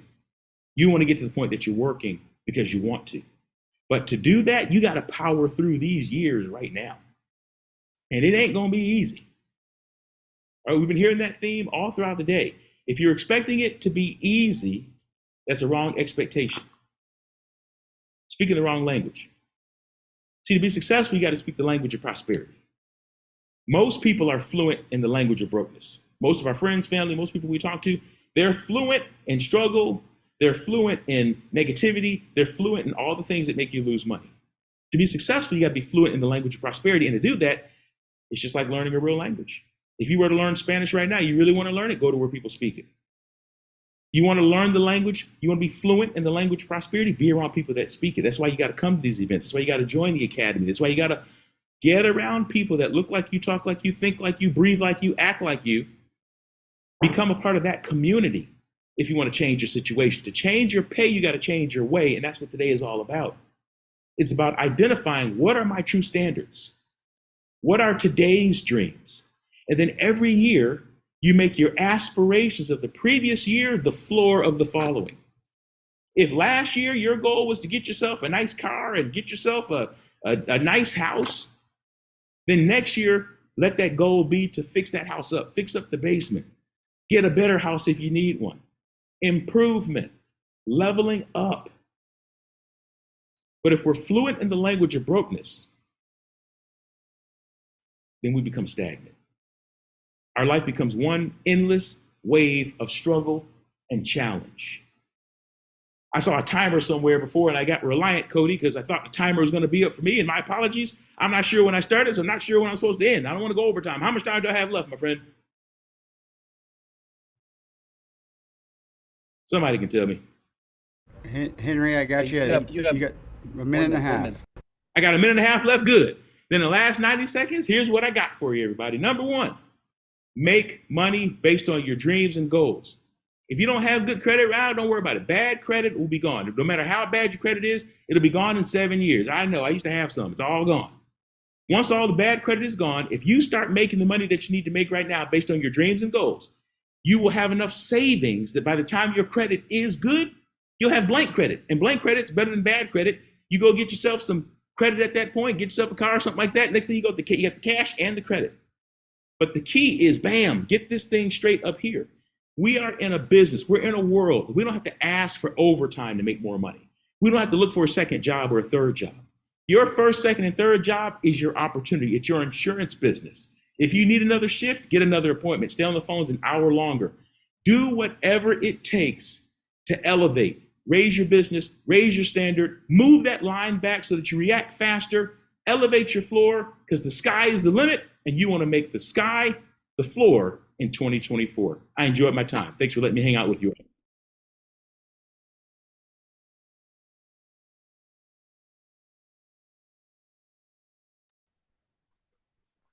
We lost my TVs, man. We lost my TVs. Henry just shut the building down with an amazing final talk, bro. He just shut the electricity down. Dude, I like that. Make the sky the floor. Henry, you're amazing. I love you guys and I appreciate you being on today. Let's go, man. Give it up for Mr. Henry Stewart as we spotlight me. Thank you so much, man. Appreciate you guys. Also, Dustin, if you want to go back and spotlight me so they can see me instead of Henry. Brett's going to come in and check on our TVs, man, as Henry. Dude, that dude can speak, man. I told you guys, when that dude speaks, everything shuts down, man. The whole freaking building shuts down. And then we end up on a private island because he gets us so freaking jacked and motivated that's where we do. You know what? I would be okay with this. Is my view every day, right? Right? Who would not be okay with this? Talk to me, right? Who would not be okay with this? Okay, I love that, man. Okay, great. Also, thank you for replacing the spotlight. That's perfect, man. Who's loving today? I got a special guest I'm about to bring in just a second that is going to share his experience on Ultimate Agent Season 2. So please welcome one of our contestants, man. Dude was 19 during the show. He's 20 now, and then we'll bring up the other gentleman right after him. Please welcome, from Tulsa, Oklahoma, Mr. Alexander Salah. Let's go, baby. Let's go. How are Appreciate you? I'm good, man. I'm good. I'm pumped to be here, man. Dude, you're looking good, man. He's looking fit. Dude's been pumping some iron. I'm trying. He's been eating good, you know? Yeah. Dude, I appreciate you being here, man. Yeah, man. I appreciate it. It's good. Always good to be here. So we watched Ultimate Agent Season 2, Yes. the first episode last night together, which was, gosh dang, that was cool. What was your thoughts on seeing the first episode of Season 2? It's crazy. I think everyone is going to be in for a treat, dude. It's freaking outstanding. I give so much credit to Keith, bro, and Dylan. These guys are behind the scenes. Brett, too. Everybody, the whole crew. Everyone's behind it. They're putting on a really, really good show. It's about to be a good one, so I'm excited. What was your experience like for those that are like, bro, what is it? Yeah. What is it like to be on a reality Yeah. show with Cody Yeah. Askins and his team Uh-huh. as a part of the Ultimate Agent? What feedback would you give about your experience? I would definitely say coming into the Ultimate Agent, very lackadaisical, lazy, not confident at all, actually. And I was not where I was supposed to be in my business at all. Completely discombobulated. I was nervous. I didn't know what to do. My dad was always there pushing on me heavy, but I felt like I wasn't getting anywhere. I was just standing still, you know? And Anybody else feel that a little bit? You're like, bro, I feel like I'm standing still, Yeah. you know? And when I got on the Ultimate Agent, I got in that environment, it was like a whole 360. I was like, what's going on? Like, I'm in a pressure cooker now. I got cameras in my face. I don't know what it's either I'm going to embarrass myself or I'm going to do good, you know, because if I'm not going to do good, I'm going to embarrass myself, and I don't want that to happen at all. Right. So, it's just the world watching. Yeah. On December the 12th, no big deal. And I told myself, I was like, I'm not going to do that. I'm going to go out and go kill it and do whatever I can to win. So in that whole environment, those days I was there, it was just my business transformed. I told you this as well, just the days I was there and I got to get immersed to the whole thing. Once I took everything back home, my business 10x. So like I said, I'm extremely grateful for you, bro, and everything you've done for me. So like I said, for the whole audience watching, guys, bro, you got to get on this because trust, it all works out. It really does. So appreciate you. Yeah, bro. man, I appreciate Let's you. go, Yes. man. One of our 7 contestants. Give it up for Mr. Alexander Salah. Appreciate you guys. Dude, let's also pass the mic to Adam and we'll bring him up. If you want to mute that mic, throw it on somebody else and then unmute it and then we'll chat, you know? Man, 20 years old, dude. How cool is that, right? In fact, also help me see the chat. Man, 20 years old, like, wow, powerful. He spent a week, unless he got eliminated early, I guess. The total event contest was 6 days that they stayed in Springfield, Missouri at our office. We shot a reality show. They had microphones on for like 18, 20 hours a day. They had cameras in their face, GoPros in their car, GoPro cameras at their desk. Like crazy experience, mega high quality, by the way, mega high quality. And so that show, season 2, actually comes out December the 12th. I'm super jacked and excited for that. Also, if you want to scroll down on the Zoom chat a little bit for me so I can see, appreciate you guys still interacting and doing that. Yes, been there. Adam Lindsay was also on season 2, one of our 7 contestants. Welcome back to Missouri, man. Thanks, man. It's good to be here. Thanks, Yeah, brother. Dude, thank you for having from us. North Carolina. Yep, I'm from Greensboro, North Carolina. Was on, how long have you been in the industry? I have been doing insurance for, wow, almost 3 years. Let's go. Yeah, 3 years in April. Dude, you shared something with me in the car about a year, about a year and a half ago? 16 months ago? It was a little over a year ago. Yeah. What was that? Because we were at an event. I was actually at Churchill Downs, watching a horse race, doing Super like an fun. insurance event, which was great. And then you needed to ride back to the hotel, or I did.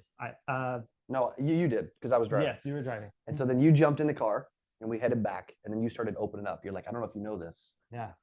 So basically, I was like, hey, Cody, I don't know if you know this, man, but I've been struggling and I've had so many times where I've wanted to quit and just give up and leave the insurance space. And not too long prior to that, I was thinking the same thing. And so I told Cody in that moment, you know, I was kind of crying a little bit. I was like, you know, you're the reason that I've stayed engaged and like doing what I'm doing because of all the content that you put out, all the trainings and everything. And that's really what's honestly kept me in the business. Even now, like it doesn't really stop, right? You can ask even high performing people, they'll tell you, you'll have moments where you want to give up and you want to quit.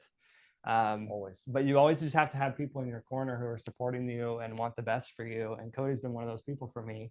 And I've got such a strong support system with my company that I'm with too.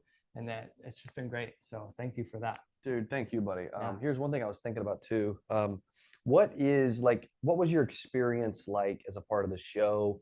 Why should they watch? And then what do you think about the Ultimate Agent Academy that we're unveiling and releasing today? Yeah. So one thing that's been really cool, just being here in their new office, which is awesome, by the way. Buddy. We've kind of got the secret tour of behind the scenes of the show. So we've got to watch a little bit extra beyond just, you know, first episode. And so without you guys? Yeah, without everybody else. So it's been cool to see, just kind of relive that. And so it brought back a lot of memories, obviously, of being on the show and how high stress it was and intense. And we were talking, me and Alex last night, about just rewatching episode 1, how much anxiety it brought back of being in that moment and being so intentional about just having that production there, right? And so that we could keep competing every day on the show. And that was really intense, just being in that environment where you were being pushed to your absolute limit. I mean, how long were we in the office like Oh, it was 13, like 14 hours. yeah, every yours day? like it was like 7:30 in the morning till about 11:30, 12:30 at night. Yeah, because I we mean, would 16, 17 hours. we would stop probably. selling at 8 or 8:30, and then we have to do all the interviews, the one-on-one coaching, and then they have to do like the eliminations and all that stuff. Yep. And so it took a long time every single night to get all that stuff through. So Yeah, I mean, we were doing that for 2, 3, 4 hours every night. It seemed, Yeah. and it flew by, but like you're right. Like we had to literally go, interview all 7 people. I had to do one-on-one sessions with all 7 people, and then we had to do the elimination, and we still had to get footage from somebody that just got voted out. You know, or Yeah. not voted out, but like voted themselves We're out. off I the guess. island. Yeah, right. It felt like that. So yeah, it was pretty crazy. What do you think about if you're them and you're watching this and we're talking about helping them become the ultimate agent and unveiling this academy? What's your thoughts when you heard about this? I think I told you about it yesterday. Yeah. Yeah. So I would say number one, working with Cody can change your life. It's definitely changed my life for the better. And just being associated with these kinds of people who are high level and are actually putting in the work and know how to get there. So following their footsteps, change your life completely. And so I've always been a part of Cody's like training programs that he's put on ever since. I think the first one I was in was like Rising Stars. Yeah. When it was Rising Stars, and now it's Crazy. Now it's going to the Ultimate Agent Academy. So I will continue my subscription over, but just having access to all of those tools, to Cody's trainings, the community of people. I mean, if you watch season 1 of the show, Johnny Ninifan, I met him on one of those programs, and we've been friends ever since. We still text each other every now and then. And so just, you create this network, this community of people that can really support you and be there for you and answer questions that you have. So that's been a really great resource, but also being able to go through all your trainings. I mean, there's hundreds of hours of trainings that are in there, in that library that he has. So if that's what you feel like you're struggling with, you need more training, there it is, $49 a month. It's not that bad. So all of those things I would say are fantastic. Definitely worth the investment. Well, I appreciate you being back in Missouri. Thanks for being on the Ultimate Agent. And thanks for pouring into our audience today. Absolutely. Let's go. Ladies and gentlemen, Mr. Adam Lindsay. Thank you, Adam. Man, we got Adam jumping in. We got Alex jumping in. Like, we've had such a special, fun day, by the way. Like, I love getting to do this. We're about to bring in a couple of other amazing, pretty cool freaking guests, by the way. You know, if I think if Katina wants to head back and get mic'd up, you are technically up now. Or let me see if is Roger on, because we could throw to Roger and then go to Katina and Jen after that. We got about another hour or so, I would say. Let's see if my buddy Roger Short is on yet. There he is, dude. He's always ready, bro. I love the mic. I love the setup from Life Insurance Academy and Impact Legacy Group. Mr. Roger Short, what's up, sir? Hey, Cody, how's it going, man? Doing great, buddy. You're in Louisville, Kentucky. I am. I'm in Springfield, man. I appreciate you jumping on. I know you get super, super busy. You always got events and stuff you're doing with people.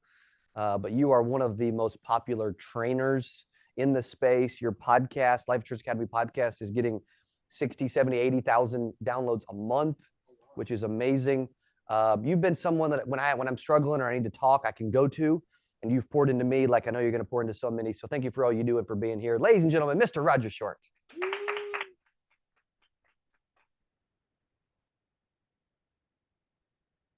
Oh, we need to see if we can't get you unmuted so we can get you rolling, man. Who's like, dude, I'm ready to get unmute him. I'm ready for him.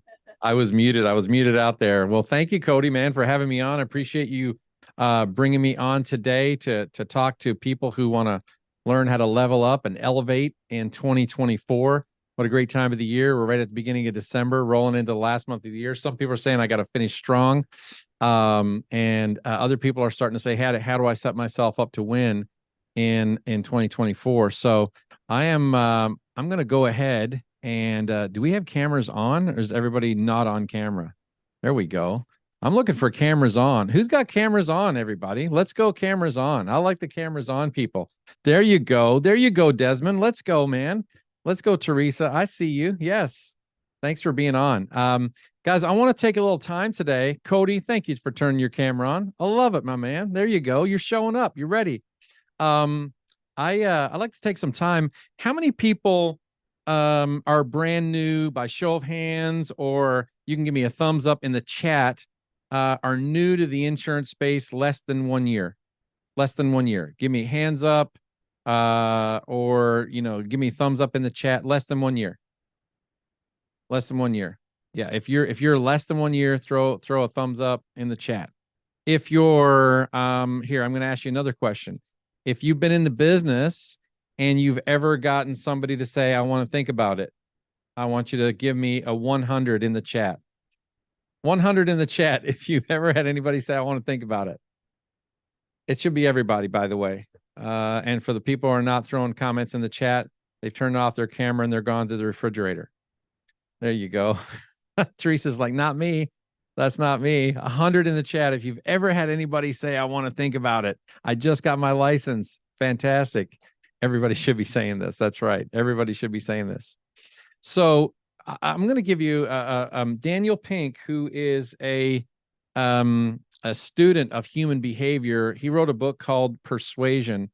And that book, one of the fascinating studies that he did in that book was they did a study on human behavior in the workplace. And they did a study with 7,000 full-time U.S. employed U.S. workers. Okay, 7,000 cross-section, male, female, 7,000 full-time employed U.S. workers. And they asked those people, what percentage of your day, every day, are you trying to persuade, influence, or move somebody to your position at work? Okay, like if you're giving a presentation, obviously you want people to buy into the value of your presentation. Or maybe it's like, hey, where are we going for lunch? Or you're in a meeting and you're talking about ideas and you're presenting an idea that you feel is valid. What percentage of your day are you moving someone to your position, or are you presenting something that you're trying to move someone to your position? You're trying to influence, persuade, move them to your position. What do you think the number was? Go ahead and throw some numbers in the chat. What percentage of your day? This was 7,000 U.S. workers, so it was a pretty broad study, pretty accurate numbers. Desmond says 75% of your day. Cody says 54% of your day. All right, let's see some other numbers. What do you guys think? I need engagement here, folks. I need engagement. 36%. What else? What percentage of your day is bringing other people to your position? Teresa says 36%. Thomas said 25%. Guys, that number is a whopping 41%. 41% of the people said that they spend about 26 minutes or 24 minutes out of every hour of every day moving someone to their position. Now, let me put this to you. Another follow-up question to that was, when you hear the word sales or salespeople, what is the first word that comes to your mind? What is the first word that comes to your mind?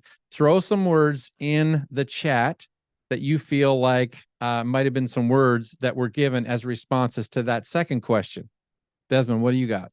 What's some words? First word that pops into your mind with sales or salespeople. Come on, I need participation here, folks. Landon, Brent, Thomas, Steve, let's go. Cheyenne, Julian, Celeste. What do we got? Desmond says money.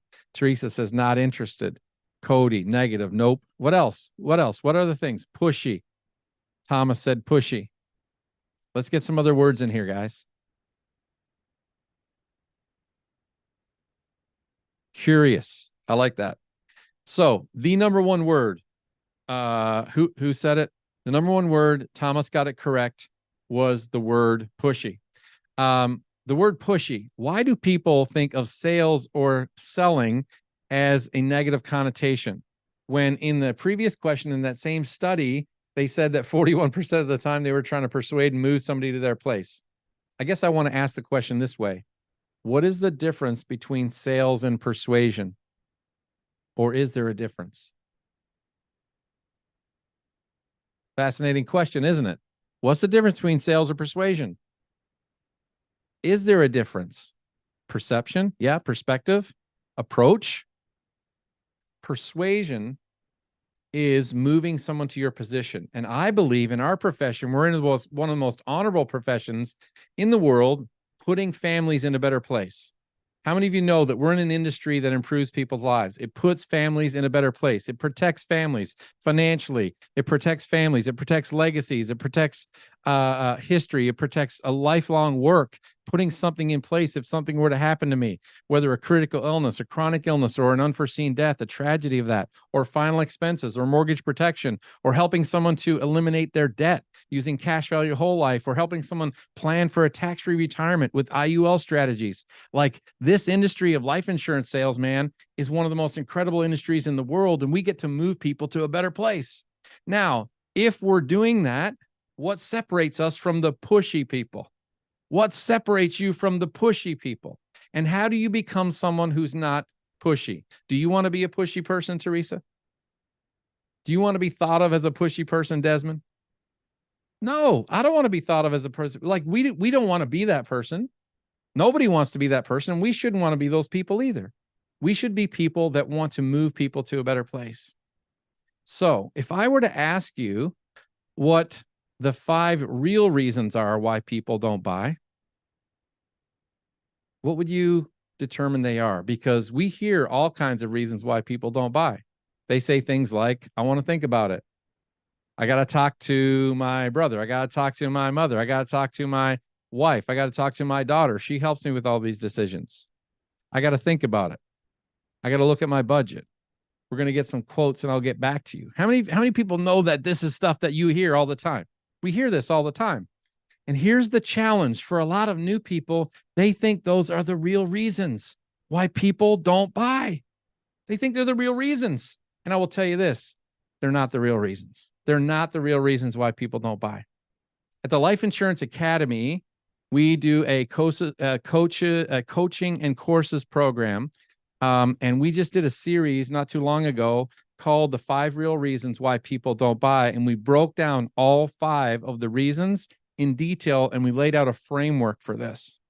It's available on the back end of our site in our coaching program. And I wanted to take the first one of those today and break it down for you. And I want us to walk through the top 5, the top reasons your prospects don't buy. Top reasons your prospects don't buy. Cody said, not asking the right questions to build the emotion and set the reality. These are great things. Informing instead of telling, Cody said. Asking the right questions. Listening. I love your engagement, Cody. It's good stuff, man. It's good stuff. Katina said, trust. Trust is one of the key ones. I'm going to jump in. Adam, stay with me on the slides here. The most frequently recurring objections are usually not the real objections. They're usually disguising one of the 5 real reasons why people don't buy. The most frequently recurring objections are usually not the real objections. They're simply disguising one of the 5 real reasons why people don't buy. And so I'm going to jump in today and talk to you a little bit about reason number one. And I would say, I'll outline all 5 for you, but we're going to focus in on number 1 today. The first real reason why people don't buy is we have not established enough trust. No trust. And I'm going to put these in the negative term, like no trust, no. Okay, I'm going to walk through them that way. You can build the framework around this. The second reason is we have not identified a true need, no need. I will tell you, though, that it's not always the need that we need to get to. Sometimes we need to uncover what people really want, don't we? Sometimes there's just really not a lot of desire there or no want. And we're trying to make people want something. How many of you have ever tried to but this is really good. It's got a great benefit. You're not going to find a better price. It's got so much benefit. I don't know why you're not buying this. And they're like, they don't see the value. That's right, Peter. They don't see the value. Here's another one. There's no urgency. There's no urgency. And lastly, what do you think the last one is? If the first 4 are trust, need, want, urgency, there's only really one more left. And it's usually the first one that people give us. That is what? No money. No money. Oftentimes, though, people will say the reason they didn't buy is because they couldn't afford it. That's what a new agent will say. We hear it all the time in our coaching. We hear it all the time with our agents. They say, yeah, the client couldn't afford it. It was too much because their health. They couldn't qualify. It's very rarely ever money. It's usually one of the first 4. And so today I'm going to focus in on this one right here called no trust. No trust. So let's start in with the two primary ways to build trust. Number one, empathy. Write that down. Empathy. Can someone type that in the chat for me? Empathy. Empathy. The second way we establish trust is with authority. Authority. Go ahead and write that in the chat. Empathy and authority. So here's what I want you to understand when we're connecting with people, whether it's over the phone, on Zoom, or face-to-face. The thing that we need to do, right? You can Google this and say, hey, what are the three primary goals of a salesperson? And it'll come up to know, like, and trust. To know, like, and trust them, right? To know, like, and trust them. But I would say that trust one is probably the biggest, because if you don't have trust, you can have a great conversation about a lot of other things, and there will not be big value in it. There will not be big value. And if you don't have big value and trust, you cannot finish. Celeste, you cannot move forward. Julian, you cannot move forward if you don't have trust. And so the two primary ways to build trust is at number one, empathy, and number two, authority. Let's talk about empathy first.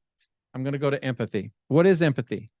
Empathy, by definition, is understanding someone else's perspective, understanding how someone else sees life, their position. You've heard it, right? You got to see life from their perspective, or you got to walk in their shoes. I mean, you people have heard this, right? Right? Seeing life from their perspective, walk in their shoes. It's not sympathy. Sympathy is feeling bad for somebody. Empathy is understanding their situation. How many of us get to a place where we're really understanding someone's situation? How would we understand someone's situation? Let's unmute. I need some answers here. Someone unmute and give me an answer. What's the best way to understand someone's situation? Can you guys unmute? I don't know if you can. Maybe you're not. Maybe no, you can't unmute. Sorry, no worries. Throw it in there. Throw it in the chat. You have to put yourself in their place. What? By asking. Cody said by asking. Asking what, Cody? What are you asking? I like it. Katina said listening.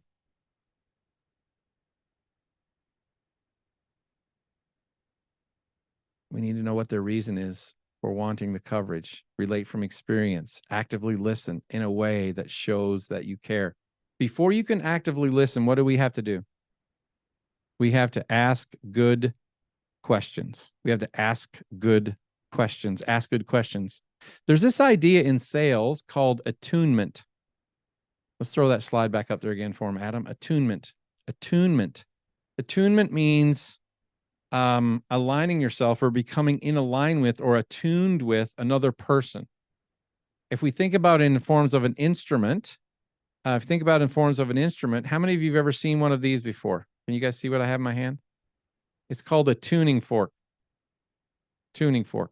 Let's zoom in there, Adam. Can we zoom in? It's a tuning fork.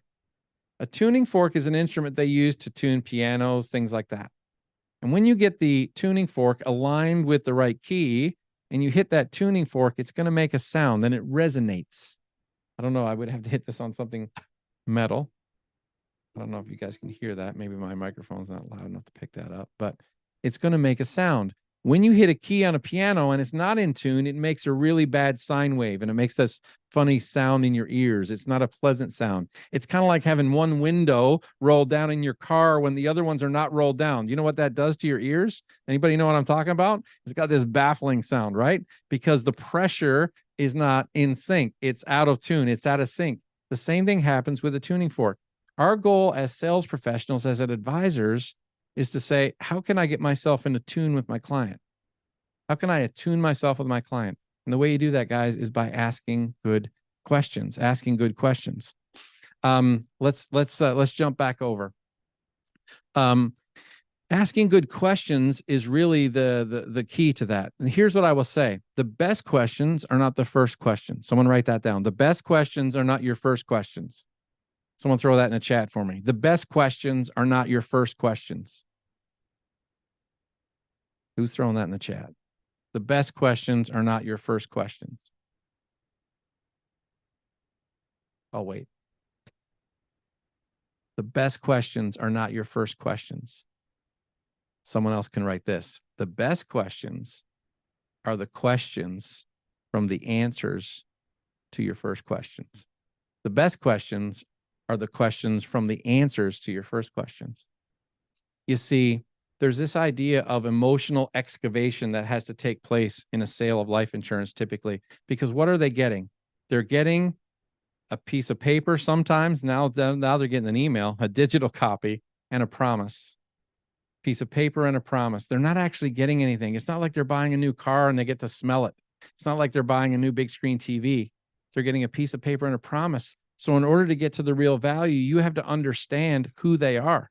And the question that's a follow-up to your first question allows you to go deeper and find out why it's really important to them.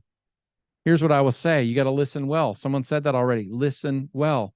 Ask good questions, then listen well. Listen well means actually hearing them, not waiting for them to stop speaking so you can say the next part of your presentation. Too many new agents, while the client is talking, are looking to interrupt the client so they can give the next part of their presentation because the agent is trying to get to the quotes. They're trying to get to the quotes so we can listen well.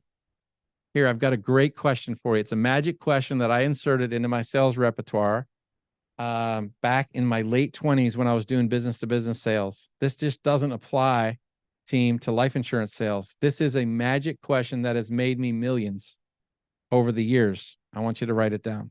Here's the question. Why is that important to you? Why is that important to you? Man, when you can get somebody to tell you, what were you thinking about when you filled out this request about life insurance? Well, I just need to get some for my family. We got a new house, a new mortgage. If something happened, I'd want to be able to stay here. Great. The average agent will say, great. Well, tell me about your income. Tell me about your health. They move right to that other question. Here's what I want to say. The follow-up question to the first question, when they say that, is, tell me why is that important to you? Why is that important to you? Because when you do that, it strikes a different chord. People go from an external need to an internal need, and they'll start telling you about Little League. They'll start telling you about their wife, about the school their kids go to, about what they dreamed for together as a family and how they want their kids to be able to grow up in this home. And it becomes an emotionalized, verbalized want. When the client verbalizes something they need, it becomes something they want. There's a magic nugget for you. When the client verbalizes something they need, it becomes something they want. You just can't be the one to verbalize the need. You have to get them to do it. And you only get them to do it when you ask them good questions, you listen well, and then you follow up with that next level question. And why is that important to you, man? That allows them to go deeper. And sometimes you'll get a surface level answer, and sometimes you need to go a little deeper, and you may rephrase it again, Teresa. You may say, you know, why is that important to you? Well, you know, I just want them to be able to stay here in the home. My follow-up might be, well, if you didn't have the money in place and they couldn't stay here, what would they do? If you didn't have this in place, where would they go? Why is it so important to you that you want them to stay here? Guys, that allows you to get to the next level of the emotion. It doesn't have to be deep. You don't have to become this really sappy person. You're just asking some good questions, and the client will open up and share with you what's going on in here, because life insurance, for the most part, and that's what we're doing, we sell life insurance over here, is a promise, and it's a legacy. It's about doing something for family. That's not always about you. Why is that important to you? All right, let's jump to authority. I'll wrap up. Authority. Authority is about you being competent. I would say that empathy, asking good questions so you can understand their situation, but the second level of trust is built with authority. What does authority do for you? Who are you connected with? Make sure you share that with them. What do you know about your products and services, and how are you educating your clients? What are you doing for them? Are you teaching them? Are you a teacher? People who teach and educate their clients are seen as valuable assets. They're not seen as representatives. They're seen as advisors and educators. And most people don't like to buy. Most people don't like to be sold. I'm sorry. They don't like to be sold, but they do like to buy. But they would love to have a guide who seems credible and has authority to help them make the decision to buy. And they're looking for that guide, aren't they, Desmond? They're looking for someone that they can trust, who actually asks them good questions, who understands their situation, who knows their wife's name, who understand what's at stake. Write that down. Do you know the stakes? Stakes, S-T-A-K-E-S. Do you know the stakes? And when you know the stakes and you can speak with authority on how to protect the things that they love the most, the stakes, they know that you get them. And when you can speak with education about how your products and services are going to help them, how this benefit's going to help them, and you understand the process, and you are a competent individual, people want to move forward with competent individuals. I heard my friend Jalen Talley with True Wealth Financial out of Columbus, Ohio. He's a young guy, 27 years old, absolutely blown up in this business. They started a year ago with 7 agents. They have over 150 agents right now across the country, absolutely blowing up. When he does his training, he says this: people like to do business with people who are about their business. People like to do business with people who are about their business. People who sound like they know what they're talking about. Do you know your products? There's 3 things you need to know with competency. Number 1, you need to know your product. You need to know the people, and you need to know your process. The people, the products, and the process. Who are your client base? What do they need? Number 2, what products do you have that can serve them and it's going to benefit them the best? And then number 3, what is your process on how to get them there and give them an easy off-ramp so they can make a decision and make it very easy for them to move forward with you today? That's competency. When you run into somebody who knows their products, who knows their people, who knows their products, and who knows their process, you realize you're talking to somebody. This is a person of substance. This is a person of authority. And this is a person who's heard me. They've listened to me. They showed empathy, and now they're demonstrating authority. Guys, trust rises when you do that. And guys, trust will cover a myriad of mistakes. You can make mistakes. You can screw up scripts. You don't have to get all the words right. But boy, if you get the trust part right, the empathy and the authority, people will go with you. They will even let you bring someone else in on the call to help you close the sale because they trust you and because you are empathetic and you understand their situation. So be that person. Don't be a person who goes into this industry half-cocked, not knowing your products, not knowing your process, and certainly not understanding the people. If you do that, you won't win. But if you focus and study on those things and become that authority, you'll become that trusted advisor. People trust and do business with people who understand them and who educate them, who understand them and who educate them. Don't be a sales rep. Be an advisor. And guys, if I had to get you to write on paper right now all the words that you would line up with sales rep and all the words that you would line up with advisor, those words are going to be very different. You can probably do this exercise later. Write rep, write all the words that you associate with rep. Over here, write advisor, write all the words that you associated with advisor. The advisor side is going to look much more attractive because if we were doing business with somebody, we would pick the advisor every time, wouldn't we, Cody? So what do you have to do to become the person in the advisor column? Does that person sound like they have authority? Do they understand me? Do they hear me? Do they see me? Do they at least know what I'm trying to do and why I'm trying to do it? Boy, that's a phenomenal place to be when you can exude confidence at that level and you can provide solutions at that level. Guys, not only will you take care of those families, they will refer you to the people that they love the most, so you can also take care of them. Trust is the first real reason why people don't buy. There's a few others. No need, no want, no urgency, no money. We can deal with those. If you're interested, you can check us out over here at Life Insurance Academy. You can follow our podcast online. We're on YouTube now, Life Insurance Academy. Check that out. Subscribe if you haven't done it. You can subscribe wherever you listen to podcasts, Apple Podcasts, Spotify. We'd love to have you. We'd love to have you DM us. And thank you, Desmond. Appreciate that. Podcast is gold. Yes, sir. I appreciate it. So there are 5 real reasons why people don't buy. Trust is the big one. Thank you guys for your time. Cody, back over to you, my friend. Love it. Thank you so much, Thank you so much, Roger Short. Dude, amazing job, man. I love it when you talk about that specific topic, by the way. So good for agents that are jumping in. Appreciate it. Dude, when do I get to see you again? Is that at the Dallas Roadshow? Is that when we're hanging next? Yes, in about 10 days, I guess. 10 days, we'll be in Dallas, Texas together. Who's going to Dallas? Let's go, man. Who's coming to Dallas? It's worth the trip to Dallas. By the way, Dallas has nonstop flights from everywhere in the country. True. And right now you can get them for like dirt cheap. Be in Dallas. We're going to be there. It's the meetings after the meeting, by the way, that are the best ones. Amen. Between the meetings, before the meetings, after the meetings. Boom. Cody said the airport's impressive too. It is. It's like a mall, man. It's like a mall. It is. It's huge. Well, appreciate you, brother. Love you. Appreciate you jumping on 8% virtual. Thank you. Thank you. Thank you. Thank you, my friend. Let's go. Ladies and gentlemen, Roger Short, Life Insurance Academy and Impact Legacy Group. Show him some love. He's got a busy schedule and he's jumping in and helping out and pouring into you guys, man. What an amazing day we've had. I want to bring in our next special guest, Miss Katina Danridge. How are you? What is up?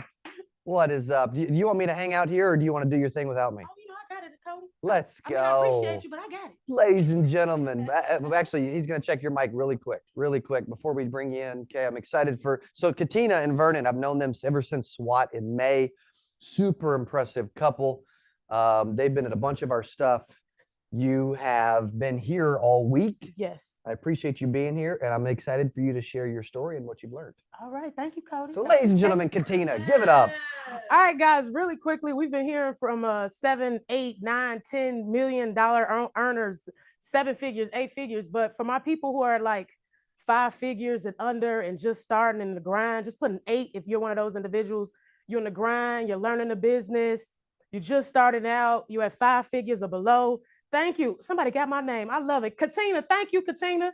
Teresa, I appreciate it. I'm talking to those individuals because I'm that individual. So as Cody said, we started this journey when I met him at SWAT. We literally drove from the west side of Chicago to Dallas. We stopped in St. Louis and we stopped in Tulsa because that was a very long ride. We got to Dallas, we got to SWAT. I heard a woman speaking on stage. She was extremely inspiring.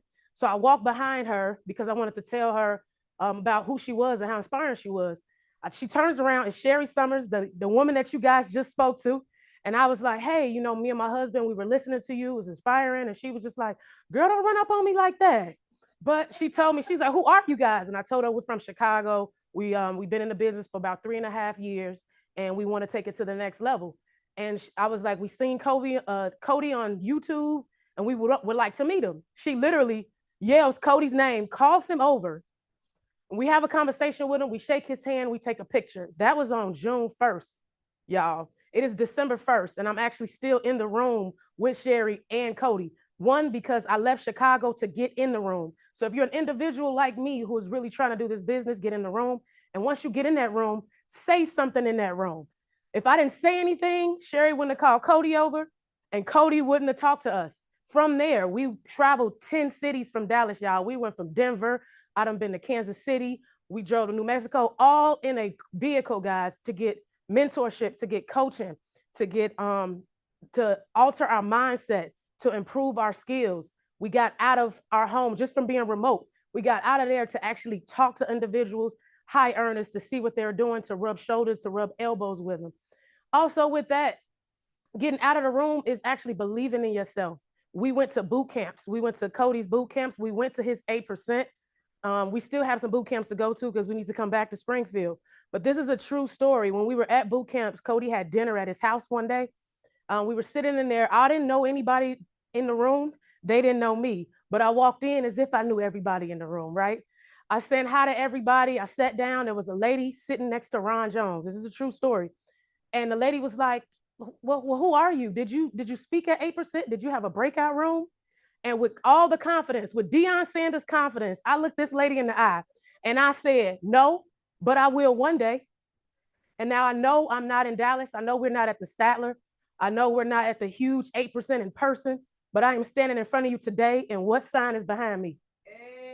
8%. Okay. So I spoke it. I believed it. I trust God. My husband has been my partner with this and doing that. So not only do you believe in yourself and walk in faith, but you also walk in your gifts and not on your gifts. The more you walk on your gifts, the more you leave yourself behind and the more you're behind. The next thing about this is we were driving in a vehicle, meeting individuals, talking with individuals with resources, not in an aspect or in a space where people wanted to keep us where we were, but people believed in us and people that we could trust with that. Sometimes when you're in this journey and you're trying to do something new or do something with people who probably don't believe in you. You're going to have family members that don't believe in you. You're going to have friends that don't believe in you, not simply because it's you, but simply because they don't believe that they can be better or they can be another person or they can do something different. So you got to get around people who can speak to you in your ear, pray for you, pray with you. I do want to say that Pastor Karen Flagg always prayed for us in the car every week. She would talk to us. She would mentor us. She would always speak good things in our ear to be positive. You know, for me, my first entrepreneur I met in my life was my older sister, and she's still doing it. And that's what helps drive me. From this journey, though, you guys, because it was a journey of faith that we were on. From this journey, everything will not go as planned, okay? We plan to build business. We plan to make an agency. We plan to change our lives. And in this time of doing all this planning and traveling all these cities, I found out that I'm pregnant. So this is we're having our first child. I'm actually 5 months pregnant. So though we started this journey with just the two of us, you know, by April, when the baby is born, it'll be the three of us. And of course, she's gonna be named after this journey that we've been on. So Journey Faith, she'll be here with us and it'll be the three of us. And the one thing that I do know is that I've loved watching the fact that, because I'm with Impact Legacy with Brian and Dallas, and I've watched how Cody watched his dad do it. So the one thing that I know is I don't know if my daughter is going to be interested in this industry or being an entrepreneur, but I know when you're growing up in that space, you're either going to sell your child the dream or the nightmare. And I want to sell her the dream and I want her to believe in herself. So I want to thank Cody and I want to thank you guys for listening. And I really appreciate this opportunity, Cody. Thank you. Great job. Let's go. Katina, amazing job. It's been so fun having you and Vernon here all week. Like, it's been such a fun, inspiring week. Having people here, it reinvigorates me, gives me energy, gives me excitement to get to come and hang out. Hughes says, woohoo, that's my friend and sister. Thanks for the words, Tina. That's awesome. That's so cool. Amazing. And she delivered that like she's been speaking for years, man. You know, energy, excitement. She's a bundle of joy all the time, by the way. Fair, right, Vernon? All the time, which is really cool to see. Do we have our other guest mic'd up yet? I don't think so, but we're going to do that right now, okay? As we are about to bring in our next and final speaker to talk about her week as well at Ultimate Agent Transformation Week. We have never done this before other than the show, but we had so many people that were on the show that were a part of the Ultimate Agent reality show that were like, man, dude, like, how do I get on the show? And they were like, I'm like, well, we already recorded the show. You can't get on the show this season, but you can come spend a week here and see what it was all about and what it was like to work in our environment at our HQ for an entire week. Who would love to spend an entire week in our office in Missouri with our team at our headquarters, us doing some private one-on-one coaching, going to lunch, driving to my house for a party, working out in the morning, like the whole stuff, man. Like, it's powerful what can come from that. And so this next individual has also been here all week. She promises to put on her best dance moves in front of the camera. Please welcome from the DC area, Jen Olson. Yes! Oh my goodness, you're staying with me. Oh, am I? I don't know Okay, where you cool. go. I was going to this side because this is my preferred side. Let's do this. Is that a better side for her? What do you guys think? No, it's definitely better. For sure. For sure. I look completely different. Yeah. Welcome. Thank you. Appreciate you being here. Yeah, it's great to be here. How's this week been? It's been amazing. It has been absolutely incredible. So we were kind of debriefing a little bit with the group. We had 5 of us here. And the one thing that I am walking away with, not the one, but one of the biggest things is your generosity. It's your way of being, your leadership, your excellence in how you lead. And to me, it's an incredible example of what it would look like to lead a team towards a vision, to not just force people or drag people along, but to show them the vision, show them by your example, your excellence. And it was amazing with Mr. Brian Askins, and he, you know, his commitment is that he'll outwork, or what he gives his word to is that he'll outwork anyone. He shows up before anyone gets to the office. And I can just see that that has been passed on to you and is being passed on to your team. Just being in this environment, listening to phone calls of Vernon and Katina and his sales team. It's like, oh, I don't want to sit there and have like an idle 10 seconds. Like, I want to continue to work, to discover what's not working and be willing to shift and say, hey, it doesn't matter if I've done that for a year, if I've done that for 4 months, like it's okay to let that go and shift into what will work and grow my business in the way that I'm committed to. So yeah, it's been amazing. It's been really great. And I don't know if you know this or not, but he is a workout instructor and he's going to be doing live workout sessions in the morning. But it was that was really a gift though too. I mean, he didn't have to, right? Like he didn't have to wake up at whatever time to get here by 6:20 for us to do a group workout. And you just being you and having conversations and connecting and relating.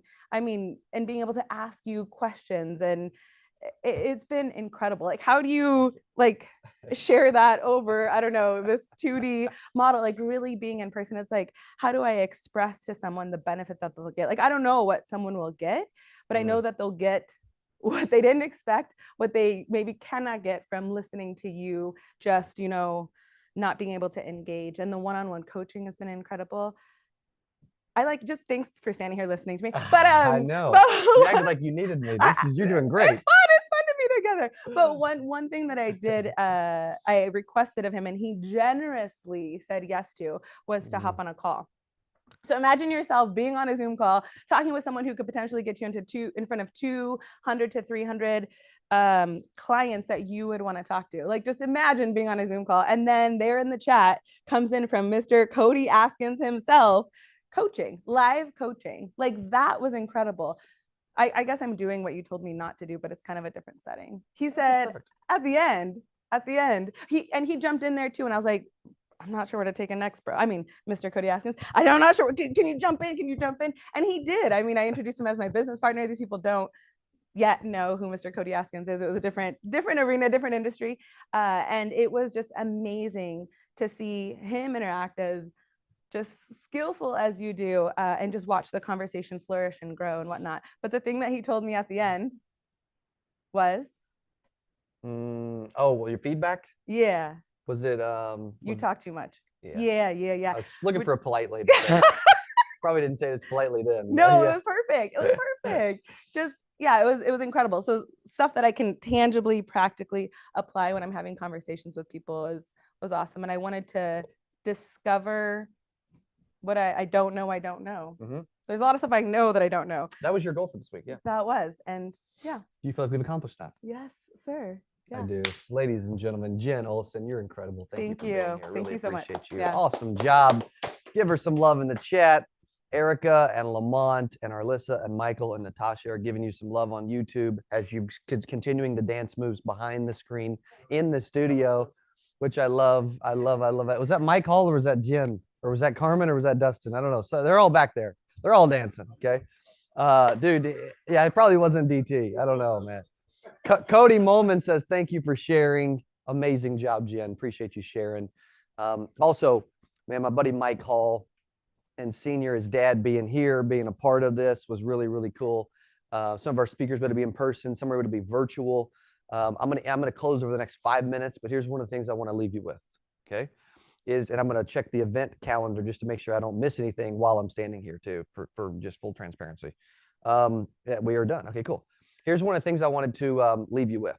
Okay, you've heard belief, you've heard words, you've heard communication, you've heard the power of you speaking over your life today, right? So the question is, who's speaking into you? And then when they speak into you, what are you repeating? What are you saying?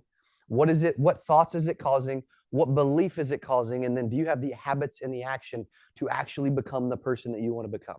Okay, it's December 1. I'm here to tell you that 2024 can absolutely be your year, especially if you commit and go all in and want it to be your year. I want you to look back December 1st, 2024 and say, bro, this last year has been powerful. It's been amazing. It's been the best 12 months of my life. And guess what? It can be.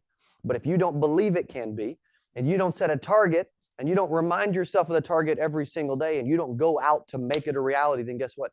It's never going to happen for you, okay? But it can if you want it to, if you believe it, and if you will it into existence, right? And you tell yourself every day, okay? So what are you going to accomplish?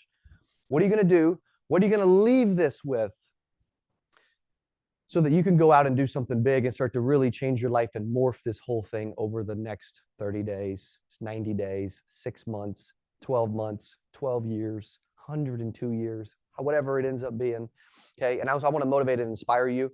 That's why we're creating the Ultimate Agent Academy. We've had a bunch of agents that have jumped in to join and be a part of the Ultimate Agent Academy. If you want to be on the show in the future, you want weekly coaching with me, you want access to a community around the world of agents, you want access to courses to train and coach and classes with industry leading teachers, then you can go to ultimateagentacademy.com to learn more about how to be a part of this specific academy so that we can pour into you. If you're like, bro, I want to be successful.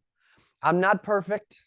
And guess what? I also believe that I have another level, then we're going to help you get there. Okay. That's what I know we can do because we are phenomenal at it.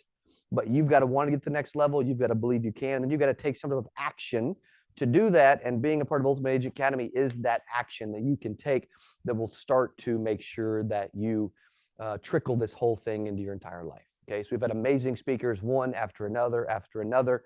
I know you've had some amazing takeaways. I know you've probably taken a ton of freaking notes. Okay. I want to encourage you. You can't apply all the notes, by the way, the first day.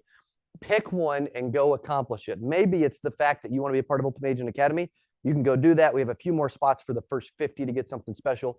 You guys have been an amazing audience. You've been positive. Whether you're VIP on the Zoom, whether you're the other 900 or so on the free link, apersnation.com/live, or whether you're watching for free on YouTube today, you guys are amazing. You can do whatever you want. The moment you start to believe it, you can go achieve it. I appreciate you being an amazing audience today. Thank you for being a part of 8% Virtual. I hope to see you either in Dallas at our next roadshow or at ultimateagentacademy.com. Have an amazing December. Finish 2024 strong, and we'll see you next time. You guys are awesome.